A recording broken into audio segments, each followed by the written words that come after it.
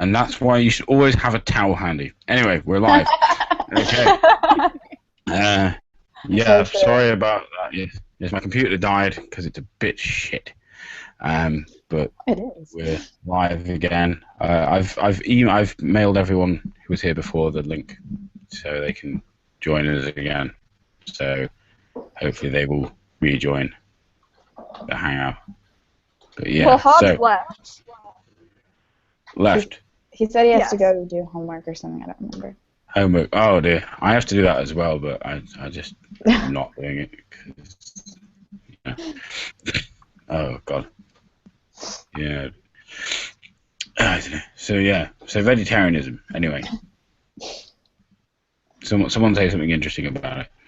Oh, I don't know what you guys have already talked about, so. We can repeat stuff.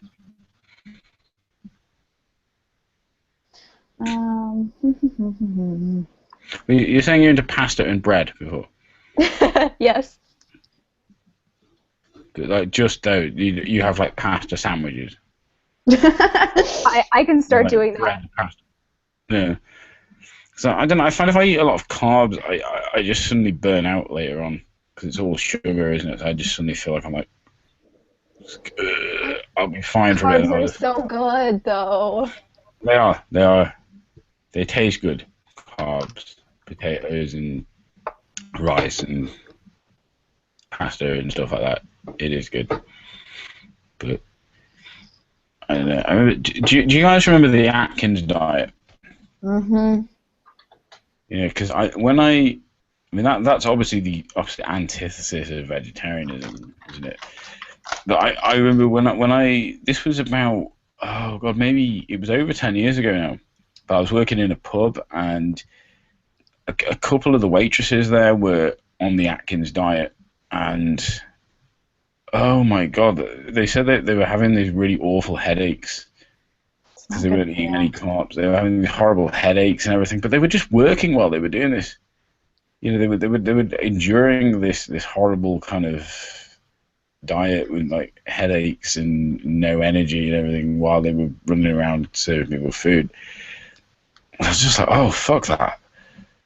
God, I was just like, let's just eat potatoes because potatoes are awesome. I love potatoes. Yeah, I eat loads of potatoes. There's a while I was just eating potatoes every day. I kind of stopped because I wanted to vary my diet a bit, but yeah, potatoes are awesome. I eat black beans every day. Oh yeah, I love black beans. Yeah. Hmm.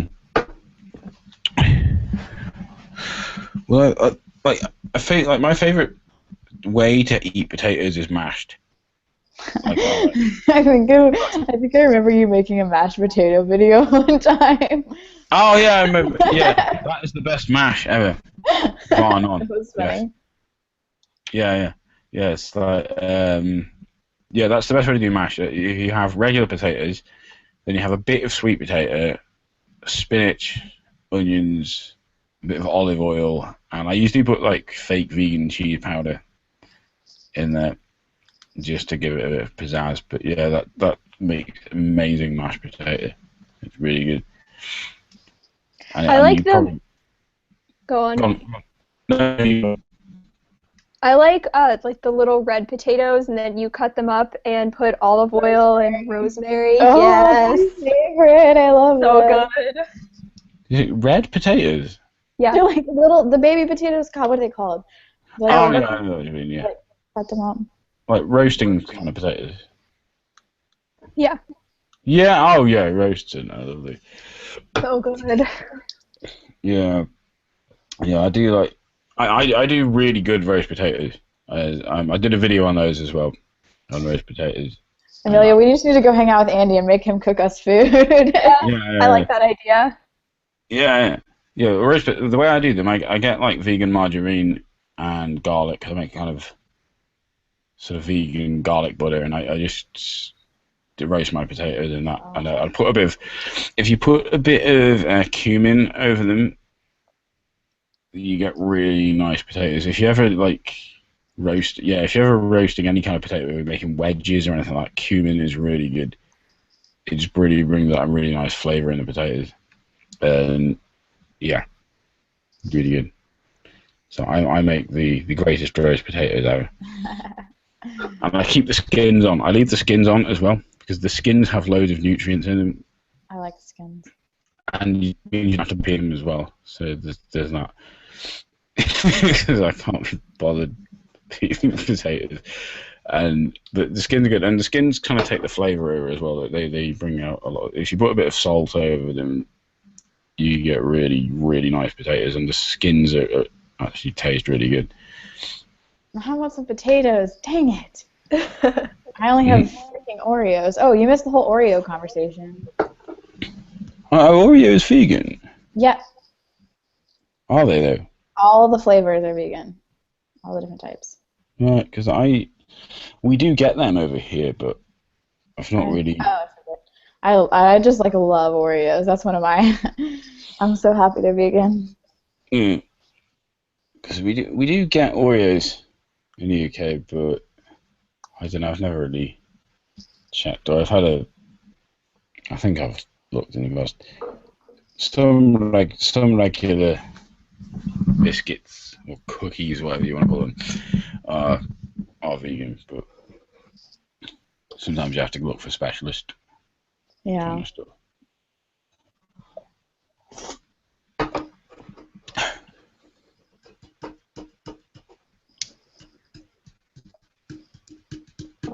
There is sweets as well, sort of candy as you'd call it. Yeah, some which is vegan, some which is not. I'm not a big candy eater. I don't know. There's my local supermarket has a lot of dairy-free chocolate. Really? I think. Yeah, I think a lot of it's aimed more at people with allergies. Oh, wow. But it's vegan. It's vegan. They've got a lot of Easter eggs on sale at the moment that are vegan, which is good. So. I know you guys don't have kids or little tiny siblings, but what do you guys think about Easter egg coloring? I like colouring an actual egg. Yeah, because I mean, obviously like buying the eggs contributes to the company, but at the same time, it's like I've got a bunch of little siblings that want to color eggs. That's not really a thing over here, to be honest.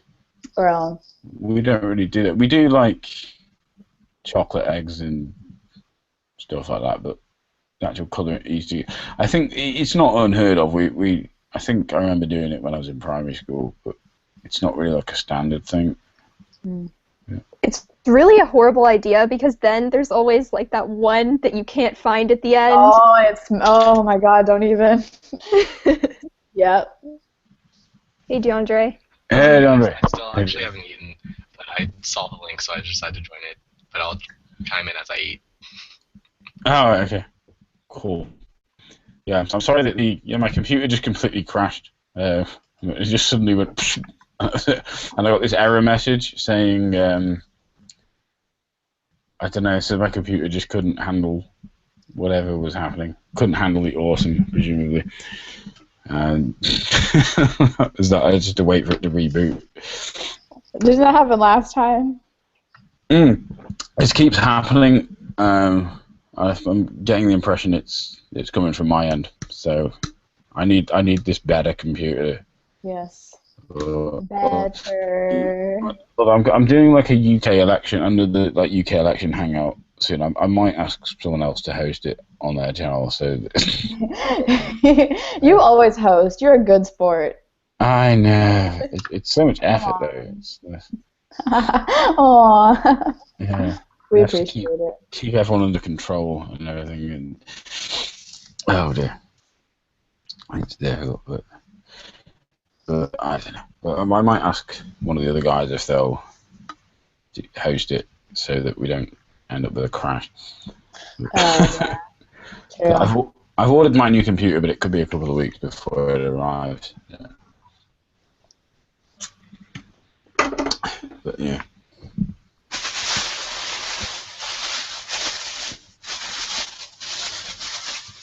So, Amelia, what would you like to discuss? I don't know. I was just like looking up random vegetarian things. I think we already talked about bacon one time, didn't we? I wasn't here last time. I don't know. Oh, true. What was that? Bacon, the whole obsession with bacon. Oh yeah, people in their obsession with bacon, yeah, which it's just fat and salt. That's the thing. People act like it's this magic food with some kind of special taste. It's just like it's just like pure fat. That's it. That's all the appeal. Gross. Yeah. I loved bacon when I ate meat. That was my Really? favorite. Yes. You're weird. Well, I used to eat it. I didn't eat it when I was a very little kid because it was too chewy. I hated it. But when I was a teenager, I ate it. But I don't miss it. Just like whatever. It's just another thing. So, I don't have this weird obsession with it that people have. But the reason they like it though is because it's full of fat, and fat is just appealing, and that's it. It's not like it's magic food. That's the thing. People act like it's this like food with some kind of magic taste to it, but it's like just really greasy, salty food. So, and those are the things that bring out flavor in food. So. There could be like a sentimental aspect to it as well. Like whenever I ate bacon, it was like my family would make a breakfast meal together, and we would all sit down and yeah. Aww. Aww. Family stuff. Yeah. Well, you can do that with cornflakes. You can also cornflakes together. Fine. Yeah, but have you had vegetarian bacon? It's so bad. I like it. It doesn't Really? taste like I had the Morningstar one, and it was so. I couldn't do it. it doesn't taste like bacon at all. That's why I mean, you know. I couldn't handle the smell. Oh. Yeah, well, I've had like Redwood. There's a company called Redwood in the UK that do vegan and vegetarian food. I had their fake bacon. It's kind of nice, but I don't really like having it. So I don't miss it. I don't miss bacon, so I'm not like gonna particularly go out of my way to have it. But I bought it to try it out. It was kind of nice, but they have like a rind on. They make it look like bacon, like there's a fat rind on the side of it. I just think that's a little bit silly. It's like, oh, well, you know, but they have to make it look so exactly like bacon, or we just won't eat it. I don't know. It was okay. So what food do you miss the most? All honesty, nothing. There is nothing I miss. I miss cheesecake. You can get vegan cheesecake. I know. I do. There you go. You don't miss it then. Okay. Fair enough. But before I knew about the existence of vegan cheesecake. When I first went vegetarian, like this is like 13 years ago, people kept saying, "Oh, don't you miss meat? Don't you miss meat? Don't you miss meat?" And I got so bored of it, I just decided to stop winding people up. And I used to say, "Oh, well, I really miss eating lard sandwiches. They were just so great." And these people were kind of stupid, so they believed me. And they're like, "Really? You used to eat lard sandwiches?" I'm like, "Yeah. They were great." Lion burgers. I used to just love the just take a slab of lard and putting it between two pieces of bread. But you know, it's the sacrifices we make. But do you have corned beef in America? I've never had that. It's not a big thing, but it exists. Yeah, corned beef. It's this weird, dried up, kind of mashed up beef that comes in tins. And a common dish in the UK is corned beef hash, which is basically mashed potato mixed with corned beef. And one of my, it's just the most bland kind of foods ever. And one of my friends, he's the only person who's ever said to me, "Oh, don't you miss corned beef?" I was like, no, of course I don't. Why would I miss corned beef and all the food you could bring up that I might miss? Why the fuck would I miss corned beef? It's just the drabbest food with the least flavour that comes in tins, and it's just Like, don't you miss Spam? Yeah, like why would I? It's just what a weird thing to think I would miss. Corned beef. All the shit people come out like hot dogs or burgers or bacon or whatever, like corned beef. Cause God, no, it's just rank. It's horrible. Well, to be fair, it's not horrible, but it's bland. It's easily replaceable. There's no flavour. It's just there's nothing to miss. But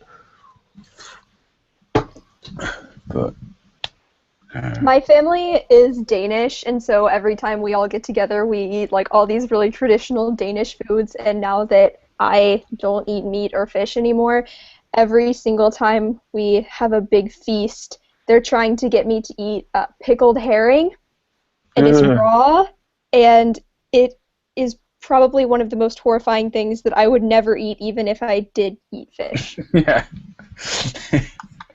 Yeah, there are things like that I just wouldn't. I have never eaten or wanted to eat. It's terrifying. Yeah, long before ever becoming a vegetarian. Yeah. Now I have an excuse to not eat it. Yeah. Oh God. Well, do you have black pudding in America? Oh God, gross. No, we do not have that. Does everyone know what I mean? I don't know what that is. It's like, is it pig's blood? It's really gross. Ew! It's basically every fluid that's ever been in a pig. It's Just fried. coagulated and like, yeah. Is that like a delicacy? It's the least delicate thing Okay. ever. Well, Pickled herring. It's part of the full English, like the English breakfast. But it looks horrible, and it is horrible. But you can get a vegetarian. You can get. Hey, it's too boring. How you doing? I was saying you can get a vegetarian version of it, and I just think why? Why would you want a vegetarian version? I don't feel like any vegetarian would ever buy that. I don't think so. I've had it. I've had it, but only because it good? was on the menu at the time. Yeah, it was okay, but.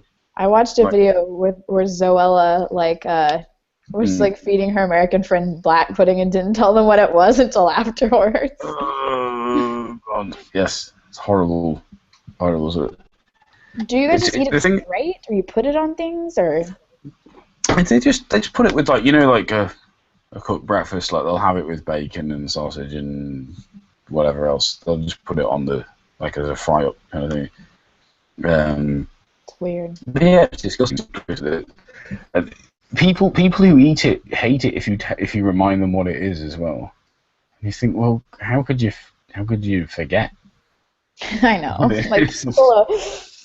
It's just so. But there is you can even get vegetarian caviar. Really? That's a thing. I've never had it. But, that's interesting.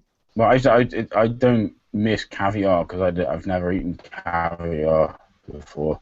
Because how do you imitate caviar? I don't know why anyone would eat. Is it like raw fish eggs? Like, yeah, fish eggs. I've never had a hankering for that, so. I don't know why pro-life people would eat it. Yeah. Eating fish abortions. Fish abortions. Oh fuck. Just dropped my audio equipment. Extremely boring. Do you have anything interesting to say? No, okay. I don't have alcohol. Sorry, go on.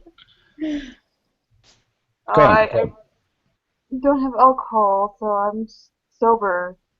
Oh dear. So, yeah, it's horrible. Oh dear. That was totally suck. Yeah. Has everyone seen Extremely Boring's new video, by the way? Which one? The pornography one? Yes, it is the filthiest thing I've ever seen. I haven't. I was going through the videos last night. Don't be fooled by the title. The title is "This is not pornography." That's a total lie. It's totally pornography. That is the dirtiest thing I've ever seen. It's amazing. It's only because you've never seen my private Twitter. that is the yeah. That you've totally reclaimed bananas. Oh God. Yeah. Yeah. From yeah. I always thought the Amazing Atheist totally ruined bananas for everyone, but you've totally reclaimed bananas as a fruit. Yes.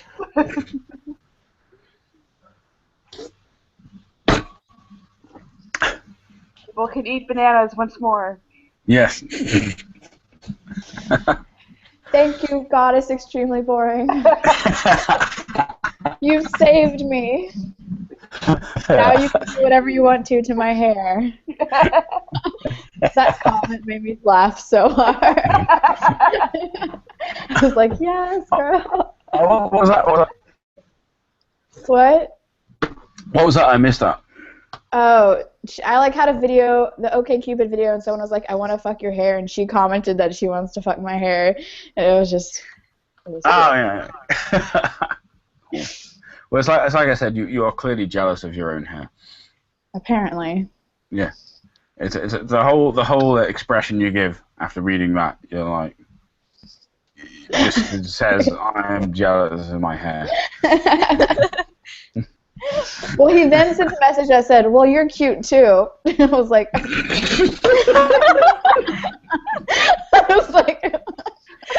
the best afterthought ever. Just didn't reply to that. What's good about that though is like the thought process that must have gone on. It's like, maybe I should compliment the person in their entirety rather than just their hair. You know what? I hold my hair in a very high pedestal, so if someone else does too, then I respect that. Yeah, there you go. That was the least creepy of those comments, I thought. As well. As comments go, I thought that was actually fairly cool, wasn't it? That was. Well, so the thing is, I delete most of the creepy ones, and I didn't think about it till like the day before of that idea. So next time they'll be a lot creepier. I really wish I hadn't deleted my Tinder because after watching that video, I really wish I could have gone back through. Oh my god. Gotta screenshot everything. Okay. From now on. Yeah. I've learned that you have to screen grab everything because if you argue on the internet, because if you don't, people just love yelling about proof and evidence, and if you don't have everything screen captured, then you can't graduate to the next level of arguing about context. How can you can't Photoshop it though? I'm hoping people don't. You can inspect element anything. I do it all the time to people. It's so funny. Well, the thing is, I find the arguments on the internet go like this. It's like you accuse someone of having said something, and they demand evidence, and if you've got the screen grab, and you provide the evidence, then you graduate to the next level, which is arguing about the context. So this is where you argue about the context of what you've just screen grabbed. It's like you've taken that out of context, and maybe I don't think you can get to the next level after that. Yeah. I think that's just the stalemate of everything.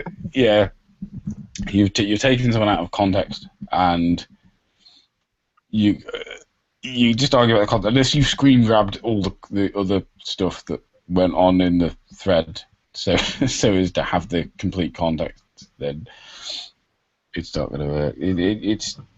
It's never ending. I screenshotted the whole Kane Calgary thing because I was worried he'd delete them. Perfect.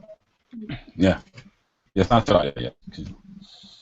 But even for just for the memoirs, isn't it? Just for nostalgic purposes, you can keep your collection of background on my phone. Yeah. Just keep them for the photo album. I'm back. Like I never left. Ah. We're talking about Kate and Cowger. Oh, favorite. Yeah. Molly and that whiskey. That's Monica. Monica and the whiskey. Hey, Monica and that whiskey. But yeah, Caden Carter, it's kind of just sad. I mean, What if he was a vegetarian? We should invite him tonight. he's probably gonna. Yeah, no, yeah. Just kidding. That would be awful. Well, I haven't been Cavalier for years, and I think the last when I first watched him, I thought this guy's like Venom Fang X, but even more smug and smarmy, and I was like, oh god, I just hate this guy so much. I just did watch any more videos. I'm shocked that he's been on like Tosh.0 and Bill Maher and all that. Really? And hasn't stopped doing what he does. I know. I can't tell if he's like just one big giant troll or like. I think it's He's too like a much comedian. to even be a troll. According to CadenCalgary.com. Women shouldn't wear pants. Hey, in the picture I was not wearing pants, to be fair. I know. I said that to him. Wait, should we screenshot the picture or no? Is that too much? Twitter.com/SpeedRateTalks. No. I think everyone's seen it. Oh god. He didn't appreciate when I said at least she's not wearing pants. And he was like, grow up. Yeah. Oh dear. I will have to revisit his channel again, but. Oh, he's releasing his Love versus Hate movie soon, right? Oh, I can't wait. Hopefully, it'll fill up all the theaters. He's making a movie. Yeah, it's about how gay people are bullies, basically, I think, is the gist. Bullies, like, what, they bully him? Yeah. I mean. He's like, he thinks that gay people infringe on his ability to be a bully. Yeah, be a bigot. Oh, God. What's it called? The oppressed are oppressing me. Really? It's called Love versus Hate. Oh, you had me going there for a minute. I thought that's brilliant.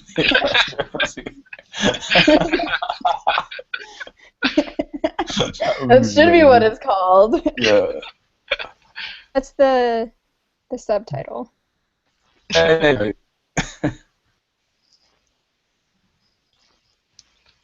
Hello. He'll be on in a second. Oh, He'll wait, figure it there's out. two extremely borings. What happened? Extremely boring, there's two of you. That's very scary. Oh, there's like so many things. Anyway. I was going to bring up another vegetarian issue. Can't remember what it was now. It would have been amazing. It would have been amazing, I'm sure. Well, what about traveling? I mean, have any of you guys traveled? Yes. Yeah. Yeah, I mean, do you find it difficult in some countries finding vegetarian food? I have a funny story actually. So Yeah. I went to Italy this summer. I went to France and Italy, and when I went to Italy, because I don't eat cheese, like everything, the pasta and the pizza, everything is cheese on it. And so I ordered something at a restaurant without cheese, and then the waiter was like, "You don't want cheese, you don't want cheese." And I kept telling him, "No, I don't want cheese." And then the chef ended up coming out. He was like, "Wait, you really don't want cheese?" And then when I told him that I didn't, he did the like Catholic cross thing and went, "My God!"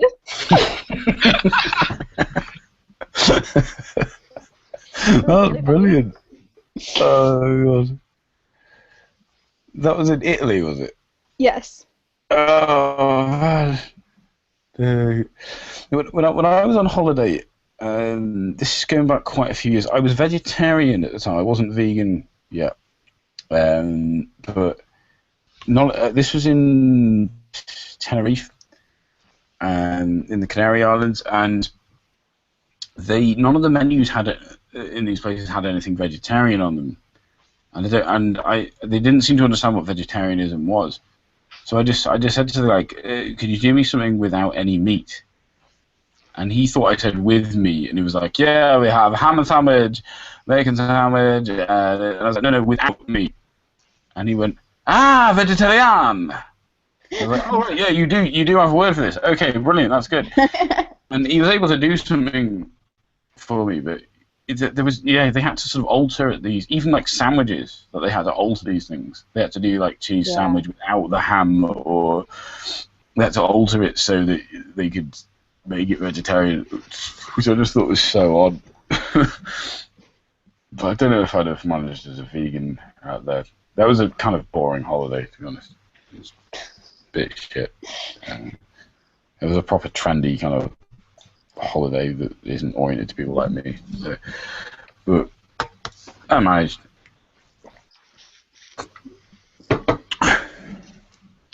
Someone is opening a vegan school. Vegan schools? Amelia, did you read that? No. Where was that? Christina tweeted it on a Path of Progress. Hold on, let me see if I can find it. But I have a lot of... Damn, my interactions are... Shout out to Christina. Shout out to Christina. Okay. I can switch it to not Caden Cowder. Is that like your like homepage? all my notifications. Your homepage is cadencowder.com. You go fangirl about Caden Cowder. That day was crazy. That day was... Oof. Oof. My phone was just blowing up. How did she tweet this? What? How long ago did she tweet it? Because I just went back 3 days. It was...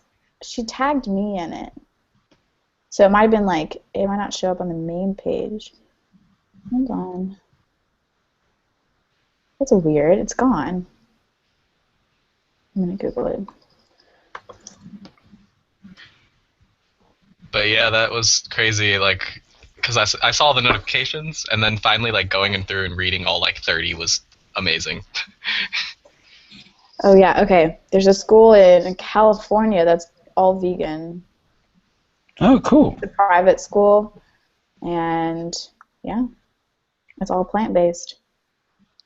That sounds awesome. Even the school? Awesome. And they, like, grow their own food.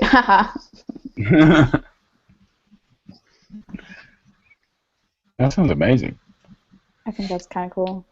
Yeah, I'd send my kids there if I had kids. Yeah, and if I lived in that area, I would commute them. And had money for a private school. Oh, yeah. Then I would send my children. I read about something I think it was in the Vegetarian Society magazine or something like that. Well, there's a couple of schools in New York or something that have gone vegetarian. I think they've gone, I don't know if that's vegan, but they've gone fully vegetarian, which sounds pretty cool. This one's going to be the first all-vegan school. Oh, cool. Go vegans! Yeah, well, the anti-vegan people will see this as brainwashing or something, won't they? Or some kind of evil totalitarianism. We're trying to kill my children with tofu. But fuck them, yeah. It's a private school too. Like, okay, if you don't want to deal with the lunch menu, don't send your kid there. Jesus. Sorry, that was my mic. But yeah, exactly. It's that sounds cool. Yeah, I suppose if you've got vegan kids, if you're raising your kids as vegan, you'd want to send them there, wouldn't you? Really? Yeah, they'd have a hard time at normal schools. Yeah. Here's, if anyone's interested, I'm putting the link in the chat to the article. Oh yeah.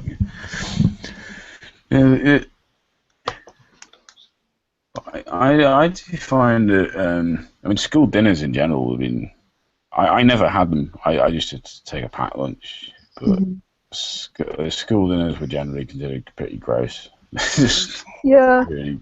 This is all like organic and nice. Damn, I want to go there. Oh, cool. Oh, fuck. Just won't scroll.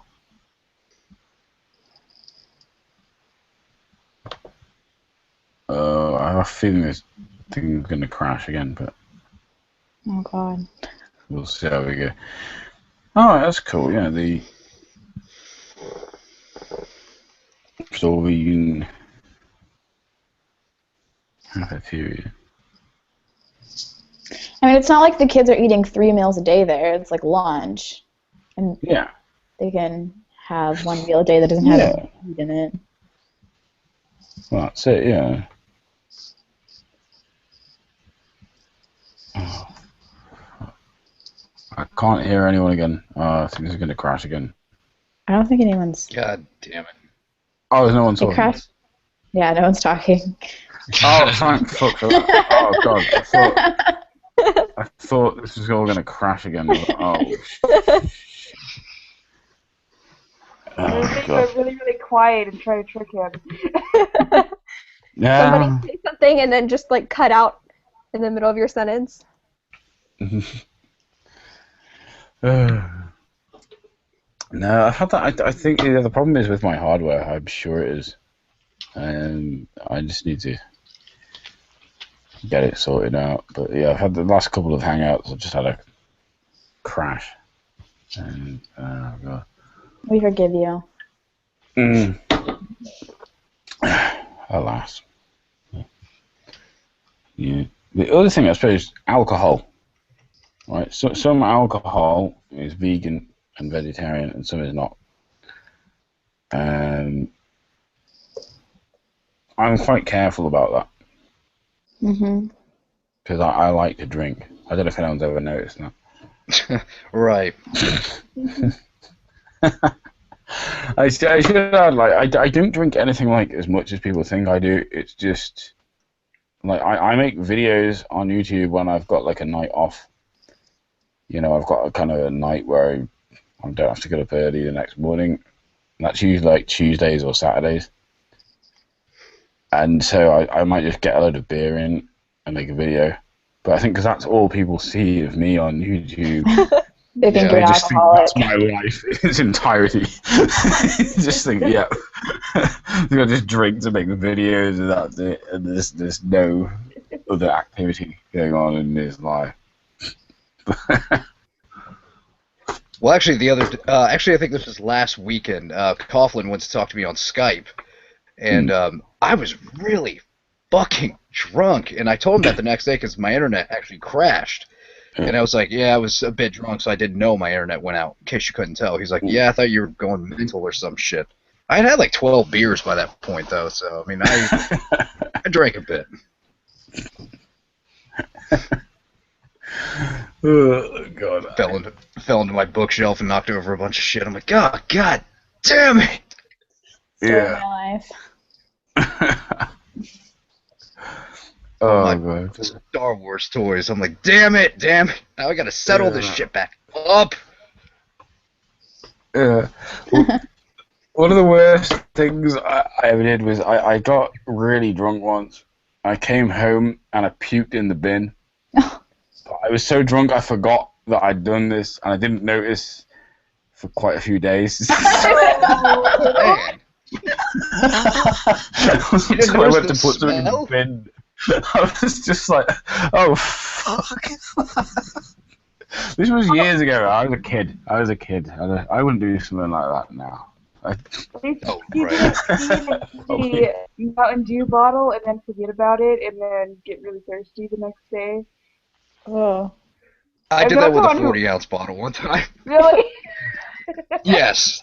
I was like, oh, I took a drink. I was like, oh, fuck! Because it was the closest thing. I'm like, I gotta piss, but I really don't want to go to the bathroom, man. I just fuck it. There's an empty bottle here. Oh, and then, yeah, like I said, like the next day, I'm like, oh, is that the one I was drinking? Oh, yeah, it was. And then it was tomorrow, too. So you guys, hang on. So you guys have drunk your own piss? Is that what you're saying? I kind of sipped it. Oh, that's okay then. Yeah, that's not gross. Not my For a minute. Well, I knew from the second it hit my tongue, like, oh fuck. Yeah. Because I mean, my taste buds are kind of fucked up now. Because I mean, I used to like spit fire with rubbing alcohol and shit like that, so they're kind of fucked up now. But one of the worst things I've ever done, besides the thing about puking in the bin, I was at a bit of a party. I won't say a party, but we'd been at the pub and then we went back to this guy's house, and we were having a few beers. And someone dared me to piss in this beer bottle and then reseal it. So I pissed in this bottle and resealed it. I honestly didn't think they were going to give it to anyone to drink, but I was wrong about that, and they did. And the guy took this swig. It was like, and so just go and spit it out. And I was so apologetic. I was like, I didn't realize they were going to give this to anyone to drink. Why did you admit it? Just say it wasn't me. Someone else must have done it. I felt so bad about it, and they were all like, "Oh God, what the hell did you think we were gonna do? Why the hell do you think we wanted you to piss in a bottle of beer and reseal it?" If someone like drank my piss, I could not ever take them seriously again. I'd be like, okay, whenever they're arguing, that's funny, but you drank my piss. I felt so bad about that. But I thought what they were going to do was like maybe let him open it, smell it, and be like, ugh, and tell him before he drank it. But they let him take a swig of it. He didn't swallow it. I think just but I was surprised that the warmth of the bottle didn't because the inside of your body, that's how hot piss is, and just like I'm surprised the warmth of the bottle didn't tip him off. This was not a beer. But, oh God! Actually, we did that. We did that to a guy at a bar one time. Like, hey man, do you want this beer? We don't want to drink it. You don't want it. And he was already drunk, but yeah, he was like, man, this beer tastes like piss. He drank the whole thing. The whole thing. And it was a really weird spot. Like the concert was like in the basement of this place, and there was like this staircase, so there was like a little landing, and we just saw him like pass out with the bottle in his hand on that landing. We're like, oh man, I feel bad now. This motherfucker, something probably bad happened to him. Did they die? I have no idea. I never saw him again after that. You have no idea if they died. You may have just killed someone by feeding them piss. Well, I didn't do it. Oh, you? I didn't do it. It was another guy. It's not you. No. I didn't piss in the bottle. No, it's this guy named Rat Boy. He did it. He was like, "Hey man, you want this beer?" Aww. And then he told us like, "Yeah." He's like, "Yeah, man." He was like, "I pissed in that bottle." And we're like, "Man, do you think he's really gonna drink it, or do you think he'll know?" So he drank the whole fucking thing. Oh God. We were bad people, I'll say that. Really? Yeah. That's horrible. It is. I feel that's like one of those things in my life where I'm like, I shouldn't have done that. That was pretty fucked up. That's awful. Well, I mean, on the one hand, the guy is an idiot for not realizing that it's piss. Well, he was just that drunk. I mean, I think he already had like 13 beers or something, so he was just really drunk. Oh, God. Yeah, you guys are lucky I'm not drinking tonight, because, I get blood today, so. Oh, wait, no, I can't get blood because I don't eat meat. Oh, shit. Yes, only really good people who eat meat can give blood. Yeah. That's how wonderful they are. But yeah, I think I get a little weird when I've been drinking too much, so yeah, maybe it's a good thing I'm not drinking tonight. I mean, I don't get belligerent, I just get, like, I don't know, kind of depressed and start going off on tangents about shit. Andy, are you drunk? Are you drinking? Am I drinking? Yeah. I wasn't paying attention. These I are my can read it. empties. I like that any second now. These are just the ones. Oh, did you say I'm going to pass out? Yes. I'm not passing out. I'm not passing out. I've actually managed quite well. In the last couple of hangouts, I've managed to go the distance and not pass out. Yeah. Which I think is very impressive. Yes. And we're not watching a Karen Strawn video, so... Because her videos are so boring. And it's not just because she's an idiot. Like, you can be clever and intelligent, but still make boring videos, right? But she just makes her videos are so boring. And I was like, this is so unengaging. I can't engage. Like, you can be an idiot and a bigot and a moron and still kind of engage your audience. Like, I can watch videos by people like that and think, this person is still engaging me. Like, I'm not bored by it. I'm annoyed and angry by it, but I'm not bored. But her stuff is just so drab and utterly devoid of any kind of like engaging qualities that I just it's just like.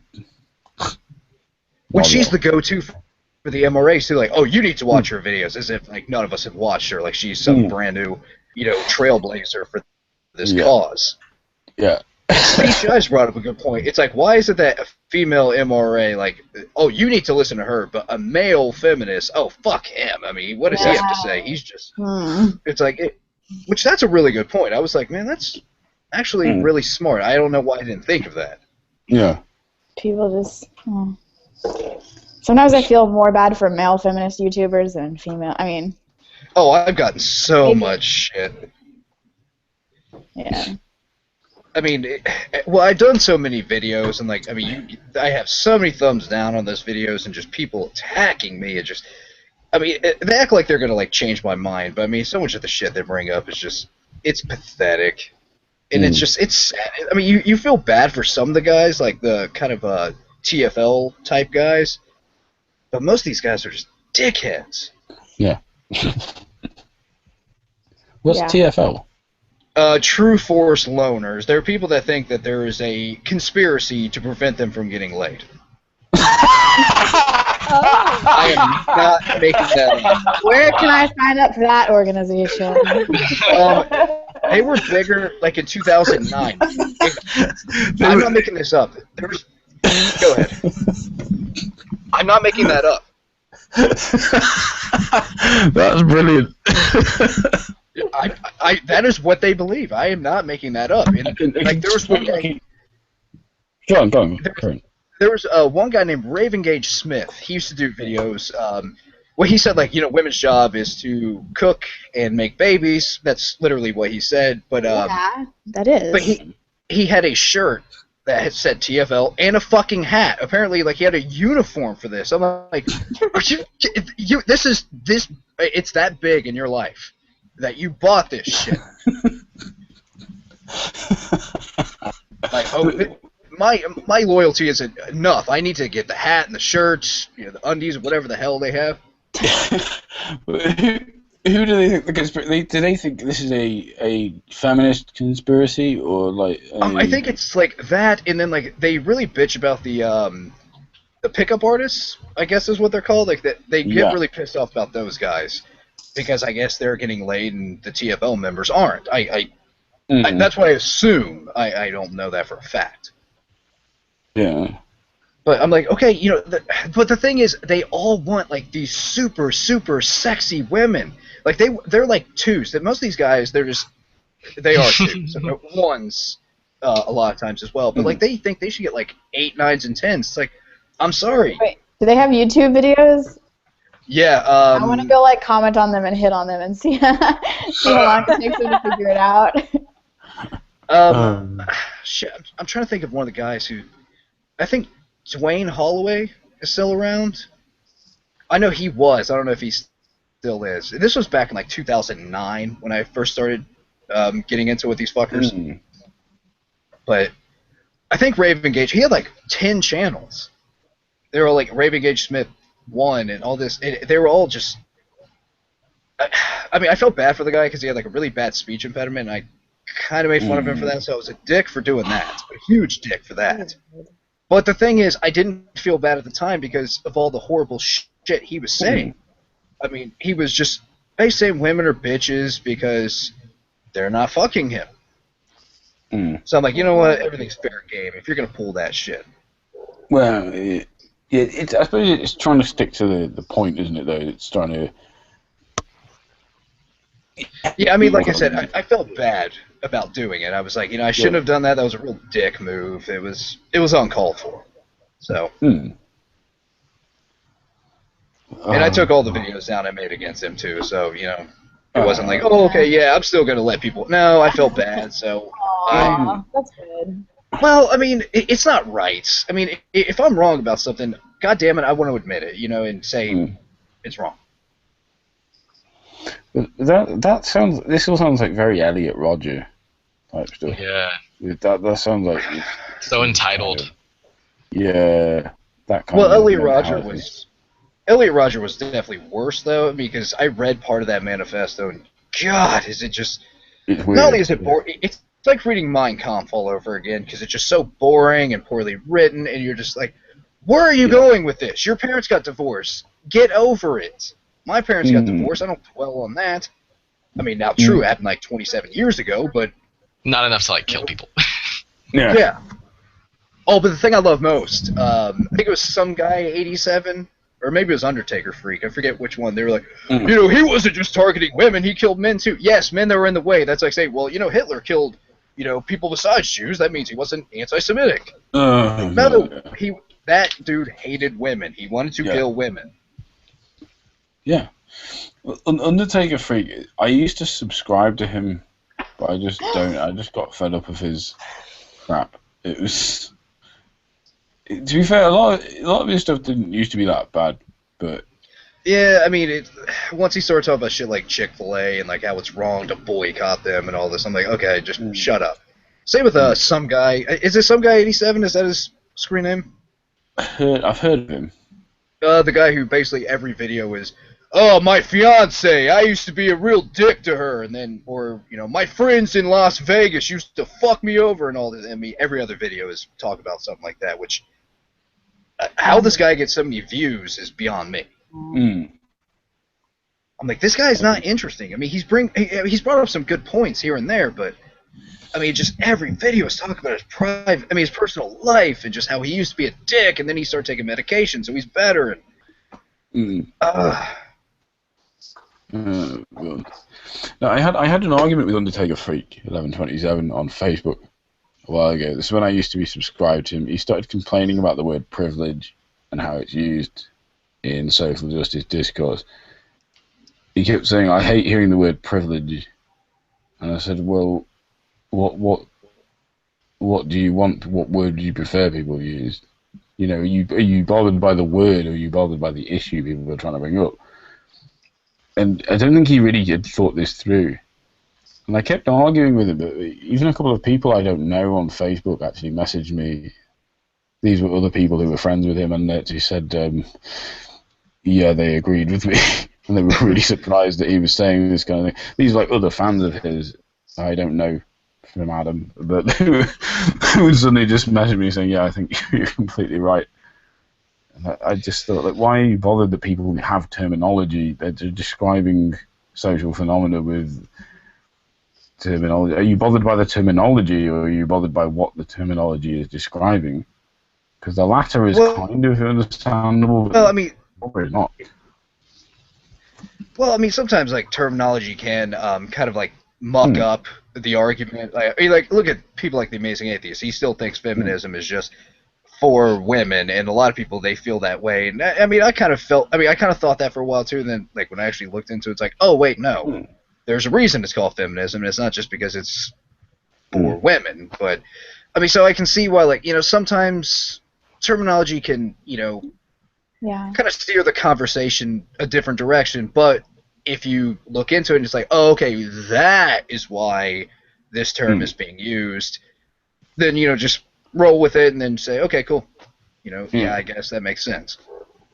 Yeah, well, I think a good argument can be made for complaining about the terminology in some cases, but not what it describes. Exactly. The concept in general is not something that you can like.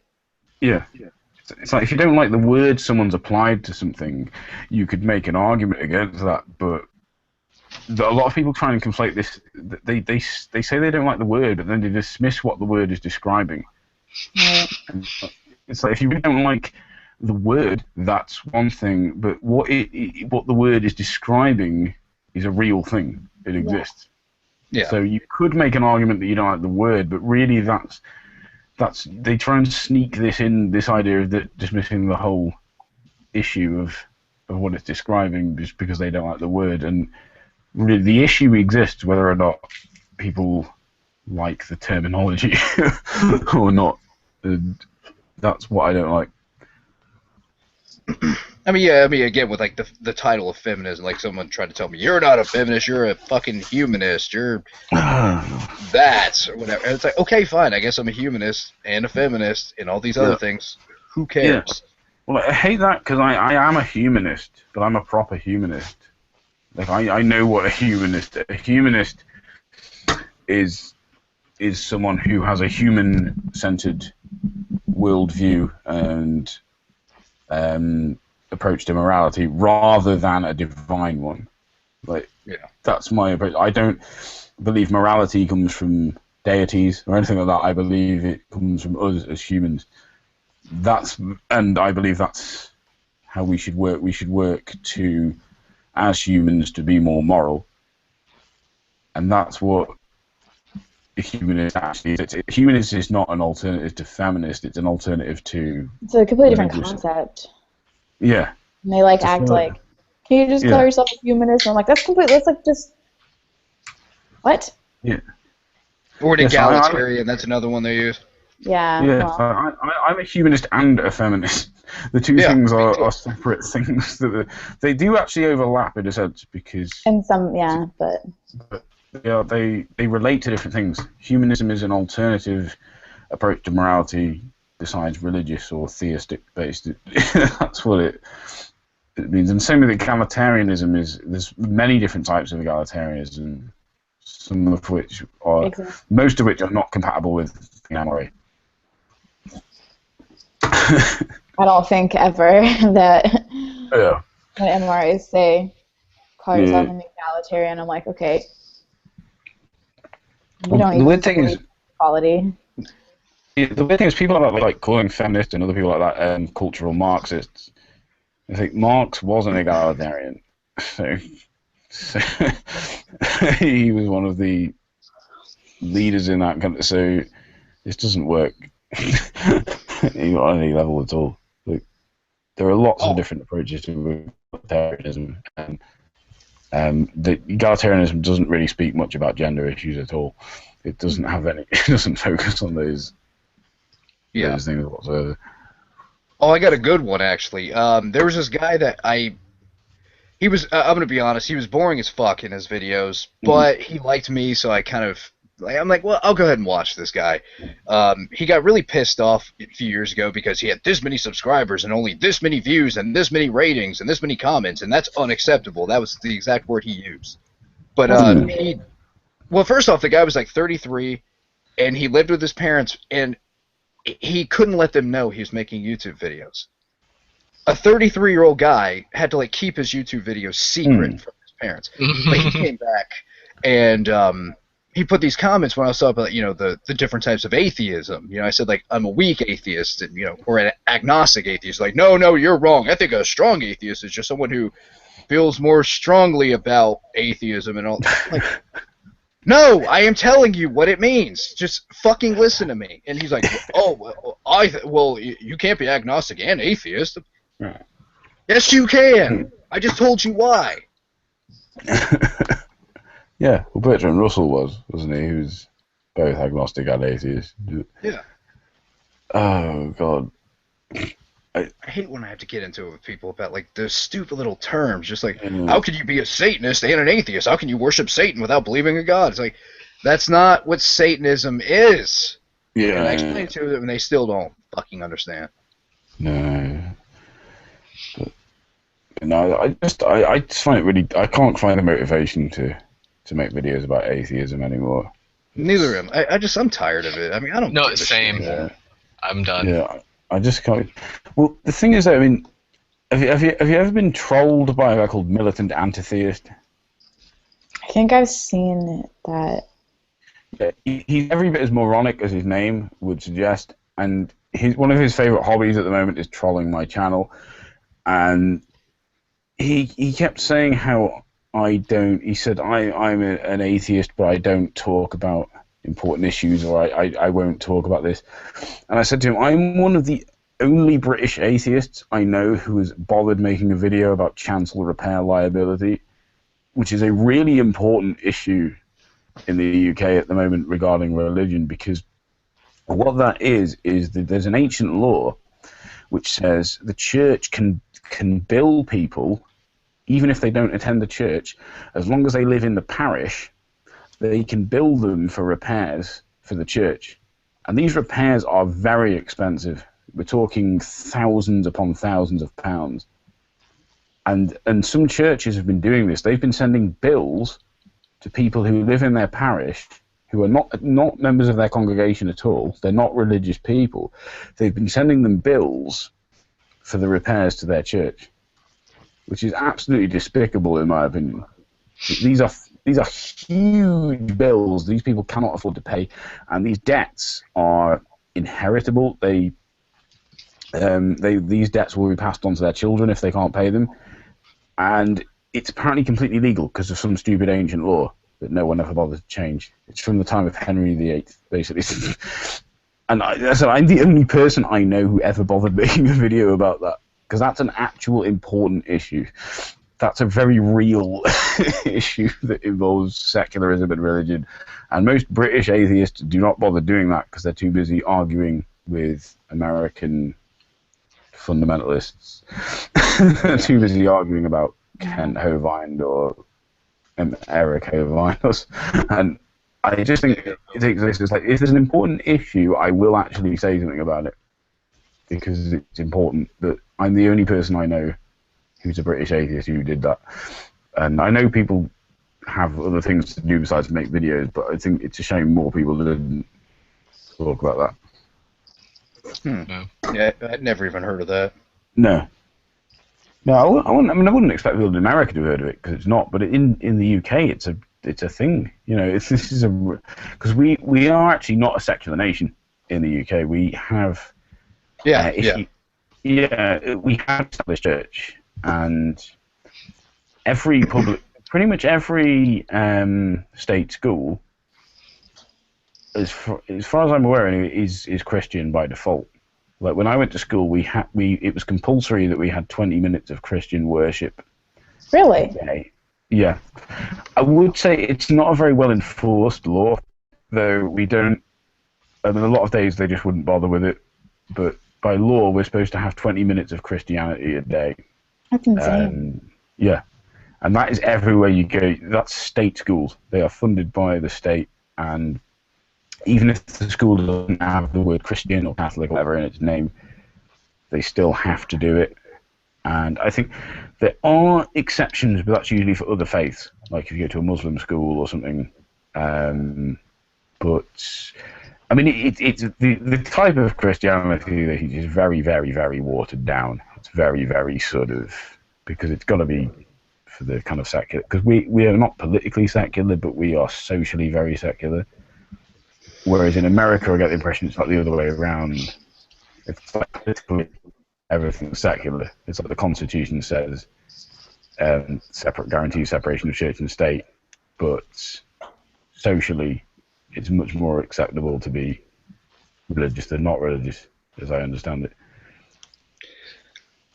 Yeah, I mean, like lately we've been having all these problems with like governments, like these really Republican governments wanting to put up Christian monuments and shit. I think it was in Oklahoma and Florida, if I'm not mistaken. There was a satanic church that wanted to, build like a satanic monument. Then they were handing out like satanic coloring books and stuff. And the people who are getting mad about it's like, well, the point that these Satanists are trying to make is that it's better to not have any religion than, having to open the floodgates for everyone, because they're getting pissed. Oh, this is evil. And it's like, yeah, the point that they're trying to make is just separate. You have your churches. Why can't you just leave it there? They have to have it in every sphere of, the government, but whatever. That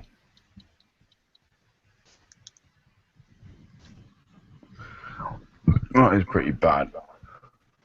Yeah, I mean, it's gotten to the point, like, there was that one judge who, he had, like, that really huge Ten Commandments monument in the court, and, like, the government said, you can't have that. He's getting all pissed off about, put it back, and, you can't take the Ten Commandments out, and all this, like, Out of a yeah, they courtroom? can't. Yeah, it was in a courthouse. It's like a public courthouse. It's not his bedroom. Like, what? Yeah. No, I mean, he was an asshole about it, too. Like, they had, like, their protests and all this. Like, again, why does it have to be everywhere? Just because you like it, it's like you can't throw, I don't know. I mean, that really pissed me off. And that kind of, it seems, at least in my lifetime, that kind of started this whole thing about how, well, we should be able to have that. Why not? If someone doesn't like it, get the fuck out of America. Oh, Jesus.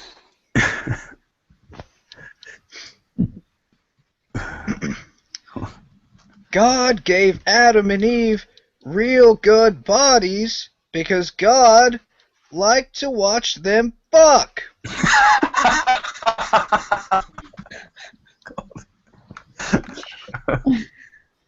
What about religion and vegetarianism? Aha. Bringing it back to. Yeah, there we go. Because there's some people who are like, the Bible, God gave us animals to eat. Like, okay, first of all, not in the Genesis, God does not ever say, eat these animals. He says, I have given you fruit to eat. Not once does he mention animals, just FYI. Yeah. Catholic school. Well, there's a couple things. Go ahead, I'm sorry. Go ahead. No, go for it, Dave. Go. There's 2 points I could bring up that. Like, there's one thing that I point out to some people that the whole thing with Cain and Abel. Abel, was, killing animals and burning them up because, the smell was so pleasing to God's nose or whatever. And Cain was, growing plants, and he was apparently very good at this. And God preferred, the dead animals, so, he favored Abel. But, and then there's actually a whole book. I think it's like how the Bible does support vegetarianism. I think PETA was pimping that out years ago, but I remember seeing that and I was like, really? I didn't really see anything of, supporting vegetarianism in the Bible, but I mean, I didn't read it, so. Yeah. Well, there's a vegan channel I follow called by a girl called Izzy Davis. And she's a vegan vlogger, but she actually she did a Q&A, and someone asked her what her views were on gay marriage, and she supported gay marriage, which is good, but she kind of, when she was asked, she sort of preempted it by saying, oh, well, I know a lot of people might not agree with this because I know a lot of vegans are Catholic or whatever, and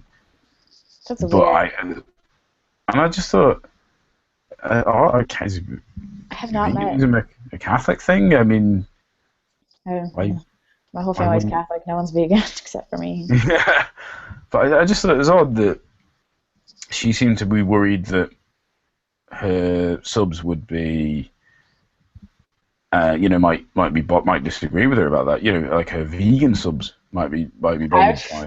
If my subscribers are against gay marriage, then they can just unsubscribe to me. I don't care. Was that sorry? I've blocked people from my channel for being race realists, so like subscribers. I'm like, no, fuck you. I'm not dealing with you. Yeah, but I just thought it was odd. I mean, it was good that she supported it. I just thought it was odd that she seemed to think that people might object to it who were subscribing. Bear in mind, her whole channel is themed around veganism. So I just thought it was really odd that there might be vegans who would object to that by nature of them being vegans. Yeah. But I don't see. I mean, I don't see veganism or vegetarianism as a Christian thing particularly. I mean, obviously there are Christian vegetarians and vegans, but I don't see it as something that's particularly typical of that. So No, I it thought it seems was like just most of the vegetarians and vegans I know are like either like just non-religious or just flat out atheists. yeah, Same here. yeah. I tend to find that. I mean, there are people like Buddhists. I mean, I think if you believe in reincarnation and you believe that people will reincarnate as animals, there's a lot of case to be made that you would not eat animals because you would be eating people, essentially. And I get that religions like that tend to be. It's interesting. I never thought about it that way. Yeah, I've always assumed that's why like people from certain Eastern religions tend to be more vegetarian, because that's always what I've assumed. It's like that's not their actual religion, because they would be eating people. Basically, they would be eating and you've gone. Never mind. They'd be eating actual other people because they've been reincarnated. That's also why I think homophobia is not a big thing in Eastern religion. I think it's actually kind of frowned upon because they have this idea of reincarnation. Their idea of gender is not more blood, because someone who's a man in one life might be born in as a woman in another life, and that's why. Yeah.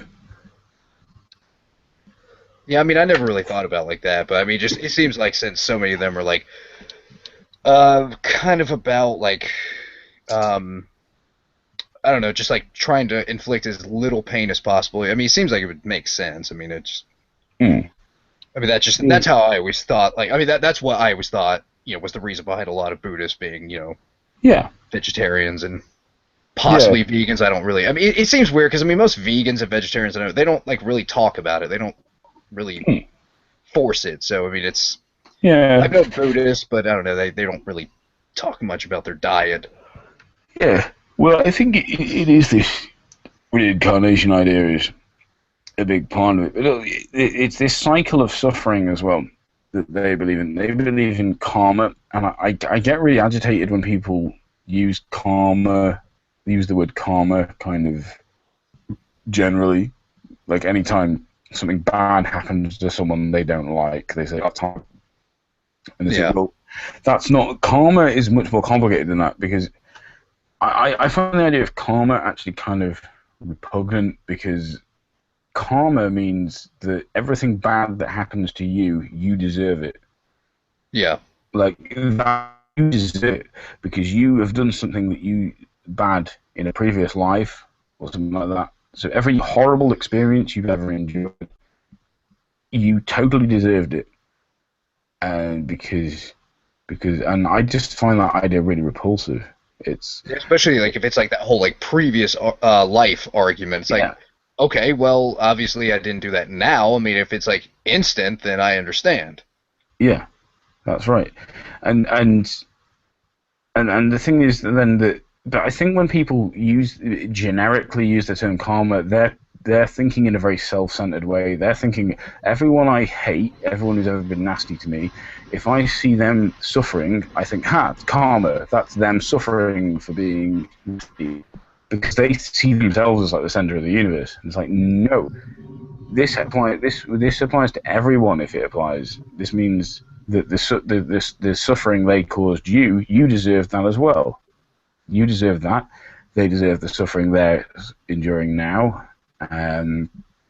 Any more suffering that is caused to anyone, it's one big web of people getting what's coming to them, and that includes you. So these people want revenge on these people, and they seem to think, oh yeah, because I can see this person who was horrible to me suffering, they're getting what's coming to them, but they never realized the suffering they endured was. If karma were a real thing, that would have been deserved as well. But I think they see themselves as the center of the universe, and I don't think they really think it through. Here's a quick question. It's completely off topic, but in the background, is that a Star Wars Lego set box I see? Yes, I think so. Whereabouts? Okay. No, I saw it. I'm like, holy shit! I think that's like a Star Wars Lego set back there. I used to work at Toys R Us, so I recognize packages. I have. Where did you see it? To your right, behind you, on that desk thing. That thing. Yes, that's my Christmas Lego. I still haven't made it. Okay, I was just wondering because I saw it. I'm like, I think that's what I see. Yeah. Oh no, Okay. I haven't put it together yet. I don't know why I haven't. I just haven't had the time. But that's from Christmas. I asked for that for Christmas. That's okay. I mean, anytime someone doesn't know what to get me, they're like, oh, we'll just get him something from Star Wars. I'm like, I like Star Trek a hell of a lot more, right? I mean, you can find Star Trek stuff, but whatever. Yeah. That's just the go-to gift for me. Yeah. I love Star Wars and I love Lego. So. Well, I mean, especially when it comes to like troopers, I think I have like between 300 and 400 trooper figures. So people just buy one of those at random, like, well, even if he has this, it just makes it like an army builder. Which is true. I mean, yeah, I've got too many of them. I know that. Yeah. Well, saying, yeah, religion and vegetarian, Sikhs, I think, are required to be vegetarian. Although not I think all so of them too. Yeah, although not all of them are strictly vegetarian, because that's the way it is with religion. A lot of people will kind of choose a bit to what they follow, but I still am friends with this guy, but I haven't seen him for years. But I was friends with a guy who was Sikh, but he wouldn't eat beef. But other than that, he would eat other meat though. But I didn't realize he was Sikh originally because he didn't wear a turban, and being the kind of cliche person, I was just like, you know what, you're a Sikh. Why aren't you wearing a turban? Why aren't you fulfilling my stereotypical image? Yes, why aren't you doing that? But I thought maybe he was a Hindu because he didn't eat beef, but he's Sikh and just doesn't wear a turban. He said his grandfather wore a turban, but yeah, it wasn't something he bothered with. But yeah, that there are requirements for vegetarianism in some religions, but it's an interesting one. I mean, but these justifications like, oh well, God created animals for us are kind of repulsive to me. Yeah, I think so. I mean, it's like, okay, then why don't they just walk around completely oblivious to everything? Why they feel things and why they, experience fear and joy and all this other good stuff. It's like that's what makes me, not want to do it. It's like I don't want to kill something. It makes me feel fucking horrible about myself. I mean, shit. I mean, even killing bugs, I don't even want to do that. Yeah, I don't kill bugs. It makes me feel really bad. Yeah. Same here. Yeah. Yeah. I mean, it just. I don't know, like especially spiders, because spiders they're kind of cool. They just stay in like that one spot usually, and yeah, I feel bad. I don't really want to do that. It's an insect. Well, yeah, I accidentally killed a spider a while ago, and I felt really bad about it. And most people probably wouldn't, but I was just like, I didn't mean to do that. But yeah, I mean, I've done a couple things, like killed someone accident. Like there was a wolf spider in my house, and I just lifted something up and I saw like, oh, okay, and I put the thing back down and it just smashed it. I'm like, damn it, I didn't mean to do that. How the fuck did the thing didn't even move? So yeah, it's one of those things. It's like when I was learning to drive. I don't know what the law is in the US, but when I was learning to drive, I mean, there was a pigeon in the road, and I slowed down until the pigeon moved out of the way. And my driving instructor was like, "Don't slow down for pigeons." Oh, Yeah. fuck, running over a fucking pigeon. And he's like, no. He's like, he actually said to me, run him over. I was like, no. That's actually how it is here too. Like with deer, if a deer jumps into the road and you slow down for it, that's like illegal. Yeah. Yeah. I don't care. I'm gonna slow down for an animal in the road. Well, the thing I find though with pigeons though is that they play chicken. Right, that they will wait if you're driving when they see a car, they will wait until the very last moment before they get out of the way. You know, they're like, "Come at me, bro." It's just like, yeah. They're that kind of animal that they will wait. They really will wait until they want to play chicken with you. They want you to slow down, and then they'll get out of the way. Well, deer are worse because they just kind of go, Yeah. and they just stand there. You're like, And get the fuck out of the way. And squirrels are bad too because then, like, at the last minute, they decide that they want to run the other way. I know, yeah. They're like, oh, no, not this way. You were already across. What are you doing? I mean, it's like, do you like have a death wish or something? Yeah, I always find like with rodents and stuff, I've always found they just want to get out of the way as quick as possible. But Yeah. it's with pigeons are bad. But if you've ever seen a squirrel dragging its hind legs, that means it's been hit by a cart. And Yeah. it's just like, oh fuck. And Yeah. it's probably gonna die. It's just fuck. You know, it's just the most. I saw a squirrel For like doing a that. long time. It makes me feel horrible. Yeah, but there's not a lot you can do. I saw a squirrel doing that once. I was walking along and I just saw a squirrel dragging its hind legs, and I realized it can't climb anything. It's I was Yeah. like, oh fuck! It was just scurrying around it on the flat, but I was like, oh god. That is one of the most tragic things. I went back. I was in a hurry. I had to be somewhere, but I came back to see if it was still there, and it was just gone. I don't know where. I mean, it can't have climbed. You know, it can't have climbed anywhere, and it wasn't dead. You know, there wasn't like a corpse there. Yeah. But I don't know. I don't know what happened. But I wanted to do something about it, but I don't think there is anything you can do.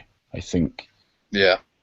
they're probably fucked. They're probably bleeding internally, and they're probably getting. And it just, oh god, it's just. I mean, some people say like the right thing to do is like you kill it, but I don't want to kill it. It's like then I'm gonna feel, even though like I know it's gonna die, but I still don't. I can't bring myself to do it. Yeah, it's just one of the most tragic things. It's just hard. It just is such a horrible thing to see, like, because it's scurrying around just fine on its forelegs, but it's not going to climb anything, and it can't get up a tree or anything like that. And I don't know what happened to it. That's the thing. I decided to go back and see if it was still there, but it just gone. But there was no corpse or anything either. It's not like it died there. I don't know what had happened. But oh man, it's just so sad. I mean, that's the thing with I don't know how much involvement human beings should take in wild animals, the existence of wild animals. I don't know how much it's justified for humans to get involved in the affairs of animals. I don't know what you guys think. If there's like a baby animal, like a baby bird falls out of a nest, or there's an abandoned nest of squirrels, absolutely, I will like take it to the vet, and then the vet gives it to a wildlife rehab center. But yeah, sometimes I wonder like how much I should get involved. Well, baby birds, you can actually just put those back in the nest. The birds can't really smell, so if they fall out of the nest. Okay, good. Yeah, because a lot of people, they think, oh, you can't touch it because, you know, the mom won't come back. And it's like, no, that's part of the learning experience. But, yeah, like abandoned nests, the only thing I'm scared of is if I call someone, they're just going to gas them. My vet, works directly with a wildlife rehab center, so they have somebody that comes and picks up wild animals and takes care of them and then lets them go back into the wild. So. Oh, okay. Yeah. I'll be right back. I have to get a drink. Yeah. Listen, a baby bird flew into our window once. This is when I sort of. Oh, that's always so bad. Yeah, and then it sort of pulled, and it was sort of just sat there on the ground, and I said to my mum, "What should we do?" And she said, "Well, we'll see if the mother comes for it." I think the mother eventually came for it, That's good. and did whatever. But I said, we'll just see. We'll just wait it out and see. And I think the mother eventually came for the bird. Just wanted to make sure if anyone's come into the house that they didn't step on it or anything. But yeah, I think the mother eventually. But yeah, it was. It just sometimes they're learning to fly. They will just fly straight into a window and flop down. But I think I'm assuming the mother eventually came for it. I think because it moved, so it went. Well, that's good. I'm quite partial for birds because I used to have a pet parrot. Ah, cool. Yes. Did you get it to say anything cool? She used to say, "That's my baby," "Bath time," "No," and "Stop it." Yeah. Why did it say that? Because she was bad, and I used to always say "Stop it" and "No." She was adorable. I loved her, though. Yeah. Remember, I was at. I'm lowering the tone here again, but I was at the house of like a family friend of mine, and they've got a budgie, and the budgie would basically. So this is gross, but the budgie would start wanking. It would just start rubbing itself against the its perch, and I was like, "What is he doing?" And this woman I know, who's my godmother, she would say, "Oh, he's having a wank." What? Yeah, basically that's what he's doing. He's just fapping himself off. Huh. Very nice. I'm sorry, I just lowered the tone. back to the piss, people drinking piss. Kind of. Oh God. Let's not go back to that. No, oh God. Anyway, yeah. Extremely boring. Do you have anything to say that isn't about birds wanking or drinking piss? Is she still here? Yeah, I came back a while ago. I was just like. Oh, cool. I've been awake for like a really long time, so I'm just kind of like zoning out. Cool. Do you have anything clean to talk about?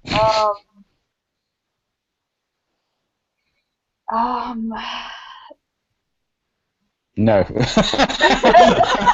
That's brilliant. Do you have anything clean to talk about? No. We were discussing your video before, yeah. Yes, the wonderful video. It's the filthiest thing I have ever seen. It was amazing. Yeah, I'll probably put up a video soon explaining why I did that, because I wanted to just put it up like that because I wanted to see the what the fuck reactions. Yeah. That was amazing. I totally get the foot fetish thing now as well. I didn't get it before. I was like, why do people have foot fetishes? And I was like, oh, now I get it. Yeah.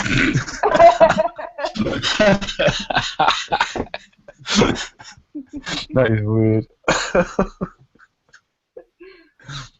And the banana fetishes. Well, the banana thing is because they're phallic, isn't it? Yeah. If you ignore the fact they're kind of bendy, they are. Yeah. Although I think like cucumbers are probably like the most resembling of that. Like I almost went with the cucumber, but like I wanted to like smash it. So like bananas are easier to smash. So. Yes. Oh yeah, and cucumbers, yeah, definitely.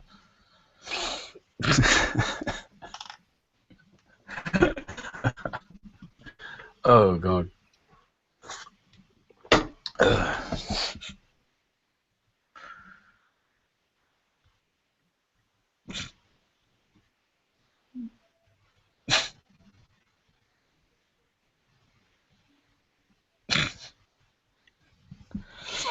Hey Dave. Hey. Yeah, she has Hail Hydra. Thank you for the welcome.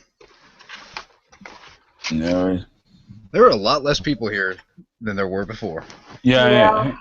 I think JD's internet failed. She's trying to get back on. Oh, it's just problem with the Wi-Fi. Yeah. I was having that problem the other day. The router just decided to not work for whatever reason. Yeah. Oh god. But you're not just gonna sit here in silence, are you? Yes. I'm talking to all of you guys. have you seen Extremely Boring's latest video? Not yet. I was trying to edit these new videos I'm doing. Oh, alright, cool, yeah. Yeah, 'cause, like the one you requested with like all my guitars. Man, that's like 45 fucking minutes. I'm gonna have to really cut some shit out of that. Cool. I mean, I've got 14 guitars, so. You got 14 guitars? Well, I mean, wow. in fairness, a couple of them are projects. A couple are more finished than others, but I just need to get the money and buy the stuff to finish what I want to do. Because I only really got 2. I've got. Go ahead. I'm sorry. I was just saying I've got a Gibson Les Paul.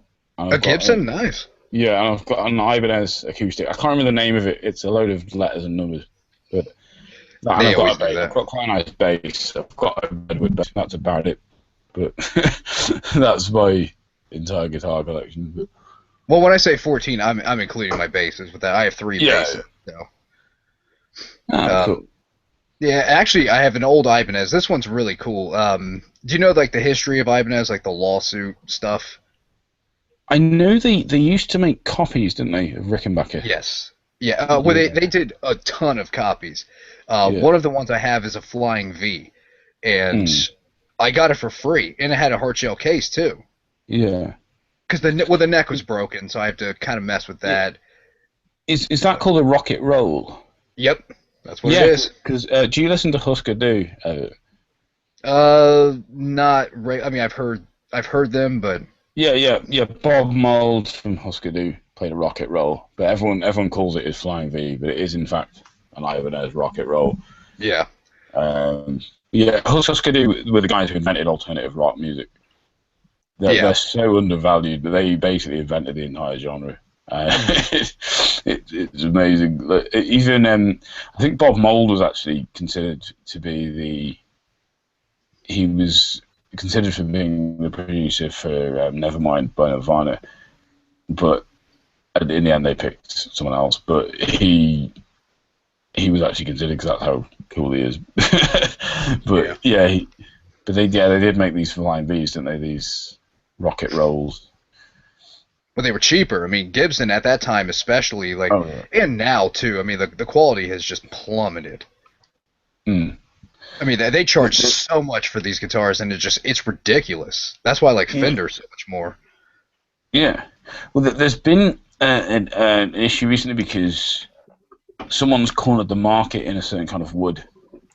I can't remember what it is. There's a certain kind of wood some company has cornered the market in, and now Gibson are not making guitars out of that kind of wood anymore, I think. Or... I mean, I've heard some things, like most of this wood is actually like really cheap, but I think because of like certain taxes on it, it makes it a little more expensive. But there's a guitar builder, I forget the guy's name, but he was actually doing a video talking about like all the different guitar woods, and basically what he's saying is it doesn't matter. Like you can make it out of pretty much anything, and it's going to sound just fine, especially if it's electric. Really? Yeah, I mean, he says, he buys the stuff, like, direct, and he, like, makes guitars, and he said the wood makes so little difference that it's not even worth talking about. Yeah, I mean... Wow. I think that's controversial, that. Yeah. Yeah, because I have an old Hondo, body, and it's actually mahogany. So for like a Strat, I guess that's kind of rare. Like they didn't really make any out of mahogany. They made like a few here and there, but that one, hopefully this spring I'll be painting that up. I want to paint it like metallic purple and have all black hardware. I think that look pretty cool.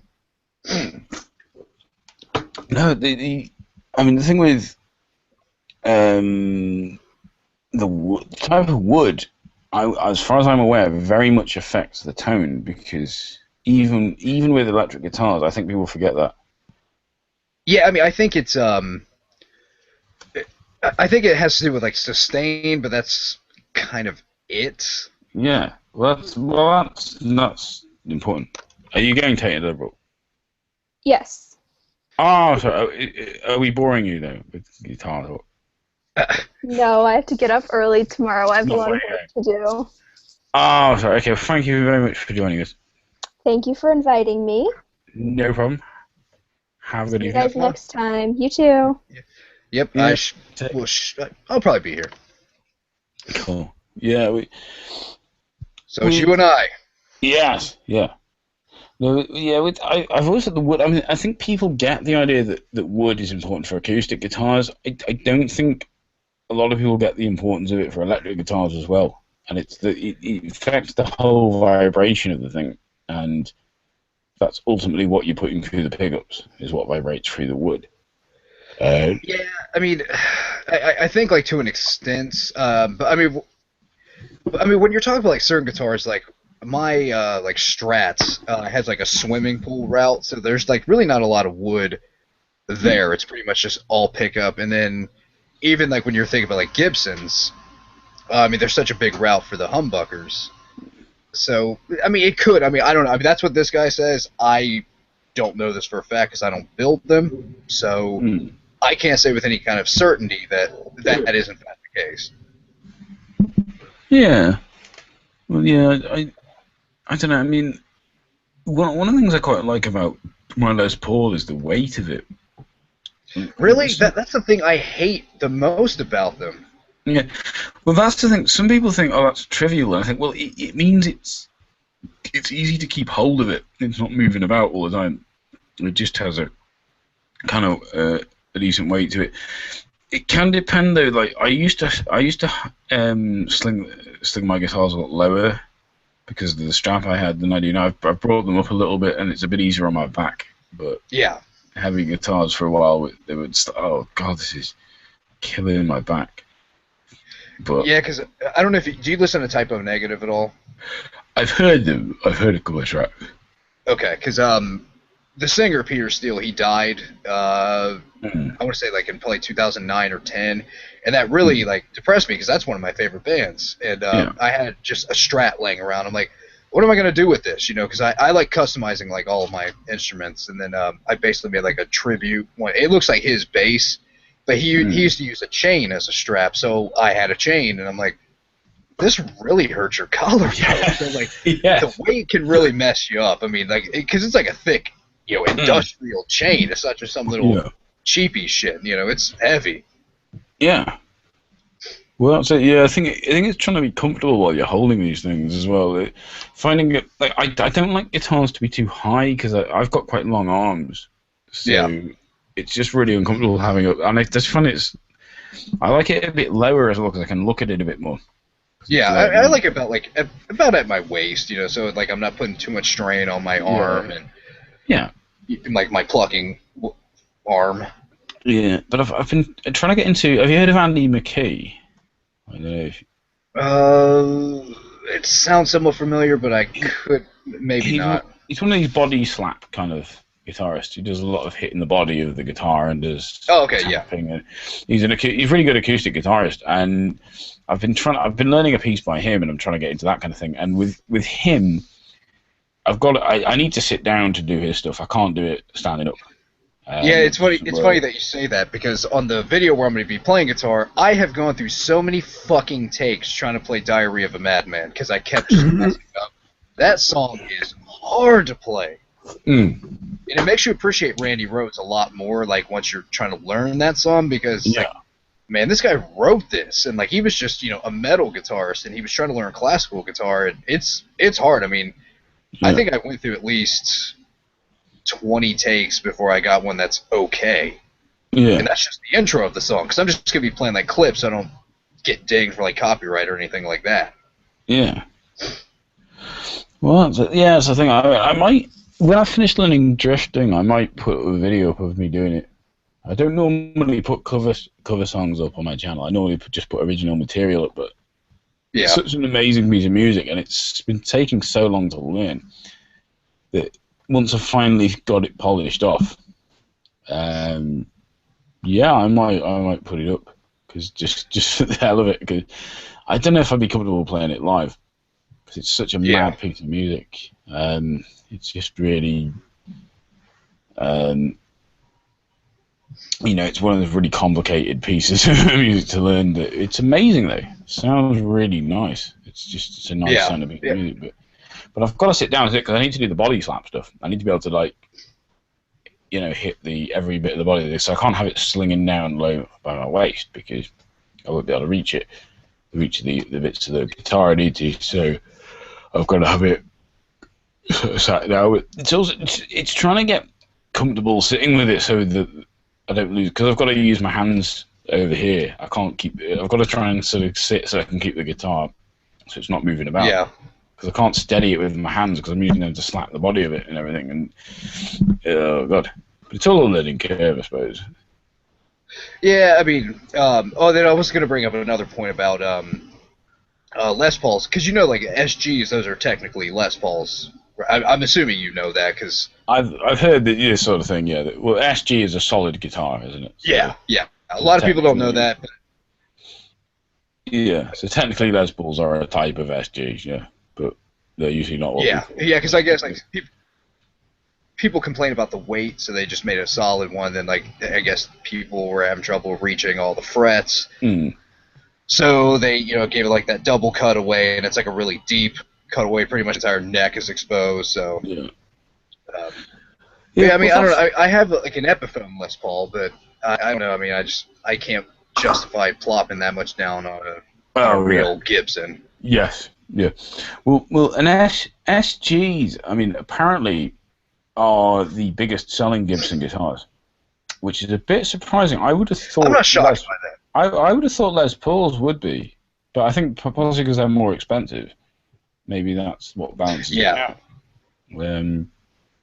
But I bought my Les Paul because it was when I was 17, and my family and my parents inherited a bit of money because one of our elderly relatives died, and they said to me and my brother, "Look, we're going to give you each like £1,000 because we've inherited some money. We think we want to give you £1,000 to buy something."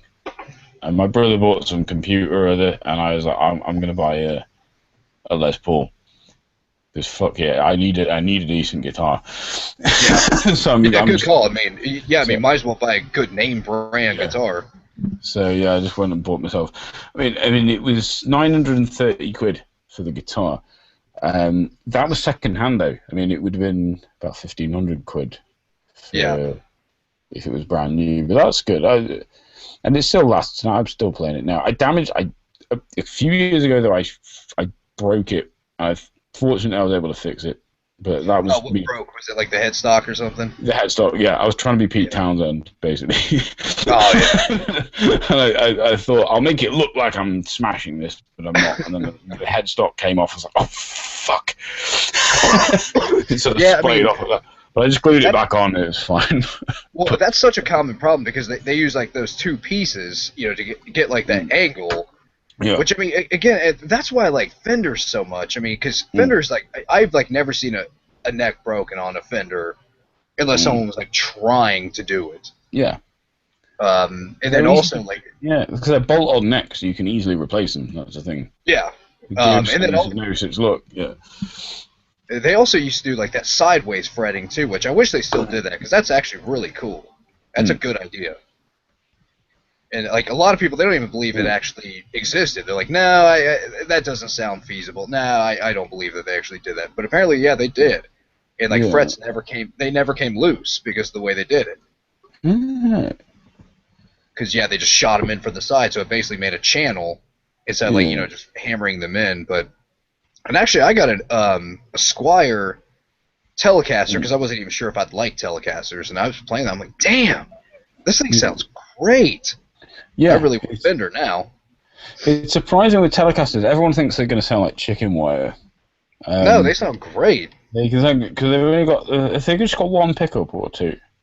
The early ones had one. I think those were called. Damn, what were those called? I think they were the Broadcaster at first, but a lot of them have a bridge and a neck pickup. Yeah. Because that's the thing. I mean, you'd think that they would sound bad for that, but they sound good. They're nice guitars with a very pure sound. Yeah. And yeah, I mean, like the people I think of when I think of Telecasters, I'm thinking like Bruce Springsteen, Keith Richard, people like that, and they get a decent enough sound out of it. Well, even John 5, I guess he loves Telecasters, and that's pretty much all he plays. Like, he has a huge Telecaster collection. And after that, I'm like, you know what? I'm going to check him out. If John 5 likes him, he's a good guitar player. He has good tone and everything. So, yeah, I bought that. The one thing that pissed me off, though, and it shouldn't even piss me off. It should be something that makes me happy, was I got it in the mail. And I'm like, yes, I can set this up and, set the intonation and probably have to, mess with the neck and all that good stuff. It was set up perfectly from the factory, and it's just a Squire. Yeah. So, I mean, I was disappointed. I'm like, man, I thought I was going to get to break out my tools and do all this stuff, but, I mean, I guess I shouldn't complain. I mean, it just... Yeah. Well, have you ever read a book called Hellbent for Leather: Confessions of a Heavy Metal Addict? No. I don't even think I've heard of that, actually. It's a weird book, but he does this whole section. I'll go and grab my copy of it. He does this whole section on guitars, and it's kind of funny. It's a funny book because it's someone who used to be really into heavy metal who I wouldn't say he isn't into it now, but he's really embarrassed about how much he was into it. And like how metal he was. Yeah, and he does a whole section on metal guitar. I'll just go and grab it. Wait a moment.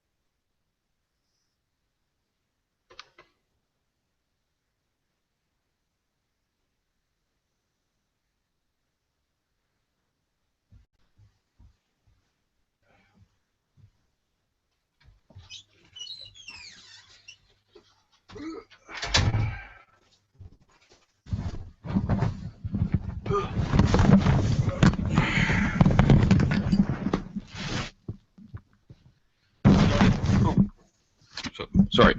Yeah. Yeah, I've got it. This is the book. It's a weird book. It's kind of insulting to people who like metal because the guy used to be a metal fan and isn't. But There's a section he does on. Yeah, this is it. I found it. Different types of guitars, and I'm trying to find. Yeah, yeah. This is it. This is what he says. He says, think punk guitars. Could you tell a punk guitar from a non-punk guitar? Think reggae. Think about the guitars reggae groups use. Could you tell these guitars apart from, for example, new romantic guitars? Think Britpop, think 60s pop, think Stax, think ska, think krautrock, think anything. There's only one kind of music where you can tell what you're going to get just by looking at the instruments. And I suppose he's kind of got a point. Like, heavy metal guitars kind of look like they sound, don't they? It's yeah, like I mean, like a lot of the BC Riches and all that kind of stuff. Yeah. They look demonic and crazy and satanic. they look like, you look at it and you think, yeah, I know what this guy's going to play because of the way that looks. Yeah, because that guitar's pointy and jagged and very angular and all that. Yeah. That's actually a good point. I never thought about that. Yeah, he says metal is the only genre that has thought, hang on, why don't we make guitars look like us? So that's what they did.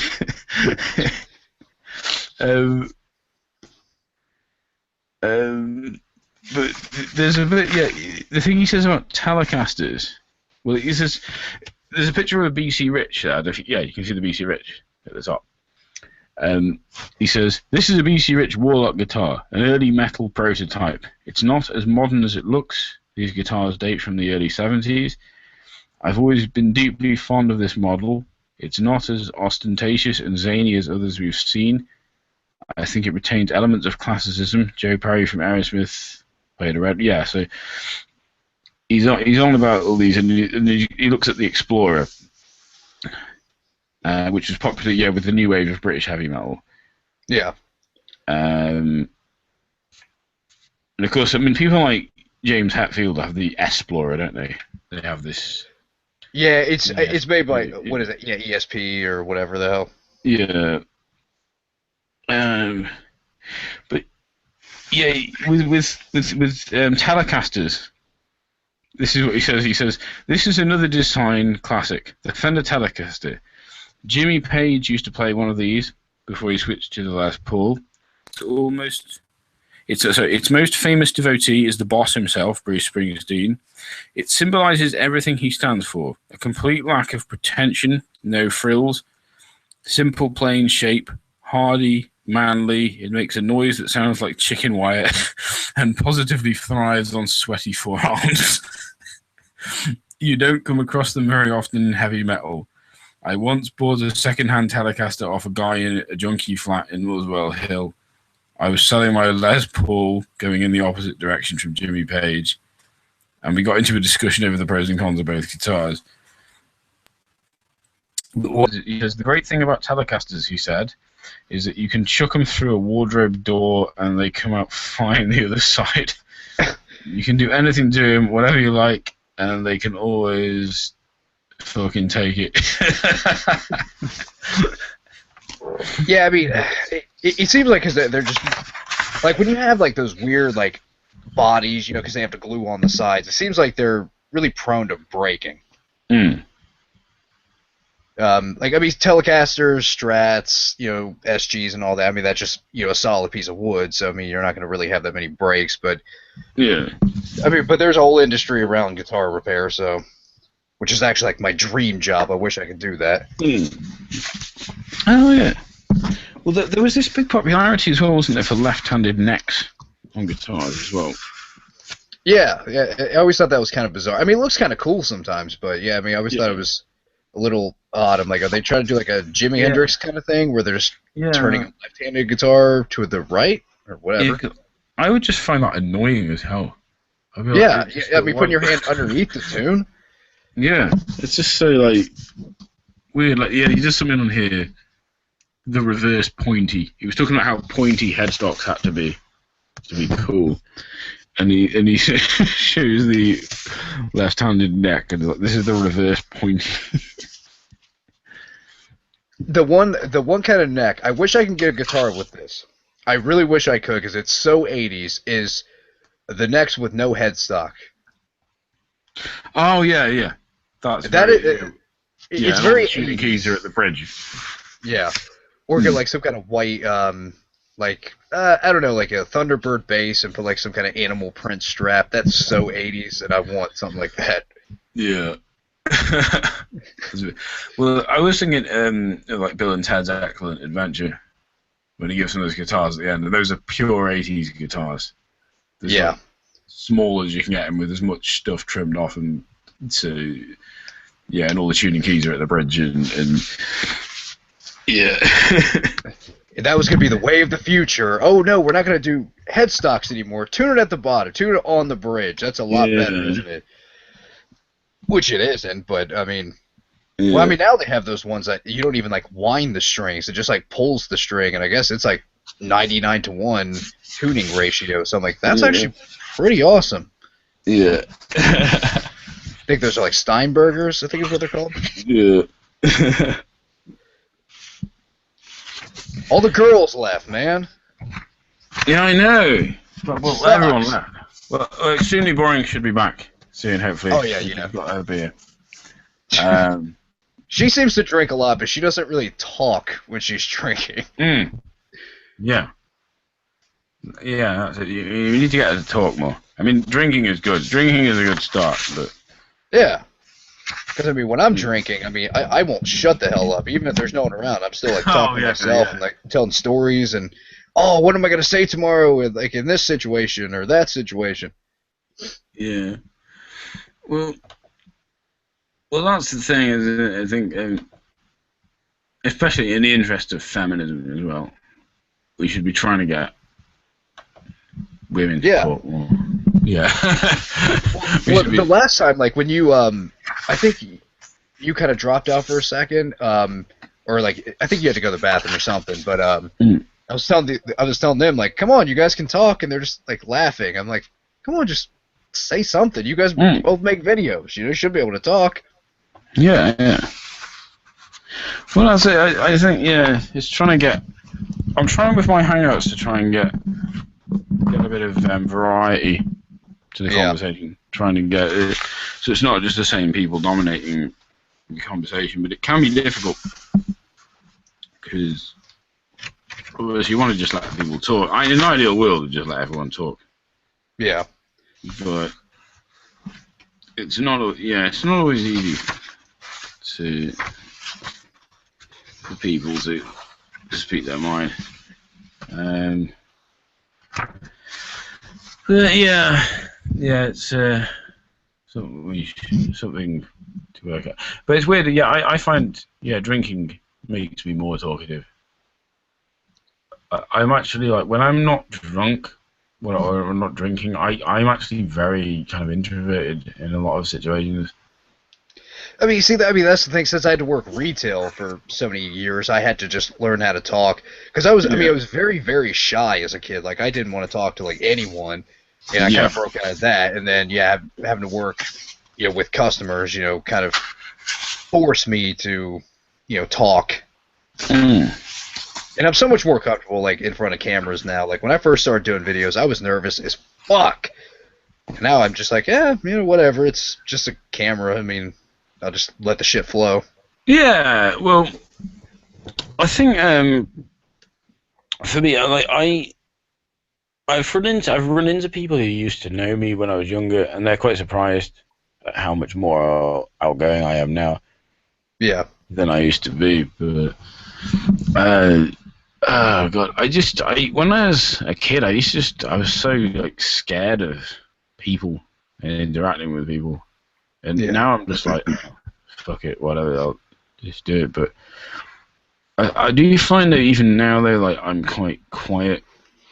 People on YouTube would be surprised by that because YouTube is what it is. It's not the same as the rest of life, is it? It's so different. When you're making a video, you're the only person talking, so you just go for it. But But in some situations, I'm actually quite quiet. The people on YouTube, I think, would be surprised by that. Yeah, I mean, a lot of times if I'm in public, I really don't want to talk to people. I mean, I see people I know all the time, and I just kind of like turn a corner, like shit, I don't want to talk to this person. And people are like, well, why? You don't like them? It's not that. It's just I just don't want to talk to anyone. Yeah. Lucky me. Yeah, sometimes I just think, I just can't be bothered. Yeah. Talking to anyone right now. So, oh god. I think that's why I drink alone too. Like I don't want to, because especially since my dad, like he's kind of a belligerent drunk. So I'm like, well, I'm not gonna be like that. So I think I'd much rather just, be alone. Yeah. I used to not drink alone. I used to actively not do it because I wanted to convince myself that drinking was a social thing. Yeah. Then now I've just subscribed to something. I just drink because I drink. Yeah, I mean, I just do. Determined not to admit that I drank for for anything other than social reasons, but no. But yeah, I mean, I drink on the weekends. Like I said, I can't drink tonight, which sucked. I was like, fuck, I don't want to get blood on a Saturday. That means I can't drink on Saturday night. Well, I could, I guess, technically, but I'm not going to. Yeah. But, yeah. But, I don't know. Yeah. Is anyone, like, watching this, or is... There are 7 viewers, apparently. Okay, I wasn't sure, because I wasn't sure, like, what you click on to see... Yeah. Or if I can see that. Yeah, seven people find us fascinating. So, okay. Hello, 7 people. Yeah, whoever the 7 people are. Oh god.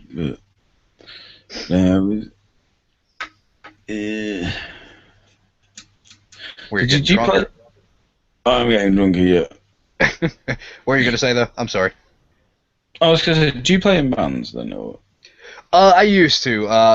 One of, like, the first, like, well, I don't know, because I rejoined an older band. That was like one of the first bands I was in that actually. Well, they went on later to do stuff. At the time, they didn't really do anything. But first, like, band I was in, like, that we actually played shows was this punk band. I got really, really, really into punk. I saw the Filth and the Fury. I fell in love with the Sex Pistols. I'm like, this is like the greatest type of music I've ever heard in my life. Yeah. And I told, like, the resident punk of my high school, like, dude, we're starting a band. And we eventually did. And I didn't really, like, I wasn't confident in my musical ability at all, but they needed a drummer. So I'm like, well, I have drums. I mean, doesn't mean I can play them that well. I mean, I got pretty decent, but it was actually really cool. I mean, it lasted basically like one summer. It felt very much, similar to, like, a lot of the punk bands, because it was very, like, quick. It was like, okay, we did our thing, and then we're gone.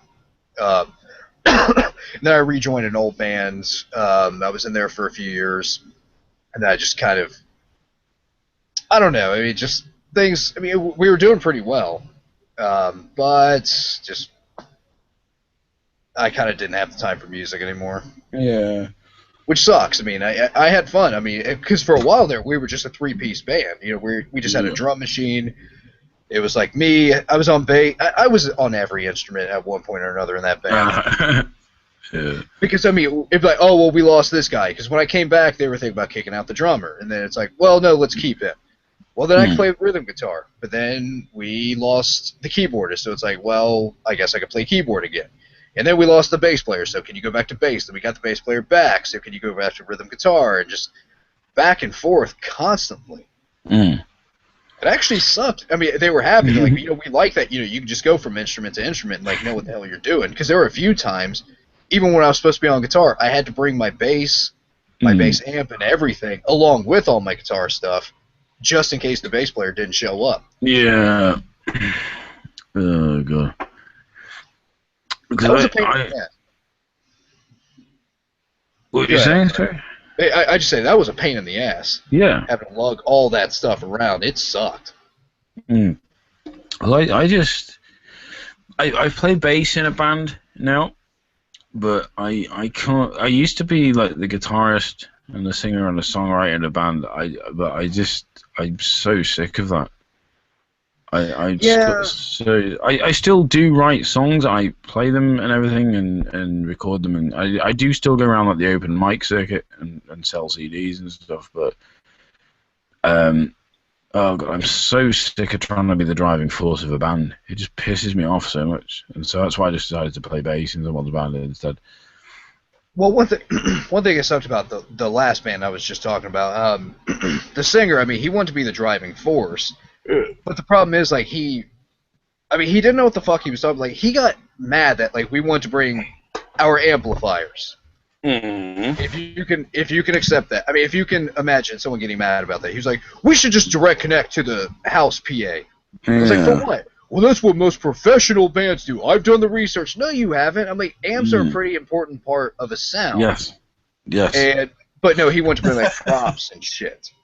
I'm like, dude, it's an amp. I need an amp. We look like assholes without amps. We just, oh, okay, well, yeah, we have instruments, but you know, we need your speakers. I'm like, what the fuck? Like, we already. Well, and then the thing that pissed me off is that they would pre-record the drum tracks. And it wasn't just like a drum machine, like kind of like that industrial kind of sound. So what we'd have to do is either use an MP3 player, which made it look like we were just pulling a Milli Vanilli, or they had like a CD that they'd have to play, and they bought shitty MP3 players, so sometimes it wouldn't even work. Yeah. So like we're playing without any kind of drums, so you know timing was off.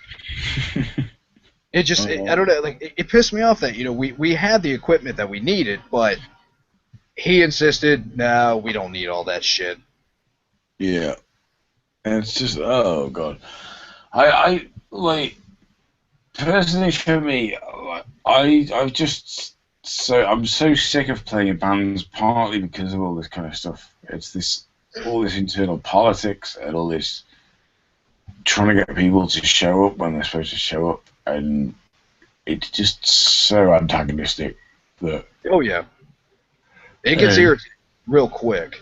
Yeah, when I left my band, my old band, when I left, I decided to just sort of do music on my own, take my guitar around, goose shows or whatever. I thought this is so relieving. Because people would ring me up and ask me to do shows. I could just say yes. You know, I wasn't having to ring other people and ask them if they were okay to do them and wait for them to get back and all this. I could just say, yeah, let's go for it. And it was just such a relief. It was like getting out of a really cramped space and actually being able to move about properly. That's what it felt like. It was like I can actually do what I want to do now. And before that, I'd thought that doing like stuff like acoustic stuff would be really limiting, because I just thought, you know, there's only so much you can do with that kind of setup when it's you and the guitar. But then I thought, well, what's much more limiting is the not being able to play shows or whatever else because the band are being dicks. So, or anything like that, and that was much more of a limitation than what you might get by this. So, yeah. So I just decided, you know, I'll just don't do open mics. But then I had a few jams with Bob, who's our singer now, and I thought, yeah, we should form a band. But I said, look, I'm playing bass. Hey, B, you back? Hello. Yeah. We're just agonizing about being in bands and stuff. Yeah. Oh, awesome. You know what's funny? I don't think I've ever heard anyone say your real name, but they just call you EB or extremely boring. I don't share it very much, so. Yeah, no, I mean, it's fine. I'm not going to be like, oh, you need to tell me right now. No, it's odd. You were one of the few people that, you know, it's like, oh, I don't know her name. Yeah. Well, it's just about people call you EB for short, not boring. Yeah. They don't go, hey, boring. Yeah, for some reason, like, people have difficulty saying that I'm boring. I don't know why. I don't think you're boring. I mean, actually, you made one of my favorite videos I've seen in a while. That one against Davis Arini, where you did a parody of his video. I thought that was funny. I'm like, man, that's actually pretty good because that video that he did was just so dripping with just douchiness, and I hate him. Yeah, and it's funny because his fans just entirely miss the point, and they're like, "Well, who are you to give him dating advice?" And it's like, exactly, like who is he to give her dating advice? It's like, how do you not understand what the hell I'm doing here? Well, I have been charged with the task of composing a Jordan Owen Davis Harini breakup ballad, and I am going to rise to that challenge. It'd be like a big '80s power ballad about them and their. What's the Go ahead. I'm sorry. No, go for it. The thing I hate about Davis is, I mean, it seems like he actually thinks he is like super hot, and I mean, I know I'm not good looking or anything, but I mean, I don't know. I mean, Davis, he looks like a douchebag. Yeah. He looks like someone who I would like hate if I knew him in real life. Like, I hate that guy. It's just that he is like one of the creepiest people ever as well. Yes. And even by like, you see, I think a lot of these MRA anti-feminist people kind of they are obviously very creepy people, but they try and hide it. He doesn't do that. He just comes right out with this stuff. Wait, and then the weird thing about him is this: like me, I don't like speak that eloquently, but when I write, I'm actually okay. Like, you know, I have a decent, you know, vocabulary when I write. He's actually the opposite. Like when he talks to you, he's like using all these words that you're like, you really don't hear people using them, like milk toast and shit. You're like, oh, I haven't heard someone say that in years. But when he writes, it looks, I mean, it reads like a high school kind of paper. Like, just very limited speech, and I don't know. I mean, it was just odd that I noticed that. But he's like a Catholic or something, though, isn't he? Or at least culturally. I'm not sure. I can't stand watching his videos. I watch like 2, and I'm like, okay, that's my film for like a month. But the basis of him and Jordan's breakup is that Orini thinks that Jordan is a secret liberal, and when I heard that, I was like, no, you're not pinning him on us. Fuck that. Right? If you wanted him, you can keep him. Right? But he says that it's Jordan's approach to the idea of the traditional family. Like, Jordan is trying to destroy that with his sex-positive feminism. Because we all know Jordan is a sex-positive feminist because he likes porn. And that's how sex-positive feminism works. But but that's the thing. I think because Jordan is doesn't support this idea of this traditional family, this conservative idea of the traditional family, and Arini does, and that's what they've fallen out about. Well, I mean, I knew it was just gonna be like pretty much one side. Like, I mean, because I watched Jordan's video and all that, but I mean, you could tell it was just Arini was just being an asshole. But then again, I mean, shouldn't he have? Jordan should have seen this. The writing was on the wall. Davis Arini is an asshole. Yeah, he's a white nationalist. I mean, come on. I mean, even like Jordan Owen should spot that. I mean, I was subscribed to Jordan for a long time, but it just seems like every one of his videos are like an hour long. I'm like, I don't have the time to sit here for an hour. But I mean, he got worse and worse, I think. Well, I was never subscribed to him, but this was like the early days. I remember the first time I heard of him was he was one of the people who had been instrumental in he contacted Venom Fangx's parents or something, hadn't he, and got them to come and deal with him. Oh, I didn't know that. Did you not know that? No, actually, no. Now, yeah, okay, yeah, I do remember that now. I was like, shit, was that him? Because I mostly think of people like DPR Jones with that kind of stuff. It was part of that whole drama. Yeah, I think Venom Hangout was just going around YouTube spreading all this Christian fundamentalism, and then Jordan Owen somehow figured out who his parents were, and he contacted his parents, and his parents came and kind of said, "Shut the fuck up! Stop doing this. Yes, come on."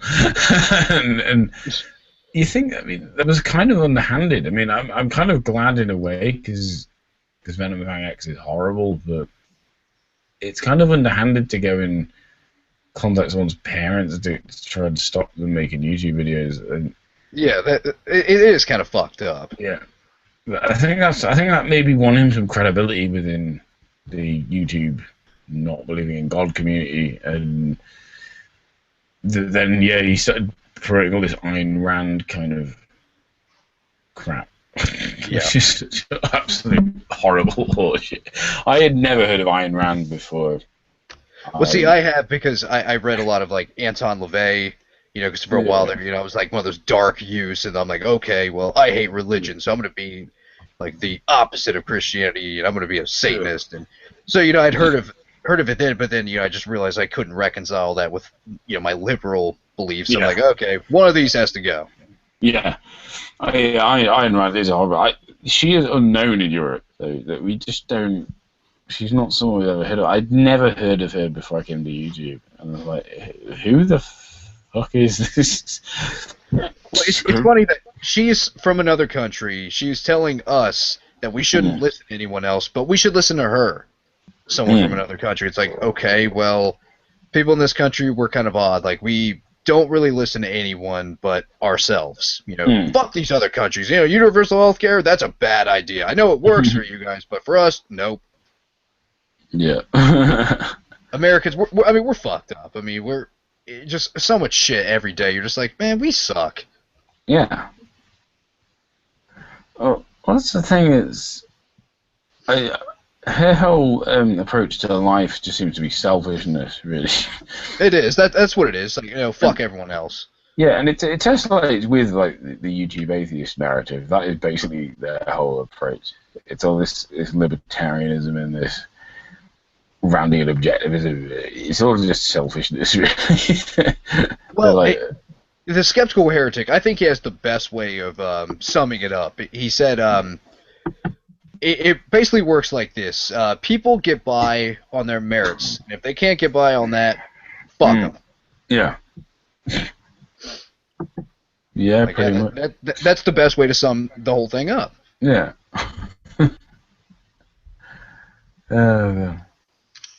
Yeah, it's sad that, and I know so many people who got into it too. Like, oh, you need to read like Atlas Shrugged. I'm like, have you seen the size of that book? I'm not reading that. I've never read Atlas Shrugged. No, I've read Anthem because that was like her shortest book. But yeah, I'm like, man, fuck all this Rand shit. EB, do you have any opinion on this? No. Oh, okay. And I'm sorry. That's pretty much all I have to say. Arini sucks, yeah. Oh, wait. I was going to say something else about your Arini video. I love how all these guys are like, you're just showing your tits for views. I was like, I think she actually has a real point in this video. If that's all you're going to look at, then there's something wrong with you. It's like, listen to what the girl is saying. Yeah, I was actually surprised by that because I think that was the first time, like, I had not purposely put in cleavage in a video. Like, it just happened to work that way. So it's like, surprised. You did that on purpose? Before that video. But like that video, it was just, I picked the top out because it had skulls on it. Oh, okay, yeah. You can't see it in the video, but and then, I had to be farther away from the camera because I wanted to get the skull in the background and move it from place to place. So that's just how it worked out. It's speaking of stuff like that, for my question and answer video, I was gonna put in this little clip of me in my underwear, and it was good. I thought it was gonna be funny, but then I'm watching it because, like, on the camera, it's like a really small picture. But then when I put it on my computer, I realized you could see completely through my underwear. it's like, I mean, it's just like a silhouette, but like because of the lighting, I'm like, you can see my junk just flopping around. I can't do this now. God, it was bad. So now I'm just gonna have to use like a still picture. I'm like, fuck, that was gonna be really funny, but yeah, you could just see my balls hanging there. I'm like, oh, come on.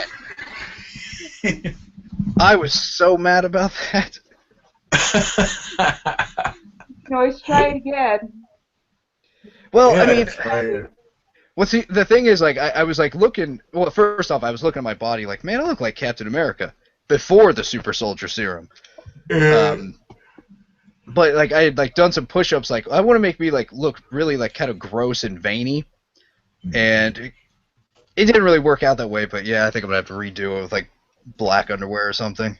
I'm like, damn it, that blew. That really did suck. But yeah, I posted something on Facebook about it in one of the Alliance chats. I think people just thought I was fucking around, but I was like, no, I was dead serious. Yeah, I was a little drunk when I put it, but no, I was serious. Oh god. You getting drunk there, buddy? Just a little bit, yeah. Yeah. Your eyes are all like, oh man. Pass out. Anybody No, I'm else? not. No, I'm not. Yep. Yeah, you are. You're like laying back on your bed. No, I'm not. No. Oh, I come on, passed out on my. Go ahead. I passed out on my couch one night and like I accidentally spilled beer on my laptop. I'm like, oh, fuck. Yeah. Awesome. Yeah, I did that once when I was on holiday. I thought I'd wet myself. I woke up and I was all like wet in that area. I was like, oh man! And then I realized I'd just fallen asleep with a beer in my hand and it just gone. But Yeah, I was pissed off. I thought my laptop was gonna be fucked up, but no, I mean it's okay. It still works, but yeah. yeah, I got it all over myself, like walking around the house naked. Like, damn it! Now I gotta get new clothes. It's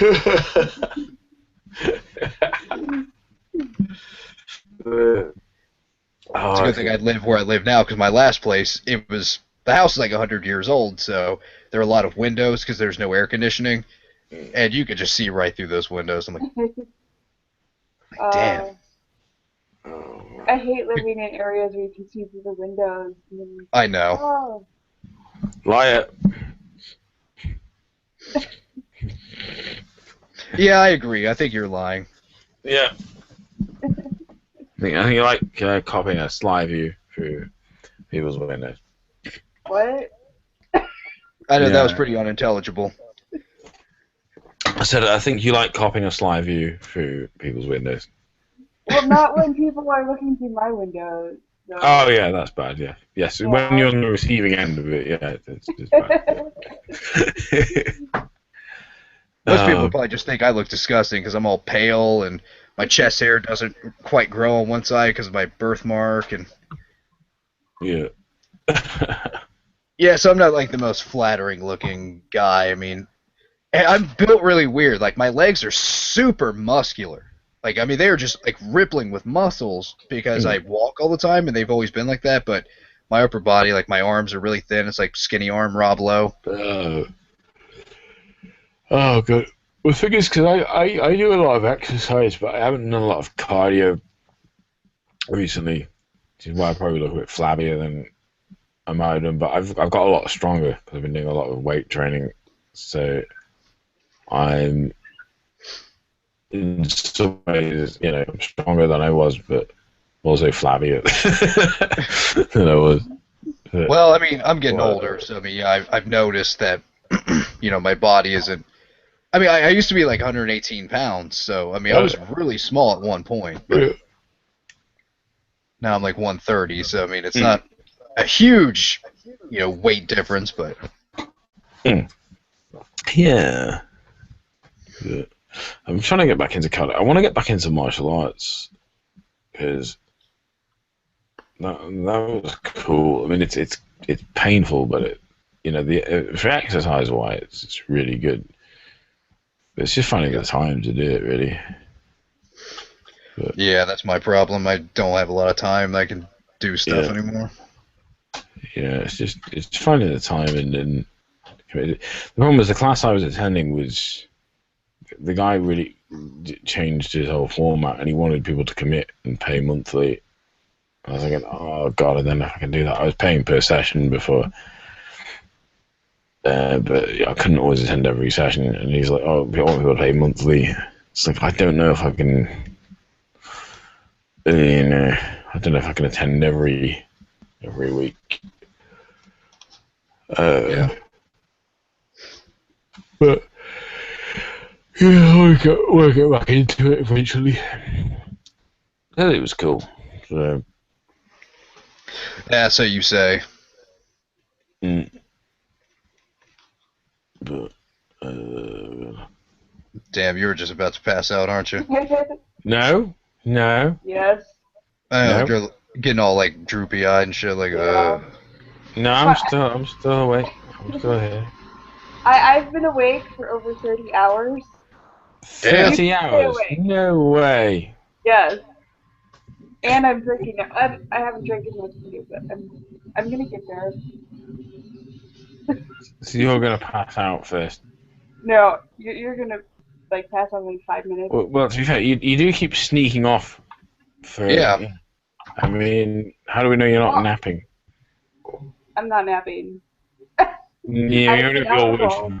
For all we know, you've snuck off for a quick nap, and then you look. I'm going to the store. Yeah, right, of course. And in actual fact, you're having a nap.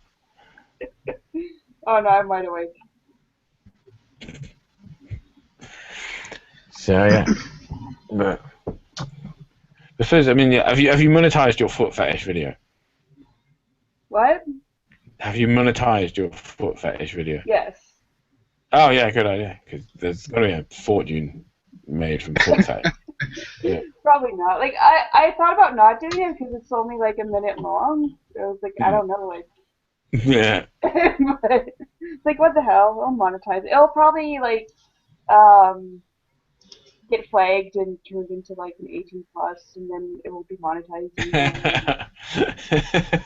I would love it if that got made 18 plus. That would be funny. It's like someone stepping on a banana is. Yes, it's very pornographic for. 18. Oh god. YouTube finds pretty much like everything just too sexy. Yeah. has Happy Cabby watched it yet? Not that I know of.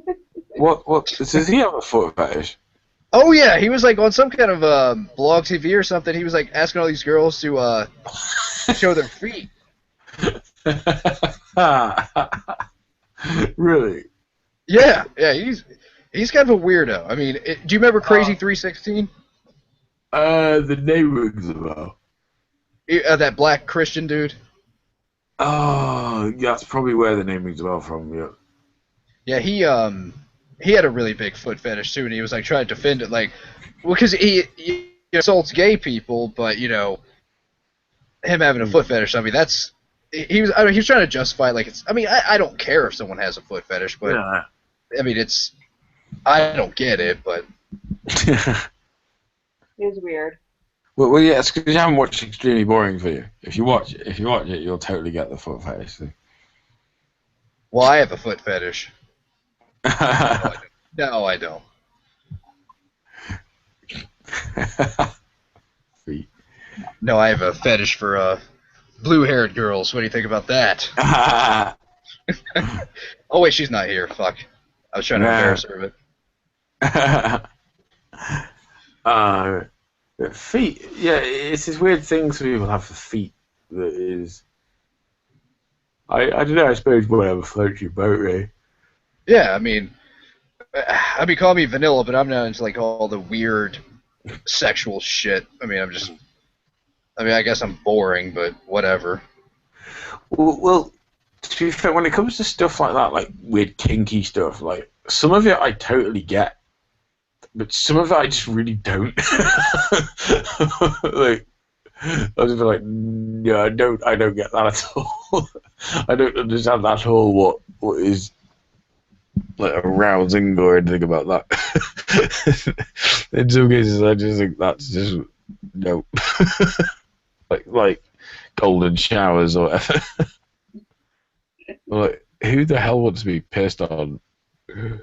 Well, I actually plan like when I'm like 80 or 90 or something, whenever like right before I die, and I'm old, I'm going Mm. to do porn that is scat and water sports and stuff, and then I'm going to post that on the internet, and maybe hopefully my gravestone or something. They'll just like play that like constantly because Oh they god, you want to do because like scat when you're old?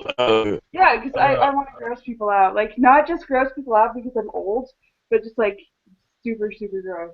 Might as well. Like, you know. oh god, no way. Oh man, it's like I don't know. I mean, Sorry, I missed this that. My connection fucked up. AB wants to do scat. What? Yeah. Well, I'm like 90 years old, and then I'm Oh, gonna like that show makes it people. so much less weird. Yeah. No, I want it to be more weird. That's why I'm waiting till I'm old. Yeah, I know. Like, I wouldn't do it now because it is gross, but I like grossing Yeah, other people out. So it's good. There is a good argument for it being illegal as well. Even though, I mean, I tend to think with sex, I mean, as long as it's adult and consensual, I don't really care about it as long as it's, between consenting adults. But I do think scat is It's a little genuinely bizarre. it's dangerous to people's health, I think. And there is a good argument in that sense for actually making it illegal, just because it's dangerously unhealthy. well, Um, why would you say that? Like, wash it off. it's But shit. regardless, there's like a lot of particulates in shit.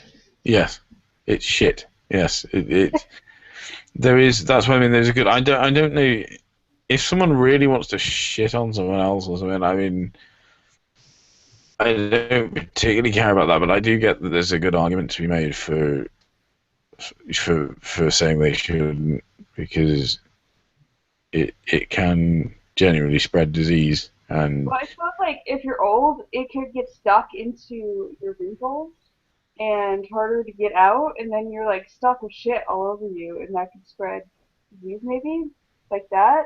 mm, it can get stuck. What? Sorry. And like if you're old, and the wrinkles, and because you're all like, Oh yeah.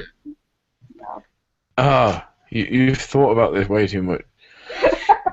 Because there's nothing sexy about shit. Let's be honest. Oh god. Well, even like the one that's like kind of considered okay these days, like water sports. People are like, oh, that's okay. Like, no, it's a little bizarre. I want to piss on you. Why? Yeah. It reminds me of these guys I used to work with. They'd be talking about these girls like, oh, when I'm done with her, she won't even be able to look at herself. Like, why are you into this fucking weird shit? Why don't you just make sure you both have fun? There you go. Make it enjoyable for both of you. What is wrong with that? Yeah. No. Yeah. I don't. That's what I mean. Like with kink and all this sort of stuff. I get some of it, but just some of it I really don't get. What like scattering one of the. Yeah. Well, even like anal. Like I know some girls like it, but I wouldn't even ask a girl like, "Hey, you want to try that?" I mean, I don't know. It seems like it'd be painful for her. It's not going to be good for her. So why even ask? It's like tell with it. Yeah. Yeah. And then you get shit on your dick. What's that? You get shit on your dick too, like. Yeah. Gross. Yeah. Yeah. I mean, it's. So it's sort of like scat. Yeah. Well, that's the thing. Yeah, like, I don't get the appeal of anal. I mean, if people want to do it, I don't care. Yeah, I mean, I don't think it should be illegal. Have that, but I don't. It's where shit comes from. Let's be honest. That's not. Yeah, that's not appealing to me in any way. Well, There's you nothing. do an enema beforehand. Do an enema with semen, and then do the anal. Do an enema with what? Sorry? With semen? Yeah. Oh. Oh, I came across that like the other day, like that kind of thing. Enema All of the right. semen. Okay, you look at way more fucked up shit than I do. Like, I didn't even know what rosebudding was, because some girl put that on one of my MRA videos, like, you know, these guys are into this. I'm like, what the fuck is rosebudding? I looked it up, like, holy shit, really? I'm like, this is something that people get off on. Oh, yeah. Like, I'm I don't... gonna get another drink, so I'll be right back. Alright. Oh, God. I think this is the most I've ever heard her talking to Hangout. Yeah. We were talking about scat. Yeah, I know, it's like, okay, so we talk about shit and you come out of your shell. Oh, God.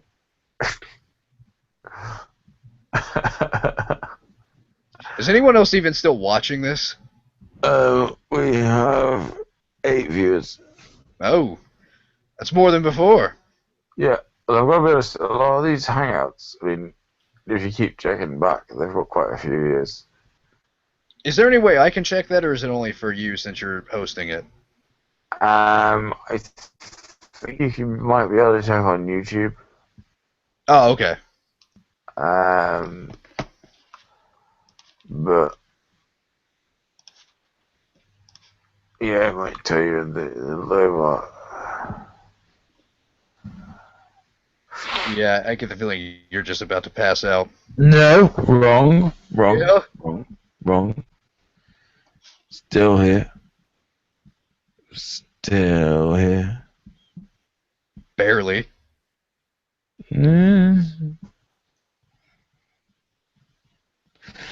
Oh, God. You gonna pass out? No. Almost. He's almost there. Wrong. No, not gonna pass out. We were just talking about how you're a lot more talkative when we're talking about shit than you normally are. Yeah. Of all that you would just open up about, that's what you're. Yeah. That's what it is. Shit. Feel man. Yeah. Yep. God. I'm just weird. Yes, you are. Are you like one of those really kinky girls, or are you just one of those ones that's interested in kinky shit?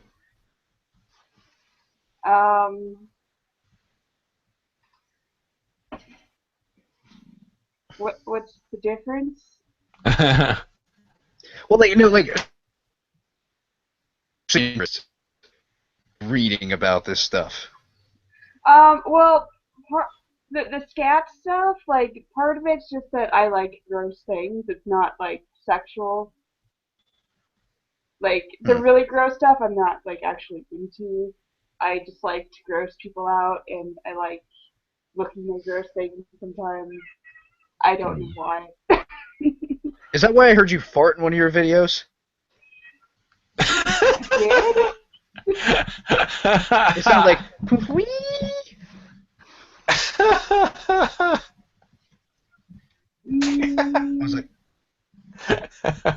was like, I think she just farted. No, I don't know. I have no idea. I can't remember. No, I'm just making a joke. I just wanted you to be like, oh, no, that was an accident or something like that. Just see if you'd admit it. Oh, God. It is weird hearing girls fart, though. It's kind of like, huh, wasn't expecting that. Well, men are much more disgusting. Yeah. Actually, there's a funny story I have about. I was training this guy at work, and I kept smelling something. I'm like, maybe he has like halitosis. I think he just has really bad breath. No, he's just walking around fucking farting. I'm like, dude, there's 2 of us. So logic would dictate, if I'm not farting, you are fucking farting. I'm like, would you stop? Like, this is getting horrible. What kind of diet do you have? And then it turns out he has like colon cancer now. I'm like, okay, he obviously the call was coming from inside of the house on that one, but like, dude, it was fucked up. Oh, God. Yeah. It's bad. Yeah. I know. Yep, you're about to pass out, man. No, I'm not. I'm still here. Look. Still going. You barely talk. I know. Wrong.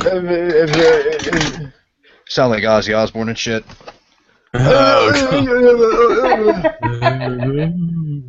You have like a stick, and then I can just like poke you with it. What? Poke yourself with a stick. Yeah. Poke myself with a stick. Yeah, it'll Oh, wake you God. up. Like a new kind of kink. Yes. Poke it. Different kind of yourself. stick. Yeah. You Not a know? meat stick. God. Well, that's the thing. I get like why people are into certain types of kink, but some of it I just think that's just really no. Well, I mean, one thing I feel bad about is like when girls like put on like lingerie and shit, like they feel good about themselves. But I'm just kind of like, we don't even need that. Just take that all off. Everything is good without it. This doesn't add anything to me. But hey. Well, it can depend, can't it? Yeah, like sometimes sometimes I feel like someone will make a lot of effort, and I just think. Well, I mean, like, if a girl comes out in, like, lingerie, it's like, obviously, you know what she wants. But if she comes out naked, you know what she wants. It's like, right on! I'll be all over that. But, I don't know. I mean, I do have, like, one thing I think is, like, really, really sexy on girls, and I have no idea why, and that's brown thigh-high pantyhose. I have no idea why.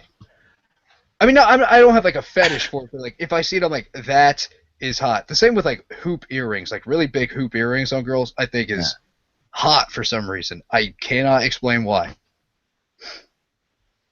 I wouldn't say it's a fetish, I suppose it is a fetish of sorts, yeah. Well, I mean, it's not like, oh my god, if you put that on, you are going to be the sexiest woman ever. It's just like, I look at a girl like, oh, I like that.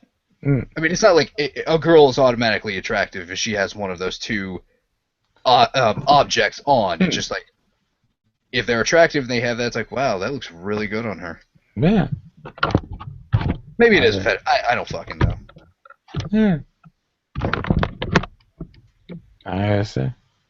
Well, see, because people think I'm going to be all, like, weird and into, like, all this nasty sexual stuff. And I'm like, no, not at all. I mean, a lot of it just seems like it's for the guy. Like, he just wants to be nasty and, like, humiliate the girl. And I'm like, I'm not into that. Yeah, I suppose there you go. Well, like, ejaculating on a girl. I'm like, why would you want to do it? Like, I want to blow my load all over her. Why? I mean, some girls, I guess, maybe like it, but I just don't understand. It does sound weird. So it's these things like scat not having that I just think I can't really dead down. Obviously. I know. I'm thinking about that scat. Like, weren't you the one that brought it up? Me? No, her. Oh yeah, her. Yeah, it was definitely her. Don't try to pin this on me. I think it was you. Who, me or Captain Andy? Oh, okay. I'm pretty sure. Oh, you're trying to pin this I on don't me get now. it. Yeah, You're trying to pin you your were like, old I lady. don't get things like scat and. Yeah, but I don't. No, weren't you the one? Well, actually, no. My connection cut off. That's why I didn't know who brought it up. Yeah, like he brought it up, and then I just went with it. What else besides scat? Like maybe I can talk some more. Oh, okay. What else do I not get besides scat? Yeah. Water sports are another thing. Yeah, it's like who the fuck is aroused by people pissing on other people? It's just weird. I know. Like I said, I think it's a humiliation thing. Or marking their territory. Maybe it is, but I don't know.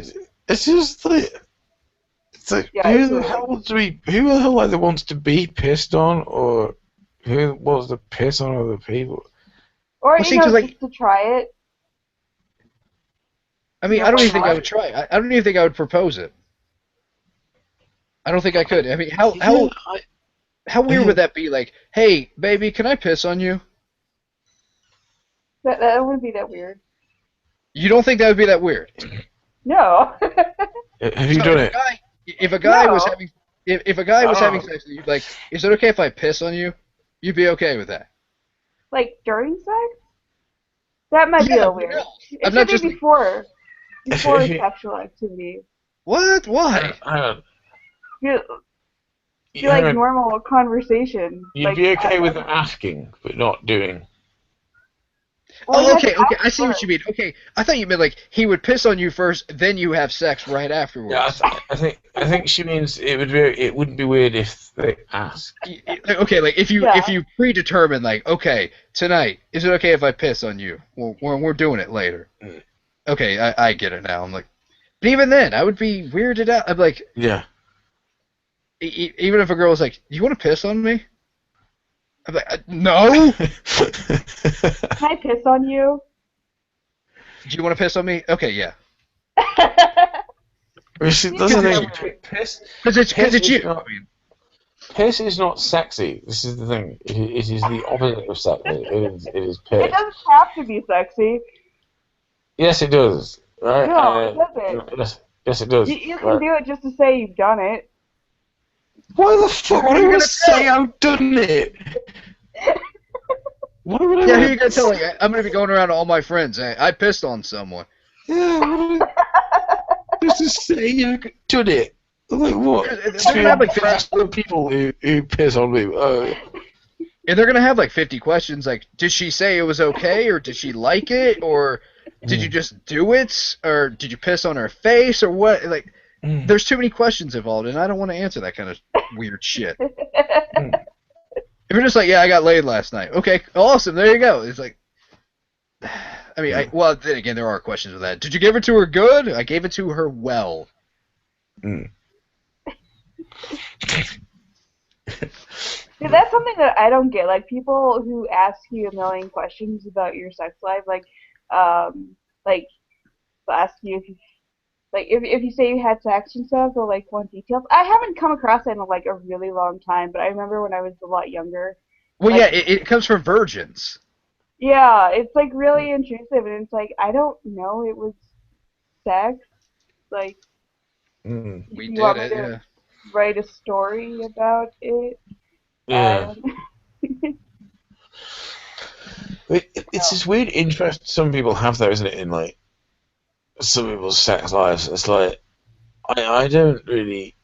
Some people are like really nosy about my sex life, like, and I just don't care about theirs, and they don't seem to realize the imbalance. It's like I I was never. disappointed because Got That Funk did a video and he tagged me in it, and I was like, oh, I'm gonna like do something like that. And I asked on Twitter and on Google Plus, be like, you can ask me any questions about sex, be personal, anything you want, just ask me, and then I will do a video answering them. And like I got like I don't know, only a few questions. So I was like, oh, that's not enough for a video. But I thought that'd be fun, even though it would be kind of weird if people were actually that interested. Yeah. Well, got that funk. It asked people for questions. They didn't get many. He did like a quiz thing, but like I didn't want to do a quiz thing because that seemed like too much work. Yeah. Yeah, because I heard you're into some really brutally weird stuff. Butt stuff. Is that true? Like what? In the butt. No, I'm just kidding. I don't fucking... No, I'm just making a joke. Oh, I did get a question about anal. I was thinking about actually doing a video about that because someone wanted to know how to do anal safely and not in a painful way. So A lot of lube. yeah, basically, a lot of lube. And then a condom, preferably, too, if you... Yeah. Something like that. Yeah. But then again, I mean, even if I could do it completely safely, I still... I don't know. I have no desire. Yeah. I don't get the appeal of doing it up the butt. I mean, if people, like I say, if people want to do that. Yeah, I mean, if she's willing to, whatever, you know, I'm not gonna do it. If she asks him to say no. But Yeah. so you wouldn't receive anal either? Wait, what? Well, So you wouldn't receive anal? Me? Or no, yeah, No, like, no one's putting anything in my ass. no. okay. Cool. What? No, No, I am as heterosexual and yeah. You can be Or- heterosexual and allow someone to insert objects into your. I'm anus. not the amazing atheist. yeah. Yes, I was gonna- wait, It doesn't I have have to be no banana. I have no desire to have anything shoved up my ass. No. Okay. I don't have a problem if other people do want to do that themselves, but it's not something I have ever wanted or anything Yeah. like that. So, I've never asked. I've never desired it. I've been curious, Yeah. but then I'm like, no, nope. this is what I mean. What I said about kink. I get some of it. Some of it I just really don't get. I don't get why anyone wants this done to themselves or wants to do this to anyone else. And if they want to do it, fine. But I'm all I'm saying is I don't get it. Yeah. And Oh, I no, agree. I do not want anything shoved into me.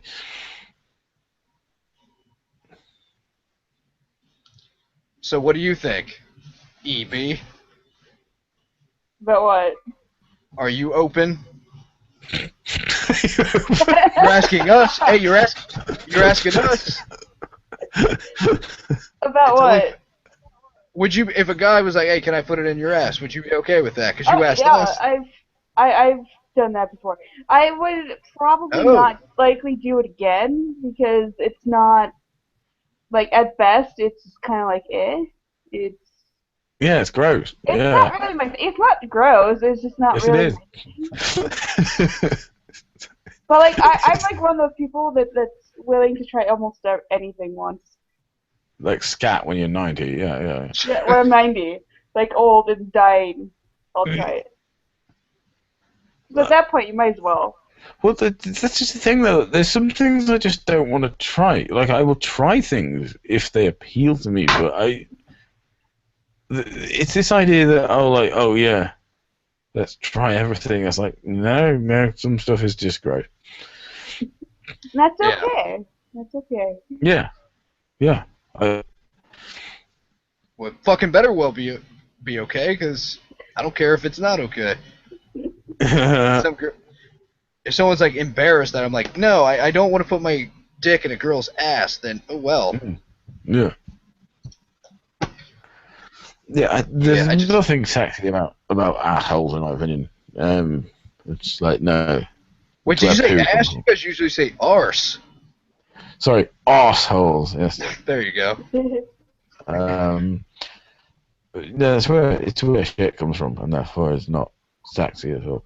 Well, see, I don't even care about that, because I mean, I'm trusting. Well, I'm hoping that the girl is like, clean, but But I don't know. I have no desire. It's just like it's not something I have any desire to. No. There's always It's other not- holes too, so. There's two. Yeah, There's two that I'm interested in. That's it. it's mouth. Yep, mouth, and then the hole Eye to get it socket. done. Huh? Eye socket. Eye socket. Why? You've been fucking in my socket. Oh, yeah. What? What, do you have a glass eye or something? No. I was joking. Yeah, Yeah, right. it's like, what? Well, there's nostrils and ear holes. Well, some people say like hand jobs, but it's like if you've already fuck hand jobs, man. That's Well, for I when know. you're like high school Well, before you can fuck the girl. Well, hang on. I would not disrespect hand jobs personally. They are. I would like, okay, why don't we just go? No, I'm saying like if you've already done other shit, like you guys have already fucked. Who cares about hand jobs? Like, no, I have no desire for that shit anymore. I don't know. I didn't know about that. I think a hand It job. has its place in time. It's a nice way of showing someone that you. Your hand wanna bring them still off. cares. Well, Yeah. see, the thing is though, like girls do not. It seems like they don't understand how sensitive a dick is, because they'll like kind of squeeze, like stop. The thing I don't like is ball pounding. Ball pounding. Sometimes I'm too polite to say, but if someone is giving me a hand job and they start pounding my testicle while they're doing it, yeah, you're just like oh. No, just don't. But I don't want to sort of embarrass them by. I'm just like, look, you gotta stop doing that part right there. The rest of it, you're good. Well, I'm too nice to say, but they're sort of going at it, but they're sort of pounding my testicles, and I'm just like, ow! And I just think I don't want to like be rude. What if she got a hammer and started doing that? Would you say something then? Well, of course, if someone attacked me with a hammer, of course I would say something. But I just think because they're trying very hard and they obviously mean well. I want to be encouraging. You know, I don't want to discourage someone when I know that they're trying their best and are keen to do well. But making mistakes is part of the learning process. Like, okay, you are really hurting my balls. That's the thing that I just don't like. Yeah, I just don't really want to. I know it can be a long learning curve trying to please someone, and I don't want to expect too much of someone too soon. And yeah, but if you don't tell them, they'll never learn, and you have to. Yeah, they'll be like, "Oh, I was doing good." Yeah, I know, but I just thought I think maybe there's ways of subtly bringing this in so as they don't get put off. You know, so they. And then they'll feel hurt that you didn't mention it earlier. Well, no, I'll just subtly bring it. I'll just say, I might not say that it was bad the first time or whatever. I would have like, okay, remember when you were jerking me off last night? You were really going at it on my balls, and I'm like feeling that shit today. Yeah, but that's I'll try and politely bring it up or whatever, or subtly so that they don't feel bad. Well, I mean, there's really no subtle way to do it. Hey, remember when you were jerking me off? You weren't doing it right. I know, but I don't want to hurt someone's feelings by implying that. It's probably just because I'm so straightforward. I mean, I'm just like, look, that hurts. You know, just like, I mean, if you're going down on a girl and you're not doing it right, she's gonna tell you like, hey, what are you doing? Yeah, I suppose, but I just don't want to hurt someone's feelings by, even though they're pounding my ball into oblivion. I'm such a nice person. I am more worried about their feelings. But here's the thing. Okay, the whole time you're going to be thinking, my balls hurt from this. So you're not going to get into the moment. And then, like, she's probably going to be like, are you almost done? My arm is getting fucking tired doing this. Yeah, and she's probably like, oh, I better pound his balls even more now. I know. She's obviously into it. Yeah, you're probably right, but I don't know. It's a dilemma. But because I've had that happen. Girls like, my arm is getting really tired. You're going to have to finish this shit yourself. I'm like, all right, hold on. I'm almost done. Yeah, I don't stand. I'm just like, no, keep going. Honestly, I'd rather just have the blowy than the hand job, but I don't know. Well. Sometimes someone will switch jobs. You know, they'll be like, my arm's getting tired. I'm going to switch to a blow job. Or... But I mean, if you're going to get the blow job, just fuck the hand job. That's high school shit right there. Well, what's wrong with it being high school shit? Because we're fucking adults now. Because in high school, you would just take what you can get. Yeah, it's like you get like. Okay, let me ask you. Like, would you drink some nasty ass cheap wine that your friend brought over now? No, that shit you did in high school. Now you can afford the good shit. You can get the good stuff. Well, this is the thing. I mean, I don't think it is, but I think hand jobs are good. I'm not saying they suck. Like, I'm just saying, like, if you've gone beyond that point, you've actually. Well, no, blow jobs suck. Punny, but no, I mean, if she's giving you a blow job, fuck the hand job. It's like, unless it's like something weird, like in a car or something, like he's driving and she's just like, oh, I'm gonna jerk him off. Well, it can be nice. It's a nice experience. It's someone showing their affection for you, I so want this to be like the next YouTube drama, like blowjob or hand job, and then everybody's like Yeah. We actually could do something like that. That actually could work out. Hmm. Well, Like, what's better? What's your favorite hole? Or what, mouth or hand? What would you prefer? Or a little of both, you know?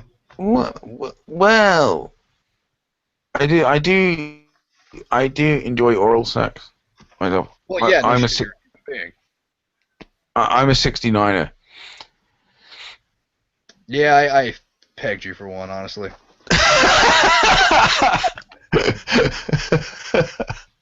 How's that?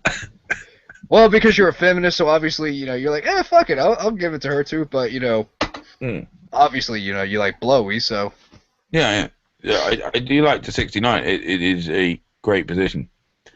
The only thing that sucks is like if she's not like really cooperating, so like you're having your head all up. So it's like, this is really starting to hurt my neck. You need to bring that shit closer. That sucks. Can do, yeah. Or like you have to get a pillow or something. It's like, god damn, my neck I got a crick in it now. Well, yeah, there's ways you can work around all this kind of stuff. It's just. Yeah, but you're thinking about that rather than the job at hand. Like you're distracted from your job, so you're gonna fuck up. And I suppose so, but you can come prepared. I will say, the first time a girl let me go down her, I thought that was like the greatest fucking thing ever. Yeah. I was like, man, this is awesome. I finally get to do this. Yeah. I was like a pro too, because I'd watched so many movies. I love the way you paused there. I've watched so many movies. I've watched, maybe not necessarily like porno, but okay, yeah, they're all porn. Oh god. That's the weird thing. I think people underestimate. I think sometimes people see oral sex as only really kind of gratifying the person who's being given head, but the person giving the head can get a lot of pleasure from that experience as well. Yeah, giving the pleasure in of itself is pleasurable. Yeah.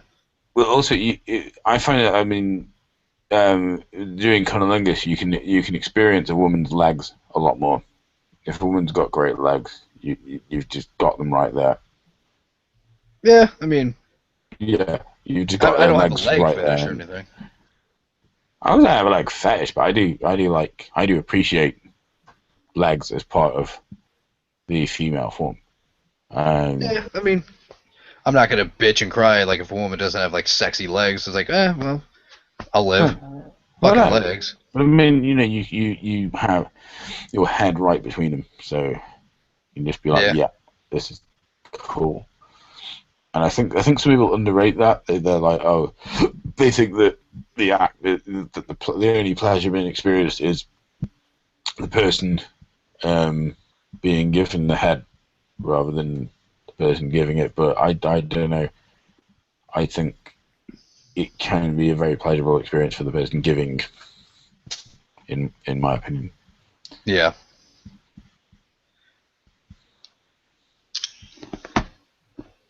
Shit, I think my connection's fucking up. Yeah. What do you think extremely boring? What do you? No disagreements. What? What? No disagreements, she said. No disagreements. All right, cool. Yeah. It can be awkward, like with the 69 thing, like if there's a huge height difference. Yeah. Yeah. That's kind of a problem. Can be. Yeah. But I don't know. I mean, there's nothing wrong with just taking it in turns to give head as well. That's also another option. Yeah.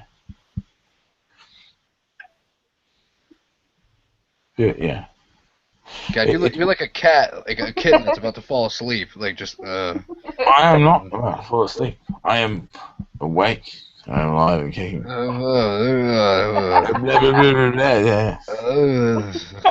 Fuck you, man.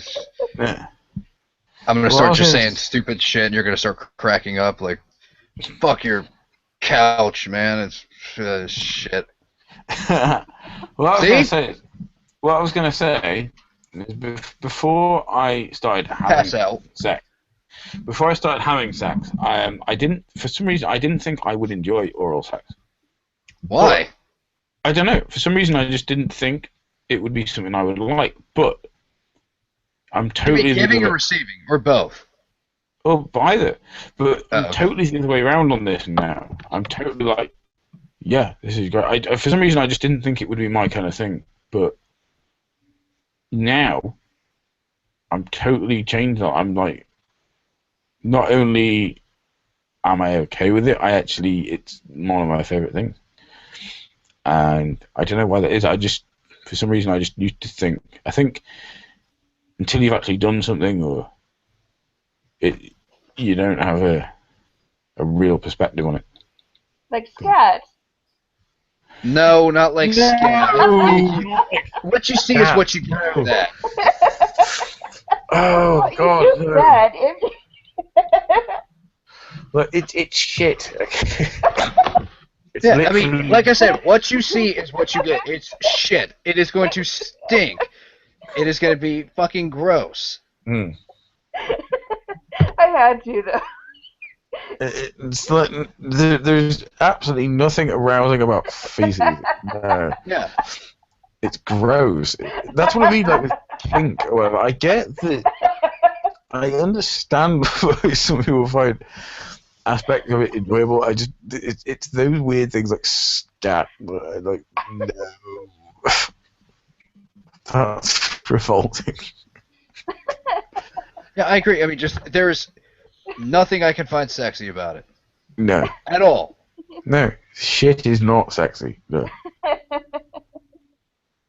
Yeah, there's nothing. I don't know. Oh god. It's so. You were just loving this shit, aren't you? You were just. This is all obviously controlling. She is not. You were She is not laughing. going to do scat when she's 90. Come on. You're going to be as boring and as old as the rest of us when you're 90. Come on, let's be honest. No. Okay, look, check this out. My marriage probably isn't going to work out, so me and you, we can go ahead and I'll let you make your dream come true with the scat shit. What do you think about that? When I'm 90. You gotta wait. Why? Why not be young when you can enjoy it and you can really get a good whiff and all that good stuff?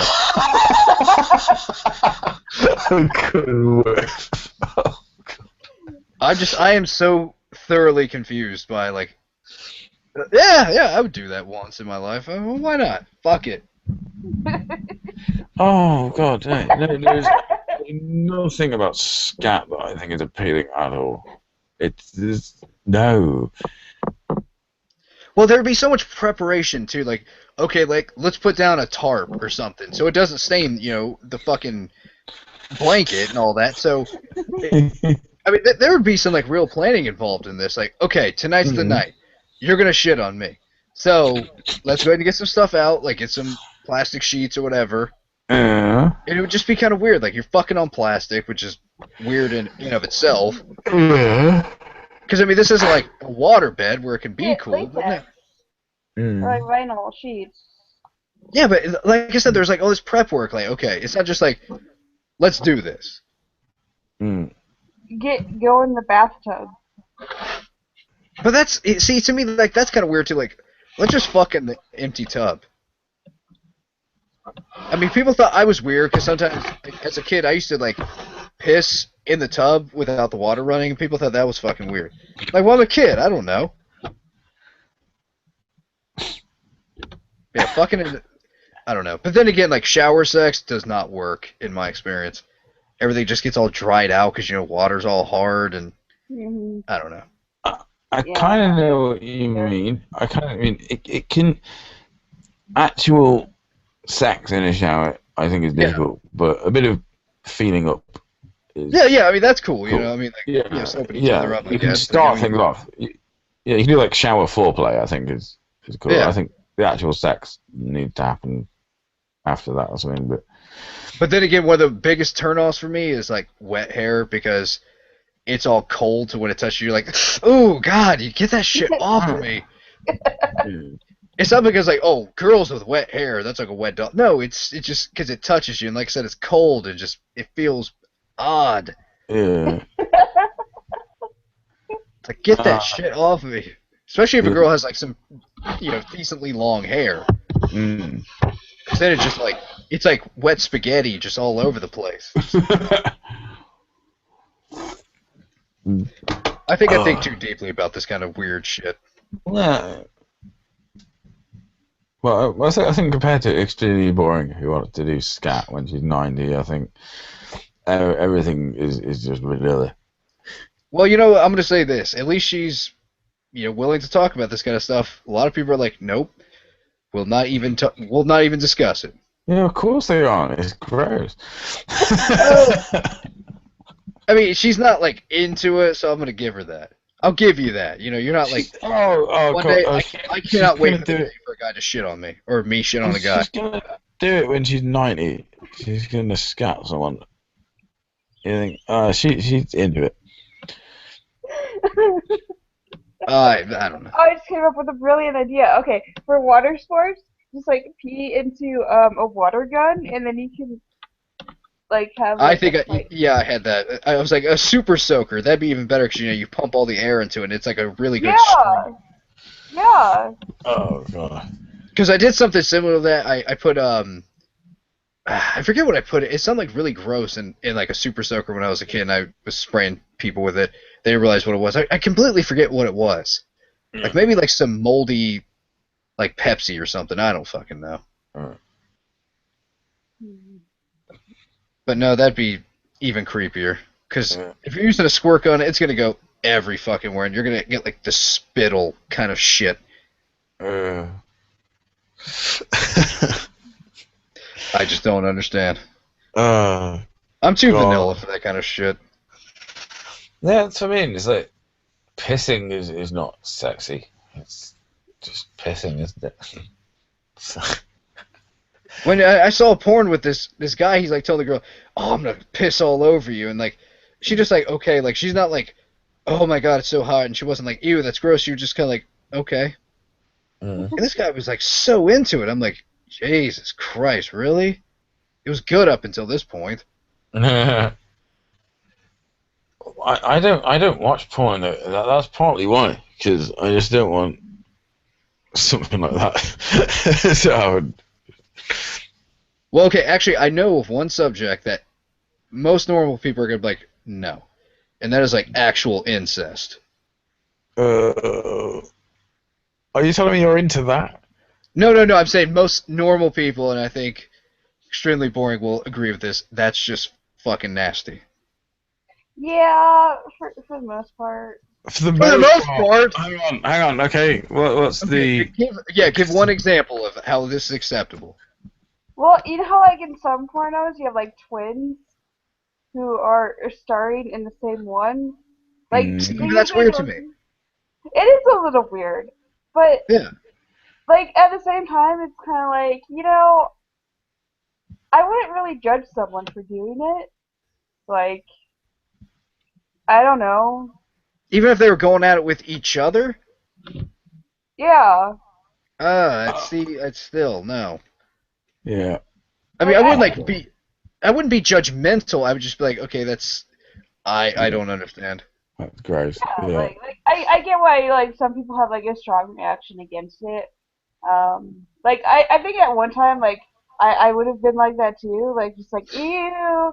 But I'm weird, so like now it's like it's kind of weird and gross and off-putting, but okay, but you opened the door for this. What is the weirdest thing like that you've done? You don't have to answer if you don't want to. Obviously. Well, I don't know. I have to think. Like, what do you think is weird? Well, weird to you. Like your standards. By my standards? Yeah, because you said you're into weird stuff, so I mean, obviously you have something in mind. Well, nothing that weird. I've never really done anything weird to my standards. Also, you just have like kind of an interest in the weird stuff. Like you're not necessarily Yeah, like like doing it. Okay. yeah, like a lot of like the really gross, weird stuff. It's not Like midget porn and stuff. I'm not like I don't find any sexual gratification from it. Like I don't get that. It's just a weird, morbid curiosity type thing. I don't know how else to explain it.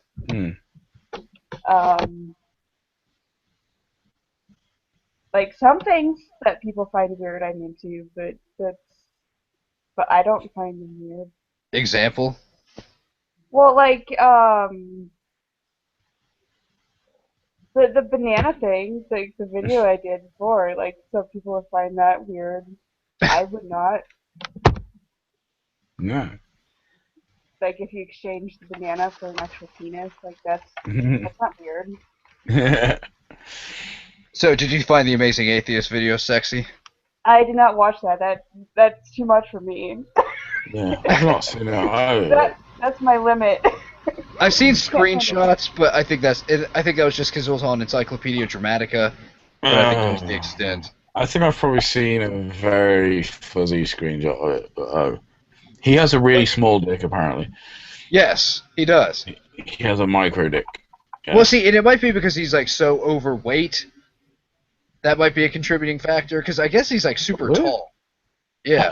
How would that? Oh, it just make. Oh, you mean it makes it look like he's got. Yeah, like because like, you get like that crotch fat, like the librarian crotch. You know, like where it just makes.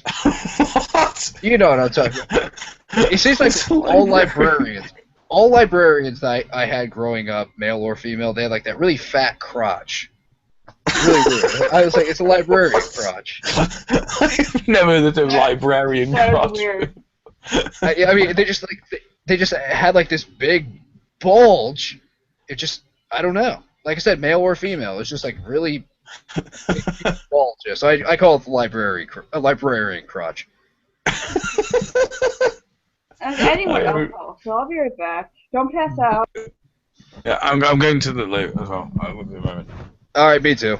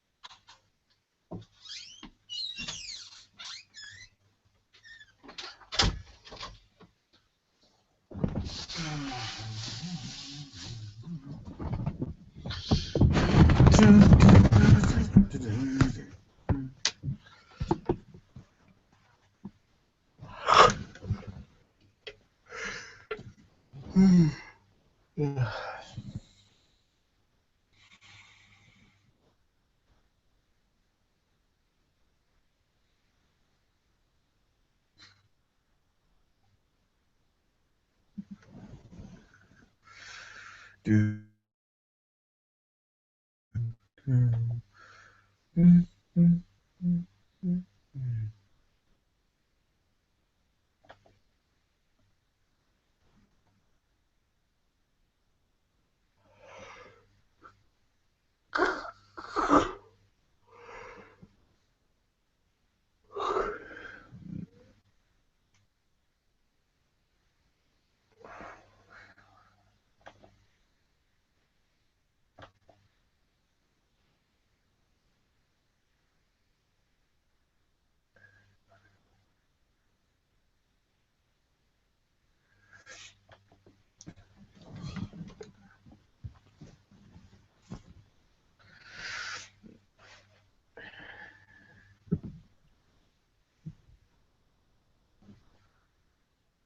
Boo!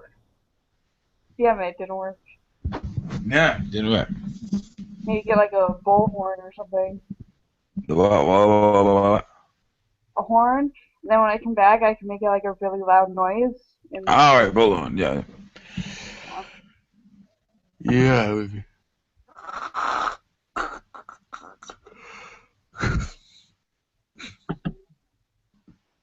Yeah, I tried to. You know all this talk of like 50 Shades of Grey and everything. Mhm. Yeah, I tried, and this was a mistake. I tried looking for some genuine BDSM fiction, and I really wish I hadn't. Because if you search BDSM fiction, you just get loads of links to really dodgy looking porn. And I was like, I have a good story about that. I had this girlfriend in high school, and yeah. she was telling me about this. It's not around anymore. It was torture.net. And there were like all these, like, there was this one guy who was like writing all these stories about this classmate of his in college. And he just had like some really fucked up fantasies. And I think the guy was actually taken to court for it because it was really, really bizarre. Like he was talking about putting a hot curling iron up her ass and fuck shit like that. I know. I'm like, fuck. And he was like talking about killing her too. Like when he was done, he just like set the house on fire. Like they were in an abandoned house. Like he captured her and he like just had her all fucked up and bloody and just set the house on fire. Just fucked up. That's weird. Yeah. Yeah, that's really weird. I'm not surprised he went to court for that because that's. Well, they said it's freedom of speech because he didn't use like her real name, but he used her first name, not her last name. Yeah. It was fucked up. When you say didn't use her name, I mean, this is something that happened, or? No. It was a girl that he knew, and she knew him and all that, and like he published these stories, and something happened, and like she found out it was about her. They're keeping her real name secret. Like I said, he used her first name, not her last name. Like he made up a last name for her. Yeah. But yeah, it was really fucked. And I mean, there was some weird shit on that site, like how to like cook people and oh yeah. Okay. Oh, I remember seeing that. Yeah, and like there was something like using a skull for like decoration and all this after you're done. And, Davis Arini. Oh man. Yeah, it was like pull the nipple and then cut it off here and all this. It's like, I know. I'm like, why are you reading this? She's like, I don't know. It's just really like bizarre. And I'm like, yes, I know. But why would you tell me to go to this? That is actually weird. Yeah, if someone you're going out with is getting off on that, then yeah, that's something to worry about. I don't know if she's getting off on it. I think she was just like, I don't know. She was just. I don't know. It was just. I think it was just because it was so taboo. Yeah. But, oh god, that's weird. Because we'd be like talking on the phone. No, it's fucking weird. Like cooking someone, because. Yeah. It's just a joke. Well, regardless, I mean, there were some people that were getting off on it because that's all the site was. Yeah. That's why I find some of that weird. Like, I mean, people can say, "Oh, it's just a joke," but there are people who genuinely get into this kind of thing. And well, the band Rammstein wrote a song called "Mein Teil," And what it was, this was based on a real thing. In Germany, this guy said he wants like a young man to eat, and this guy responded to the ad like, "Okay, I'll let you do it, but we have to eat my penis together." And when they were done, like the older guy killed this young guy and ate him, and the guy he consented. Yeah, I've heard of that. I've heard that it's weird. There are people who consent to being eaten. Yeah. And it is the weirdest shit ever. Like, who the fuck would consent to being killed and eaten? Yeah. I mean, you're not getting any kind of sexual gratification from it because you're dead. Yeah. You're dead. You're dead. Like, why would you want to die? But I've heard of this. But it's totally consensual, and that's the weird thing. Yeah. And the people who do the eating are very clear about this. The person who gets eaten must consent. They're very clear. These people aren't murderers, so to speak. They are. Yeah, they're very clear. They have this very ethical code that the person they eat must consent. I just think, wow, what the fuck? Yeah. See, I mean, there are certain things that they're just way too bizarre for me, and I'm like, Yeah. I mean, scat I think is kind of tame compared to that kind of shit. I call it extremely boring. Probably doesn't find this weird. You probably eat people, don't you? Go on, admit it. What are we talking about? What is that? You'd eat people? Why the silence? Why not just say no? Like, okay, let's say you had like a tiny little piece, and Oh, God. Aren't you a vegetarian? yes. Okay, so you eat a person. You eat a person. Like, I don't know, maybe just okay. Oh, are you saying like if it's like that movie Alive where they had to eat people to survive? Are you saying outside of that you'd be like, oh yeah, why not? I mean, I'll try eating human flesh. If it was ethically done, yes. I would try it, like a bite, just a bite. Just a bite. Okay, that's okay. Like so, when you say ethically done, are you talking about like Soylent Green style, like where they were already dead to begin with? Yeah, or like like someone like lost a piece of themselves in an accident, and they're like, yeah, go ahead, eat it, Hang on a minute. Right.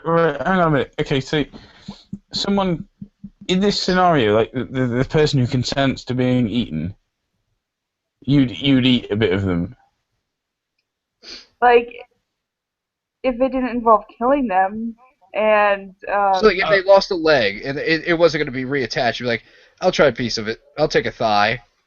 I would consider it at least. Well, what the? Oh my God, this is so fucked up. Right. You wouldn't do the killing. You wouldn't do the thing where the person consents to being killed and eaten. No, that's insane. Like, why would? Oh, that's insane. Okay, right. But if someone is already dead, you'll eat them. Like, I would consider it, depending on, like, obviously if they've been dead for a while, that wouldn't be, like, very good to eat. But that's not my concern, right? Someone has died, and you would eat part of them. You know, in some cultures, that's perfectly normal. Yeah, but in some cultures, slavery was fucking normal. Who cares? True, but like it's a dead corpse. Like it's not. You'd eat like if it was someone you knew, would you like someone you were friends with died? You'd eat part of them. I would consider it. Oh my God! Like you wouldn't even consider it. Like it's like I wouldn't consider eating one of my dead friends. No. That's how I always have you with me. That's what it is. Why the fuck would I want to eat one of my dead friends? Oh my God! Right. So you consider eating your dead friend? Yeah, like they're dead, so it's like it's gonna just rot anyway. Like. Yeah. So what? So what? What do you want to? What? Did you not have other food on hand? Yeah. Like, It's like you wouldn't even be like a tiny bit curious No, or tempted. no. is this a fetish thing, right? Or is this just No. It has nothing to do with sex or fetishes. so you would eat your friend out of curiosity? You said you'd eat your Okay, friend that sounds out. kind of dirty. I made that sound. How could I make that sound like clean? Like, I made that sound dirty. Like, I put effort in. I put effort in to make that sound dirty. Oh my god! Right, It's like a tiny little piece. But regardless, I mean, it's a person. You're eating a human. And See, you're eating a person. You're eating a bit of a person that you know, even if you didn't know them, it's gross. They're a person. yeah. I mean, even if it was like done really well, like it was all seasoned and there was like potato salad on the side and weird shit like that, even then it would be like, no, why? because you're eating a person. I don't even want to eat animals. Why would I want to eat another human being? Yeah, like animals are gross too. Like it would probably be very, very gross because it would taste like other animals. But like, do you think there's a difference between like human flesh and other species flesh? Well, see, that's the thing that I guess cannibals say humans taste like pork. Yeah, like aren't you like a tiny bit curious if that's true? No, No, I'm gonna take their word for it. no. I have no interest in discovering if humans taste like pigs. I mean, like people they hang shit from their dicks. Okay. If someone says like, well, it doesn't hurt that bad, I'm gonna take your word for it. I'm not gonna do it. No, I am not curious about eating people. No. Okay. I just think it's bizarre that these are the topics that make you come out of your shell. Well, somehow I've been like awake for a very, very long time, and I have alcohol. But yes, like I'm weird. I'm sorry. Oh yeah, no shit. Right. So you'd eat a person, but you'd. This is the weird. You'd eat someone who died of natural causes, presumably. Yeah. Right. So you wouldn't eat someone who consented to being killed and eaten. No. Why not? What? Why not? Because that would involve killing a person. Yeah, but they consented to it. I would not be comfortable with that. But you'd be comfortable eating someone who died. Right, hang on. Someone who dies. There's a huge difference there. Like in one thing, I am involved in their death, and in another thing, I am not. Well, okay. No, what if you weren't the person who actually had to do the deed? Yeah. Of killing. Like them? someone, What if someone else? Yeah, like someone that they killed someone with their consent, and they actually just had like a little Tupperware container with some person in it.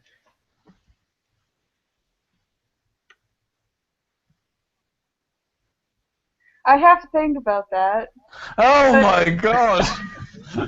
You gotta think about whether you eat a dead person. It's an extremely unlikely scenario anyway. So. Yeah, but it's happened though. This is the thing. People have consented to being eaten. Yeah. Yeah, and it's very, very rare. But this is the weird thing. You're willing to eat someone who has not consented, but when someone has consented. Well, I would still want their consent. Right, hang on. Right, someone dies and you're willing to eat them, but you'd need their consent beforehand, is what you're saying? That would be preferable, yeah. Preferable. Yeah. Like they're dead either way. Like they're not really gonna care what's gonna happen to their body. But like a lot of people, like they care about. There's like these weird hang-ups about dead bodies, and I respect that. Like if people don't want their loved one being eaten, I would respect that. I think most people would be like, I don't want you to eat my fucking son or my dad. If you don't want your loved ones to be eaten, extremely boring, respect that. Oh man. Oh wow. What brilliant is this needs to be said? This does not go without saying apparently. But hang on, right, so someone dies, they have not consented you eating them, but you would feel justified eating them because they're dead and their consent is no longer required because they're dead.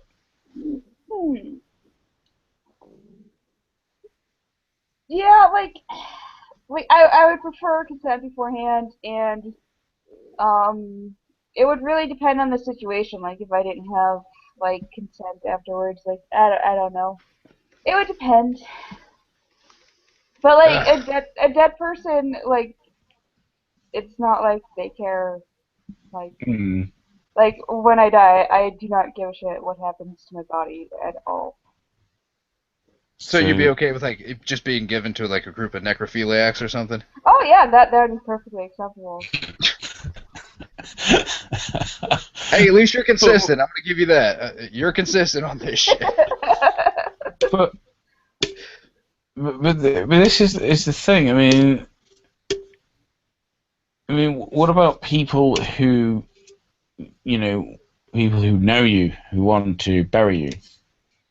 I mean, I would make a will. Be like, yeah. Like if Don't eat me. No, they can. Like if I knew someone was interested in having sex with my dead body and then eating it afterward, like I'd put that in my will and be like, that's a person. Oh my god. And then like my family members would just have to get over it. Like, oh my god. Like I don't know. I can give them like my head, and then they can like cremate that, and then they can have that. Like that would be a good compromise. That's a compromise. Oh my god, this is awful. Right, so you would leave your body to necrophiliac. Why not? What would be the qualifier for it? Like, would you have to be like, okay, this guy has to be really serious about this. Like, this is his anti-drug right here. Oh. Just any random guy. Yeah, he wants to fuck a dead body. Yeah, let him have a go. Like, I guess if I liked the person, be like, they're okay. Like, okay. You like necrophilia? Do you like any? Do you know anyone now who's a necrophiliac? No, not that I know of. Well, would you got a way to search for one? Like, I'm gonna die soon, so I need to find someone who wants to fuck my dead body. Can you imagine? Can you imagine liking a necrophiliac? Yes. You can imagine liking a necrophiliac. Yeah. Would you date one? I don't know. Like, I've never met one. You would be scared. You would be scared that he would be like, he would either try to kill you to fuck you, or put you like in a tub full of ice or something, just to fuck you. I would be. Hang on, right? If you're dating a necrophiliac, right?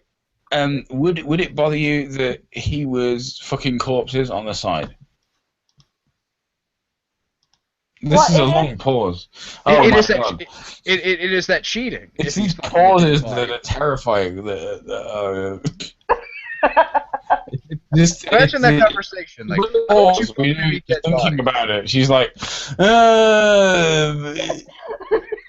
So he comes home from from a night of corpse fucking, wants to fuck you, and you're cool with that. You're just like, yeah. Well, they'd have to shower first, of course. Oh, good. Yeah. Well, and a lot of these guys, like, they have to have the girl in like a tub full of ice, so like it brings the body temperature down. Yeah, You'd be willing to do that? Some people, like, I've known like some people online, like they've said that they've done that. What? Yeah, And you were friends with these people. You're friends with just, like, necrophiliacs. just random people. They weren't necrophiliacs. They dated someone who were into it, and they would like go in ice baths, and then pretend that they were dead. Like I want to do that because that sounds like ice bath. That I don't know. Like that. Okay, I've heard of people like wanting to fuck in like caskets, and that's already weird. But like, pretend I want you to pretend that you're dead. Okay. That's creepy. Pretending that I'm dead. What? What? No, like fucking in a coffin. Oh. But like, if you say to someone like, I want you to pretend that you're dead while I fuck you, and lay in this bathtub full of ice. That's fucking creepy. I don't say it's creepy. I would say it's weird. You're wrong. It is. But you said, seeing that's what you wanted to try. No. I wasn't clear. You said you wanted to try something a moment ago. Is that? No, that doesn't seem like fun to me. Like you said, eating an ice bath. That's not really my thing. So. What was it you said you wanted to try a moment ago? I have no idea. Yeah, I thought you said like you're interested. Like coffins, like that actually, like that's something that I want is like a bed shaped like a coffin. I'm saying like an actual coffin. Like people, they've done that. Oh no, that's too small. That's too small. Well, I mean, they obviously get bigger ones made. I mean, for like, I guess like really obese people or something, but. Oh my god! Right, this is so weird. Right. So your boyfriend comes in from an evening of fucking corpses, right? He's been at it with corpses, and your only reservation of having sex with a guy who's been out having sex with corpses is that he has a shower first. Well, like, it would kind of bother me that it's legal too, and it would be, a crime, and the people's family, like, they would probably be bothered by that. So I don't know. I'd probably. Yeah, I think people would be bothered by your willingness to eat someone as well, but that doesn't seem to stop you. Well, no. This is such a weird insight. It's like right. Extremely Boring's boyfriend brings a corpse home, right? Fucks it. Has a shower because there are standards at play here. Okay, right? Has a shower, then fucks Extremely Boring, and Extremely Boring and her boyfriend sit down and eat the corpse, basically. This is the scenario. This is pretty much the scenario. I mean, am I off base here? No. You see, there's these pauses again. It's these long pauses. It's like singing. Oh my. Really? God, what were you gonna say? Sorry. Oh, I don't know. Like, as long as the person consented to being eaten and fucked, it's okay. Just a little tasty taste and a little fucky sucky, it'll be okay. Yeah, I guess I just don't see things the way that a lot of people do. Well, that's an understatement. The person, your boyfriend is having sex with, the dead person, they have to have consented to this beforehand. Yeah, that'd be ideal. Hang on, that's not quite an answer, is it? You're saying that would be ideal. That means that there's wiggle room here. And you just have to take your boyfriend's fucking word for it that, like, yes, this person was willing to die, they're cool with this. Because you don't know that. Well, I'm not saying that they would be killed specifically for this purpose. Like, okay, but so if he just goes and steals a corpse from like a crematorium or something, yeah. That's not cool with you. I'd have issues. You wow. issues with your boyfriend stealing a corpse from a fucking morgue, and issues like where do we draw the line here? Like, I'm sorry, but I don't see dead people the same as like people that are alive. No, neither do I. That's why I don't have sex with them. Yeah. Okay. Yes, that's what I think the point being made here, right? So basically, this is a scenario that Extremely Boring would be cool with, right? Her boyfriend goes out for an evening, breaks into a morgue, grabs himself a corpse that he thinks is a choice piece of ass. Yeah, he's like, that is one sweet ass corpse. He brings it home, has sex with it. He has to have a shower before he has sex with Extremely Boring, because Extremely Boring has standards. And they have sex, and then they eat the corpse.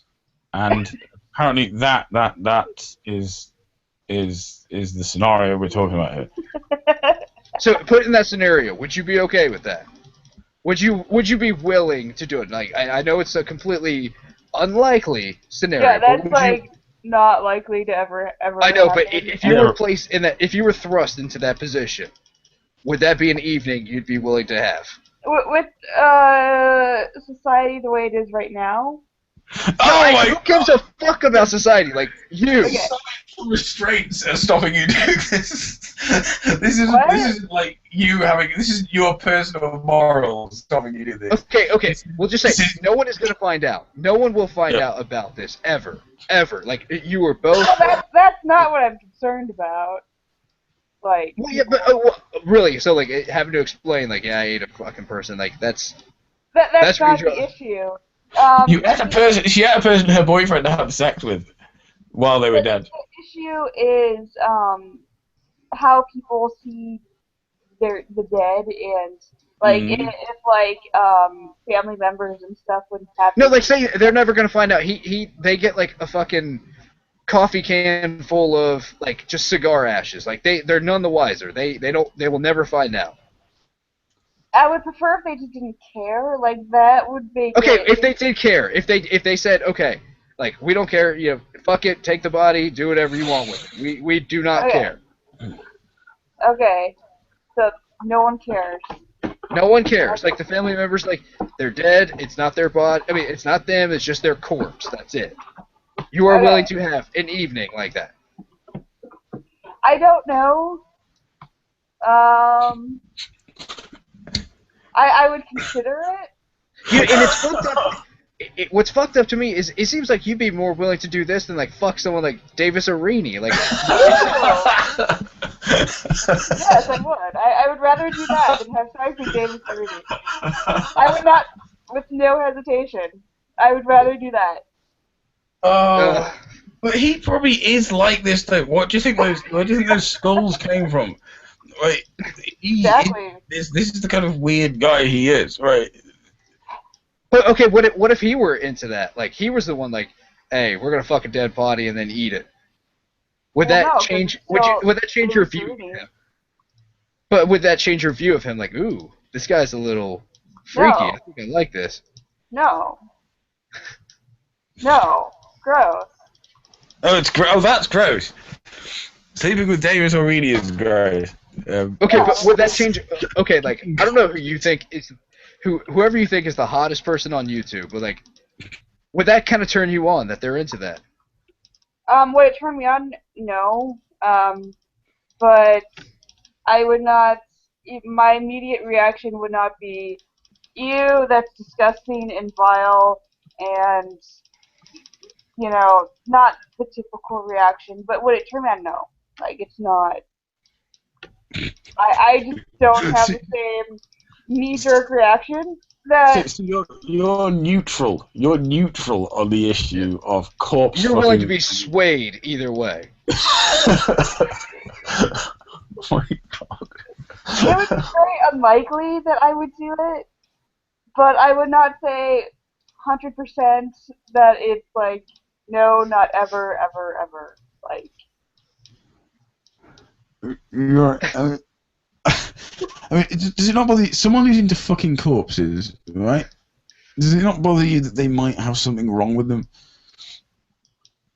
Well, I'm kind of looking at this from a perspective of this is someone that I would want to have sex with otherwise. Like this is like the only thing. Like there's nothing really wrong with them. They just want to like. But see, I mean, this isn't like dating a fucking transvestite or something like that society looks at like in a bizarre way. I mean, this is fucking a corpse. Yeah, this is. That's what I mean. I'd agree with that. It's like it's not society's judgment I would be worried about. Yeah, this is like. I mean, I would look at myself the next day like I fucked a dead person.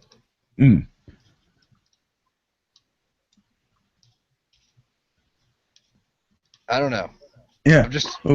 I do not understand whatsoever. Yeah. But that's what I would expect. Well, here it is. Okay, extremely boring. Would you fuck a dead person? Most likely not. So there's a chance that you would, though. What? There's a chance that you would, though. I don't like to say that I would never, ever do something.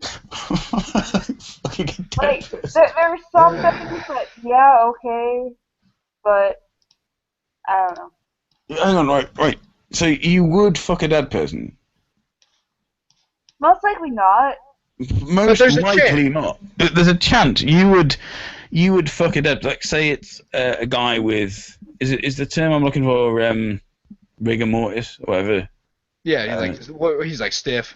He's still stiff after or something like that. You would get on that and you would straddle that and fuck it. Probably not.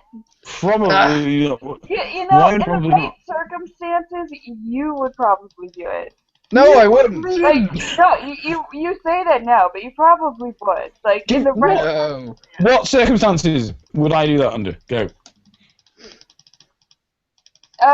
During war, PTSD, like, trauma, like, on the battlefield, like, that's something that happened. What? Did you say getting bored? No, not getting bored. On a battlefield, like during wartime, like with your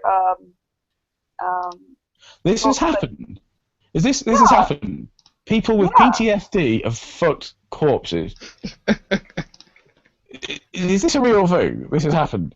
I will look it up on Google. Okay, hold on. Body fucking PTSD. Oh my god. Dead body fuck. Yeah, in the right circumstances. I would not fuck a corpse. Yeah, but that's my answer is no. It's like, do you fuck a corpse? No. Yeah. There's no like, there you go on. It's just a knee-jerk reaction you're having. I don't think I could get the relevant hard-on to do this activity. It's the least arousing thought ever. Yeah. It's like I couldn't physically do it. Like I couldn't get the blood rush to do it, to have anything with which to penetrate the orifices of this corpse. It's I think I'd be completely flaccid and just like, okay, this is not happening. I would be floppy as hell. So I just couldn't. I could not do it. But extremely boring, apparently, under the right circumstances. You know, I think I'm gonna have to post something on Facebook about this. Like, yes, definitely. FYI, extremely boring said she would fuck a corpse in the right circumstance and eat them. Yes, and make sure you say it's in the right circumstance, because you don't want anyone thinking she'd do it in the wrong circumstances, because that would be terrible. Well, I found one link, but it's not a very good source. So, like, Oh no! I want a good source for corpse food. Oh no! I have high standards. Oh yes, definitely yes. Right. So you'd fuck a corpse.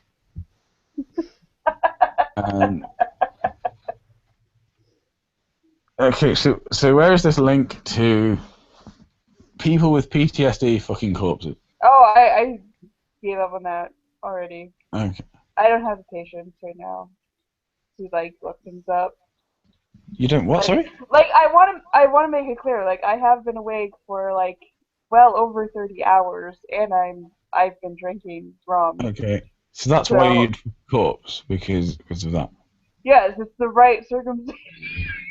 This is the right circumstances right now. No, I'm because you've been awake for 30 hours and you're drinking. You're in the kind of corpse fucking mood. No, I'm actually not. But you're not in a corpse fucking mood. No. Like I wouldn't have sex with a corpse right now. Not right now. Oh God, no. No, fuck that. No. Wait. So what? Under what circumstances would you have sex with a corpse? I don't know. You don't. It's possible that I wouldn't in any circumstance, but I would not say that for certain without having experienced every circumstance. But in general, I mean, you probably would not have sex with a corpse. Would you have sex with a corpse for pleasure? Like in general? Like right now? No. What do you mean in general? What? You just brought that up, like you're telling me you can imagine having sex with a corpse being pleasurable? I don't know. Well, because a guy, he can actually keep a hard on. Yeah. When he's dead, like it can actually stay hard for like a while, for long enough, yeah. So like, would you would consider that? I don't know. Oh, come on. Come on. Right. This is a whole new side to you. I'm like, oh my God. Right. But can you imagine having sex with a corpse being a pleasurable experience? Why are we pausing here? What? I'm trying to think. Okay, yeah, in fairness, I mean, she's trying to think, like, okay, could that possibly, I don't know. Yeah, but my answer to that is no. I'm not the type of person that would just say no immediately. Like, I actually, think about things, even if it's very... Because you're more open-minded than I am. You're not the prude that I am. You're just a prude.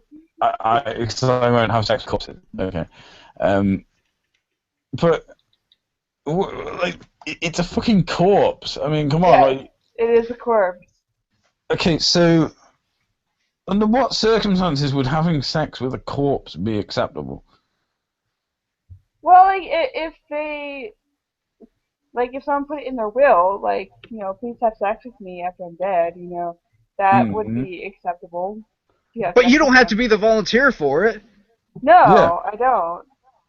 Yeah, because in this instance, you're the agent, right? You're acting. You're the one acting upon the corpse. Yeah. So, just because someone's put in their will that they're happy for someone to fuck them when they're a corpse doesn't mean you have to step up to the plate and say, "I will fuck the corpse," because I don't have to. You don't have to fuck the corpse. Maybe they would smell really bad, and I wouldn't want to anyway. So. That's it? The smell is the only thing that would put you off? I don't know. I've never been in that situation, so... Right, I mean... But seriously, can you imagine getting pleasure from fucking a corpse?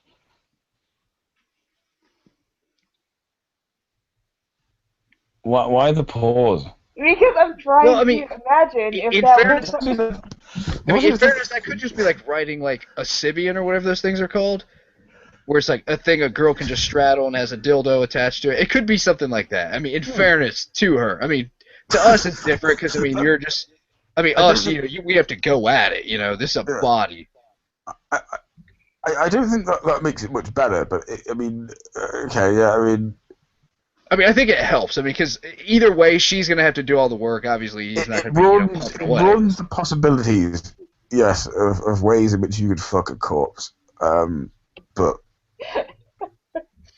I don't know. So, okay, so extremely boring. Would you strap one on and do it to a corpse? I don't know. Have you ever strapped one on? No, sadly not. What do you mean? No, probably not. No, she said sadly not. Oh, sadly, I thought you were saying no, you didn't know whether you have it. Okay, right. the thing is, it's a fucking corpse, right? So, Yeah, like you've said that like a million times now. yeah. But where I was going with this, But we're flabbergasted by it. Like, just by the Yeah. thought, like, I've watched this girl on YouTube, and I can now see her fucking a dead body and then eating it. yeah. Well, this is the thing. Like, I was like, well, when you said that you would have a relationship with someone who fucks corpses, I was like, well, hang on, would you fuck corpses yourself? I was thinking maybe you might say no, and then I was thinking maybe the angle would be, well, why is it okay for your I boyfriend think to if I fuck was corpses? smart, I would have just said no, because now anybody who watches this is going to immediately think that I'm saying, yes, I would definitely have sex with a corpse in any Yeah, situation. yeah. No, but there's a possibility that you would. Like, I mean, most people would be like, fuck no, I'm not gonna do it. Like that. Yeah, like I feel like a lot of people are going to completely misunderstand where I'm coming from with that.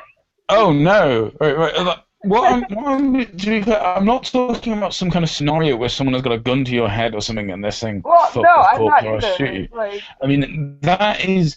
I mean, I think that would still be horrible, but I understand why someone might, to avoid death, might do so. I kind of get that weird philosophical scenario, but we're not talking about that. We're talking about would you, in a non-life or death situation, where that's not the case, where it's not a matter of life or death, would you fuck a corpse? I don't know. Like, well, okay, you're not being coerced into it. It's not like something you're being pressured into doing. It is entirely your own choice in this scenario. With the cannibalism thing, like I brought up like certain cultures, like they eat their dead. Like this is perfectly normal. It's a part of their life. So let's say, why not? Like I don't know if one has existed, probably not. But let's say there's like another society that's similar to that, except instead of eating their dead, they have sex with their dead. And that could be considered completely normal. Like that's kind of Yeah, where but would you personally, as an individual, engage in willful, consensual sex with a corpse? Okay, here's a better way. Like, instead of like putting, like, I don't know, like a scenario, just saying, like, could you do it? Here's a better way to ask the question: could you see yourself getting turned on at the sight of like a dead body, like an attractive dead body? probably not. Okay, see to me like that kind of changed it, because you're like, no, I couldn't. I mean, But probably not. I mean, that implies there is. Well, because she's not in the situation, so it is kind of hard to gauge how you would feel. Like, but I can imagine, like, if it's like a really, really fresh and they don't actually look dead, and you don't know that they're dead or something like that. Like, I don't know. Like, I could see in certain circumstances there could be a possibility, but for the most part, no, not really. Like, would you be turned on by the fact that someone is dead? No. Okay. See, no. Okay, that's different. I mean, because I couldn't look at like a female corpse and be like, nigga might want to get up in that ass and get turned on by it. But I don't know. I mean, then again, like some people, like if you're like really, really, really close to a person, then it's possible that even after they're dead, you could still see them as like you're the person you love. Yeah, that's kind of what I was trying to get at when I mentioned the PTSD thing. Like if you're really, really attached to someone and then you're like traumatized and you're right there. Like, I don't know, like I could see someone doing that, like in that kind of situation. And I would not judge them for it, personally. Oh, I would. But you fucked a dead body, dude. I would like, judge the fuck out of them. Yeah, I'd be like, regardless, you fucked a dead body. Someone was there, you're like, fuck it, I'm going for it. Yeah, I'm similar. I just think having sex with dead bodies is a no-no. Yeah, I mean, it's not even because I'm saying, like, it's wrong. Like, you're not supposed to do that. I'm saying it's like, it's a fucking dead body. I mean... Well, that's not really an argument, though. You're saying that because you were brought up as, with that being, like, a very strong taboo. Like, that's your immediate reaction. Well, but see, the thing is, like, there's, like, no consent involved in this. I mean, it's not like, jerking off or something like that. Like, you can't have this person's consent. Well, there is an argument that there doesn't need to be consent because they're not like an actual live person. I know, but the thing is, but what about someone who's in like a vegetative state? Oh my God! There's a pause again. Extremely boring would have sex with someone in a vegetative state. No. They put up the least resistance. I would never. No. You paused. That I would not do. You paused. I am drunk and I. You paused. Okay, I'll let you go. I'll give you that one. Okay, yeah, being a little drunk. I'm not. You paused. Okay, a pause does not necessarily mean anything. Because I'm the only sober one here, so okay, I think I can be like the judge on this. Okay, Dave, ask me if I would have sex with someone in a vegetative state. Well, no, I'm saying like her pauses. I'm saying like, or they might be justified. Like my brain is not working as quickly as it could be, and I'm trying to like absorb the questions and then try to answer them in a way that makes sense. And that one I was not expecting because I was expecting one about necrophilia again. Okay, right. Here's the thing: like, people have. Do you not think people have a right to say how their body will be treated after they die? Yeah, like. So they have a right to choose their own burial. So if they say they want to be buried, or they say they want to be cremated, I would totally respect that. Like. Well, but the thing is, like, but there's no consent anymore. Like, who gives a fuck what they want? They're dead now. Like, what are they gonna do? Come back and, get mad? It's more like a cultural like respect, and I don't know, but like I know like some people won't even go that far. Like I've debated with some people like about like in wartime how dead bodies are treated and stuff. Like I think dead bodies should be respected. Well, I mean, yeah, because no matter like standards and stuff. Well, like, no, I mean, even like if they give consent, like that's still desecrating a dead body.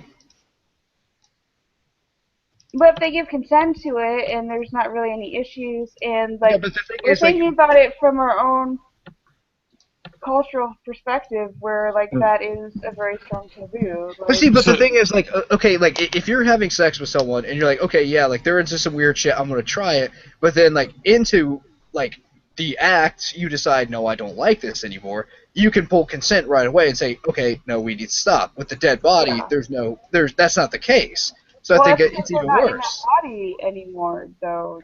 Yeah, that's what I'm saying. It's like they're not there. It's an inanimate object.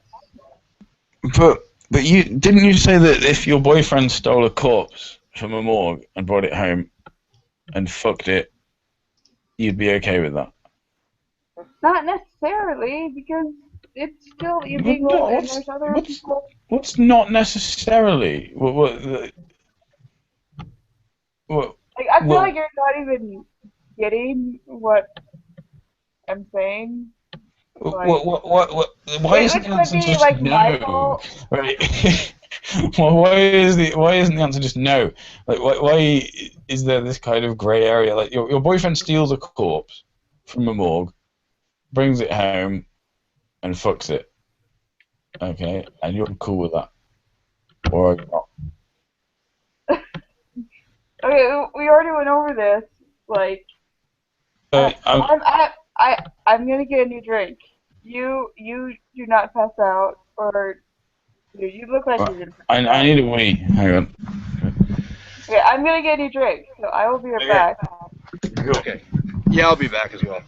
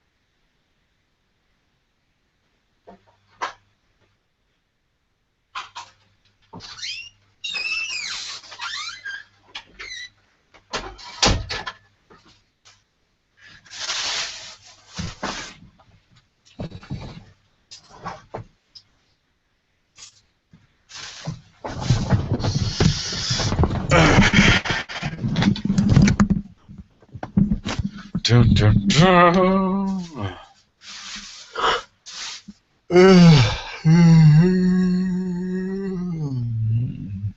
Okay.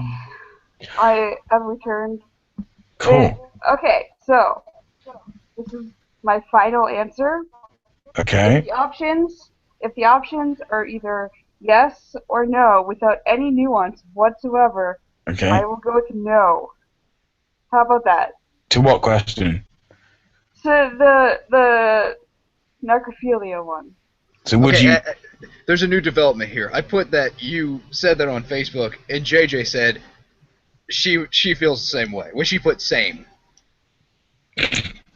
What? That she would Sorry, fuck JJ. a corpse and eat it in the right circumstances. Yeah, like you don't know what circumstances might come up. And I know that sounds. What are the right circumstances for eating a fucking eating a corpse? What are these circumstances? I feel like we've already been over that. No, we haven't. You've mentioned PTSD in the battlefield. And loved ones. But the And thing cultures. That's not the right circumstances, though. These are such. If someone got PTSD or something and they're fucking corpses, right? They've definitely lost the plot over there. Yeah. If someone's fucking a corpse, as far as I'm concerned, they are no longer of sound mind. What would you say if anybody eats another person, they are no longer of sound mind? I don't know. I mean, it's a really fucked up thing to do. I would assume they have probably got something wrong with them, yeah. Although, I don't know. Yeah, they've lost it at that point. Yeah, I would say they have. I'm just being. The only reason I'm being careful is I'm not a mental health professional. I don't want to quite. Well, do you think you're coming at this from someone with a very limited perspective of someone in this day and age in your specific culture? Do you accept that it's a limited perspective? Well, no, because even if it is a cultural thing, he's going to do it. Mm.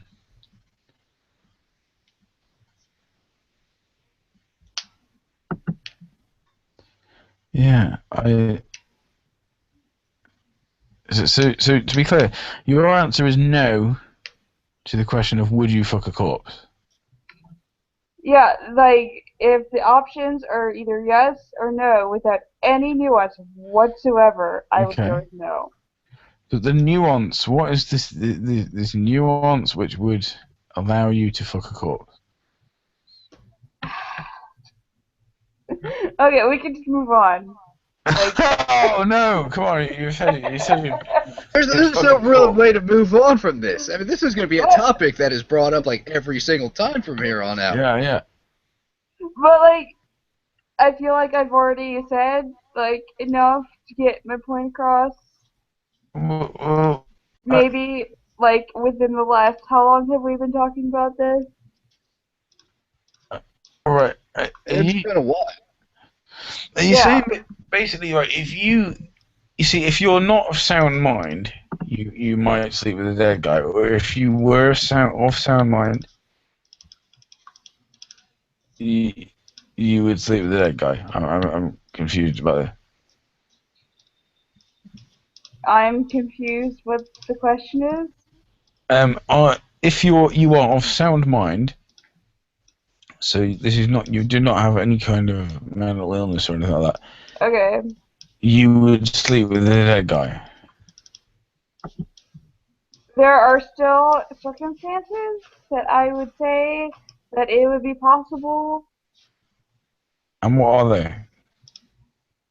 Like cultural factors, Such as? extreme circumstances. Such as? Well, extreme circumstances, like if it's like so you can like live, okay, yeah, I'm not gonna be like, oh, you're fucked up because you ate a dead body, but and then again, Or like, Yeah, but you don't need to fuck a dead body to live. I mean, this is one thing, like, eating yeah, a that's dead true. body. Well, won't yeah, it? I'm talking about eating on that point, but So, right, under certain circumstances, you would fuck a dead body. What are the reasons for that?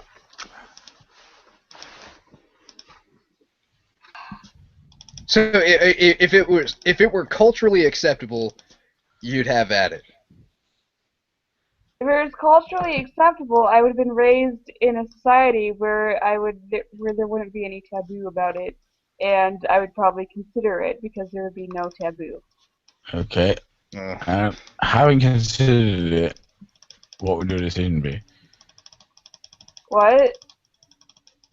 Having considered it, what would your decision be? Like if I was raised in that culture, I have no idea because I'm not in that circumstance right now.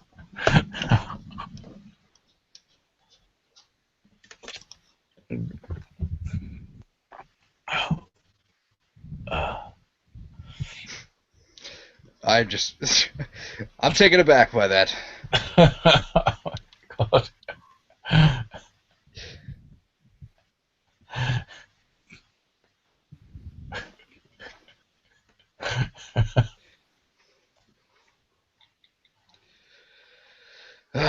Let's see what else. I'll see if there's anything else on Facebook about this topic.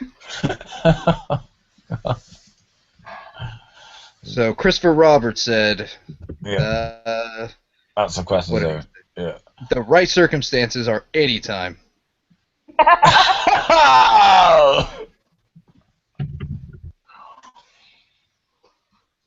To which I say, have at it, Hoss. If you can find the right person to, yeah. Like, yeah, go ahead and fuck me when I'm dead. Yeah. Guess you don't have to worry about pregnancy. Okay, here's a scenario, right? Okay. Your boyfriend says he would like to continue fucking you after you died. Do you consent to that act? Yes. Yeah. Really? Yes. And you'd sign a legal will. Yes. And it doesn't weird you out that he wants to continue fucking you after you die? No. At all? No. That'd be perfectly acceptable to me. Okay. It would be like a strange request because most people would not request that, but I would have absolutely no issue with that. Does he have to be exclusive to you? Can he fuck other corpses? That would be up to him. I'd be dead. I wouldn't give a shit. So. Okay. But I mean, but you're talking about like giving him consent and all this, regardless. Like, okay, well, I'm dead. But I don't know. Have at it. If I'm dead, have at it.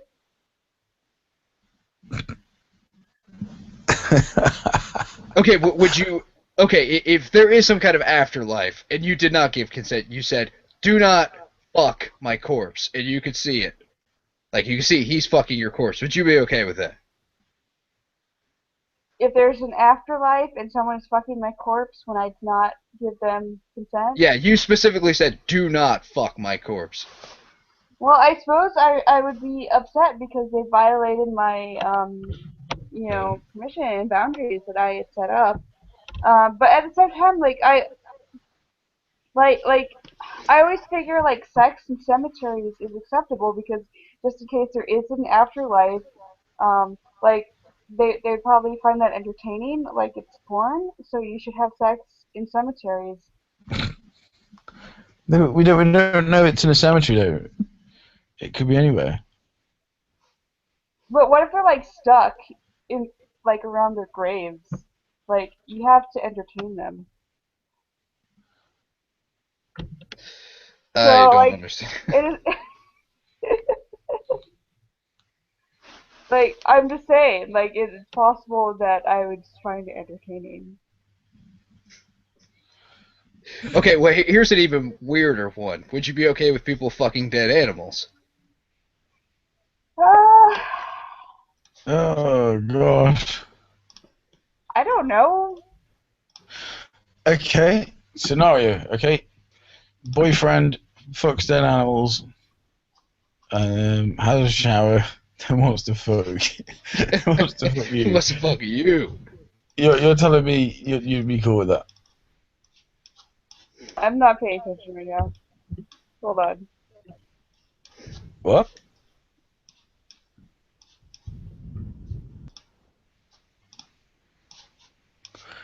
Oh man. I want to have sex with live people. Yeah. Real live consenting people. Something that's gonna push back. Yes, yes. Something that's not going to fall apart and you're in. I don't know. Am I too vanilla, Dave? Am I just. No, I wouldn't say that. I Yeah, would like, prefer I don't having want to a live have partner. corpses. Okay, I'm paying attention now. So what was the last question? Animals. Right. Okay. Right. Animals, So your okay. boyfriend, not necessarily your boyfriend now, but hypothetically, right, your boyfriend, whoever it may be, Okay. brings home some dead animals, has sex with them, and then has a shower, and then wants to have sex with you. Are you cool with that? I don't know. Like Oh, God. I just that's completely unrealistic. So I know it is, but but we're talking about unrealistic things here. I mean, most people are not necrophiliacs. I think it's a very, very small percentage of people, but regardless. Well, put it this way, right? People have asked me, like, being a vegan as I am, they've asked me, would you eat an animal if it died of old age? And my answer is no. Yeah. What if you're stranded on an island and there wasn't any vegetation? Would you eat an animal to survive?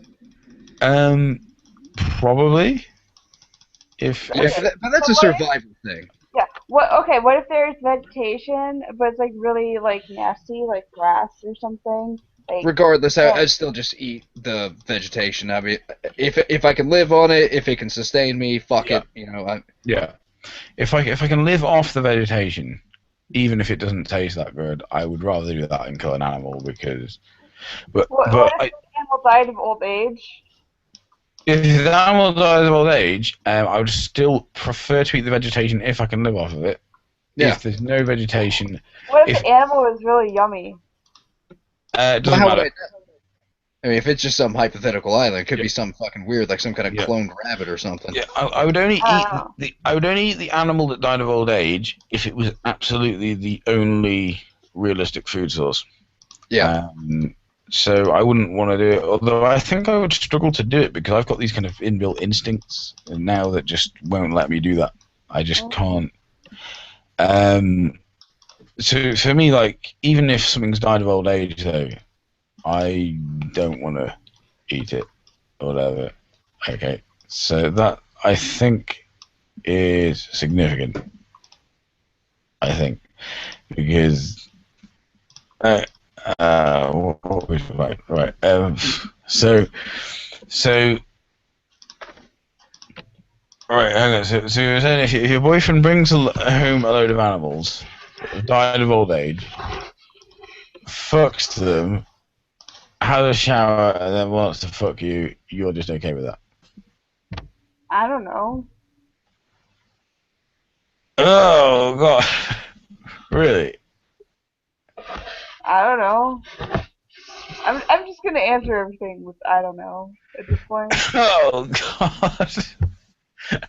Oh man! But my point though about the eating is like I wouldn't eat something that died of old age. It's this idea that because it's already dead, it's okay to do something. By that logic, I would be justified in eating meat because it's already dead. But I don't. Because I don't. So do you have an issue with people eating animals if it's an animal that died of old age? Well, it's yes. Why? Because it perpetuates the idea of meat being a suitable food, and encourages people to kill animals and breed I mean, animals more. what if it didn't encourage people to kill animals? They just respected animals and only ate the animals if they had died of natural causes or um, in ways in which like people at least did not kill them. Um, if so, you think all animals die of natural causes, and other people eat them, therefore, but not me. Um,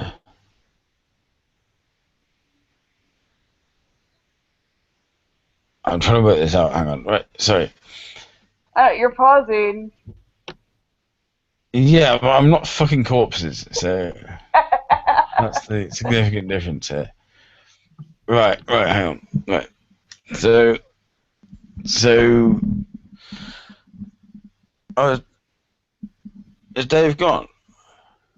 Yeah, I don't know if it was internet problems or just Uh, tired of the conversation. you wanted to fuck corpses? Okay.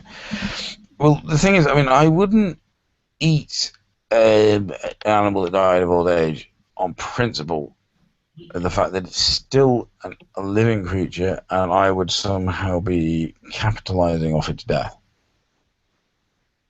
If you see what I mean, it would be like I was disrespecting it in death. That So, is. so it's wrong to eat something that is not alive, that does not have any kind of consciousness or ability to feel pain or anything of that nature, and is not going to even have the ability to do that again because it is dead. Like that is wrong, but plants are okay. Like Yeah, I'd say it's wrong because I think, even in death, I think we should afford living creatures a certain amount of dignity. And well, that's because that's you're well, raised in a culture which shows dignity by burial or cremation. okay, That's how we show would you dignity. In like other cultures, they show dignity by eating their family okay members would after you they're dead. you're a So vegetarian as well, so would you eat an animal that had died of old age? no, because I don't like the taste. Okay, right, hang on a minute. Okay, if you did, If I like would the taste, I would eat it. if it died of If old if age? if it died of old age and the meat was still good, or if it was purely like accidental death or something like that, I would have absolutely no issue eating it. Really? Yeah. Oh man, I couldn't do it. I just couldn't. Like if like I wasn't bothered by the taste or anything like that, like I wouldn't find anything morally wrong with it. Oh God. So so so basically, oh, hang on. So we've got this situation where you will do something to your dead body. Um. Oh man. Right. You'll do something to your dead body, but not. Oh, fuck, I'm so drunk.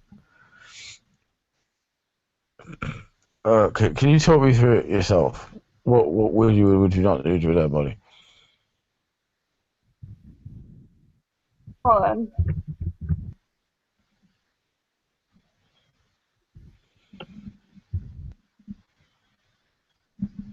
Hello. Okay, so what was the question? Yeah. What? Oh God. What would you do to a dead body?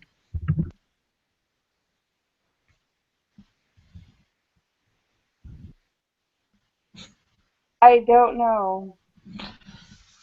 But that's what I mean. Like you would. You've said like, would you have sex with a dead body?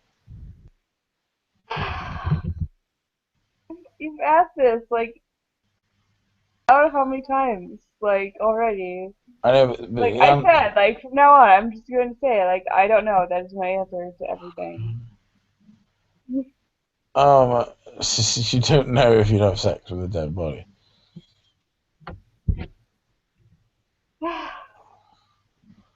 Oh man. You're gonna pass out. Now. No, I'm not. I'm not gonna pass out. I'm too brilliant to do that. But oh my god, right. You see, I couldn't eat a corpse that died of old age because I got too many assaults. One of the things, too many assaults, and there's also the.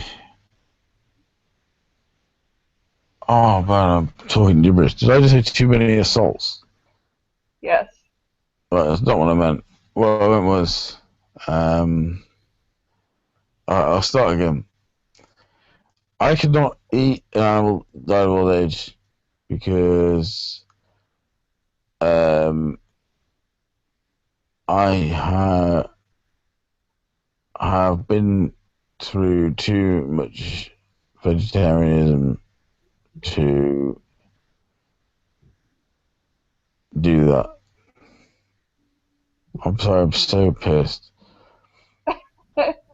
I'm so fucking hammered. You look like it. You sound like it. Like you don't even like. You're very slurring with the words.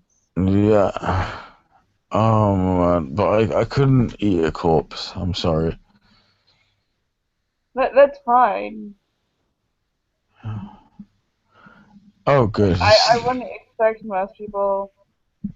I'm so glad that's fine. You're not judging me too harshly for not No, eating like corpse. I'm not a very judgmental person.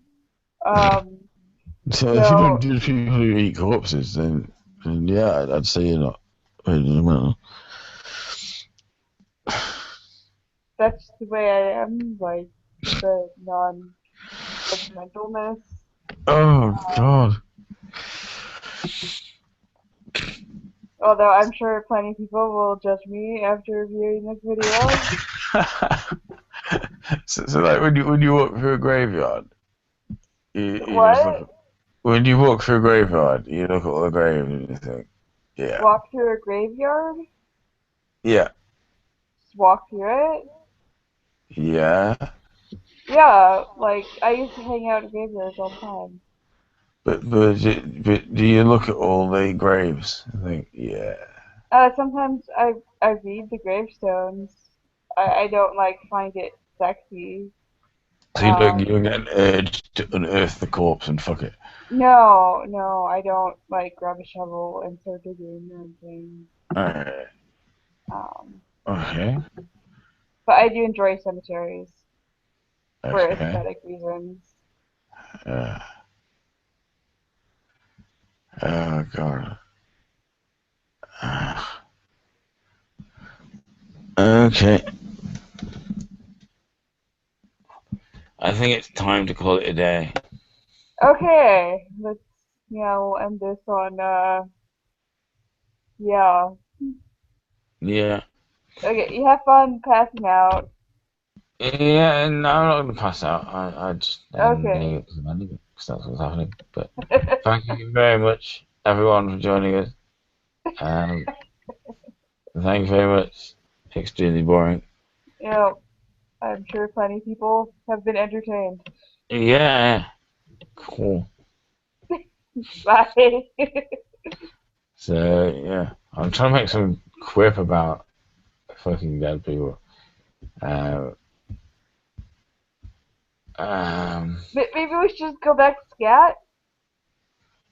Scat. Not that shit. Oh, good. Anyway, thank you very much, everybody. Good night.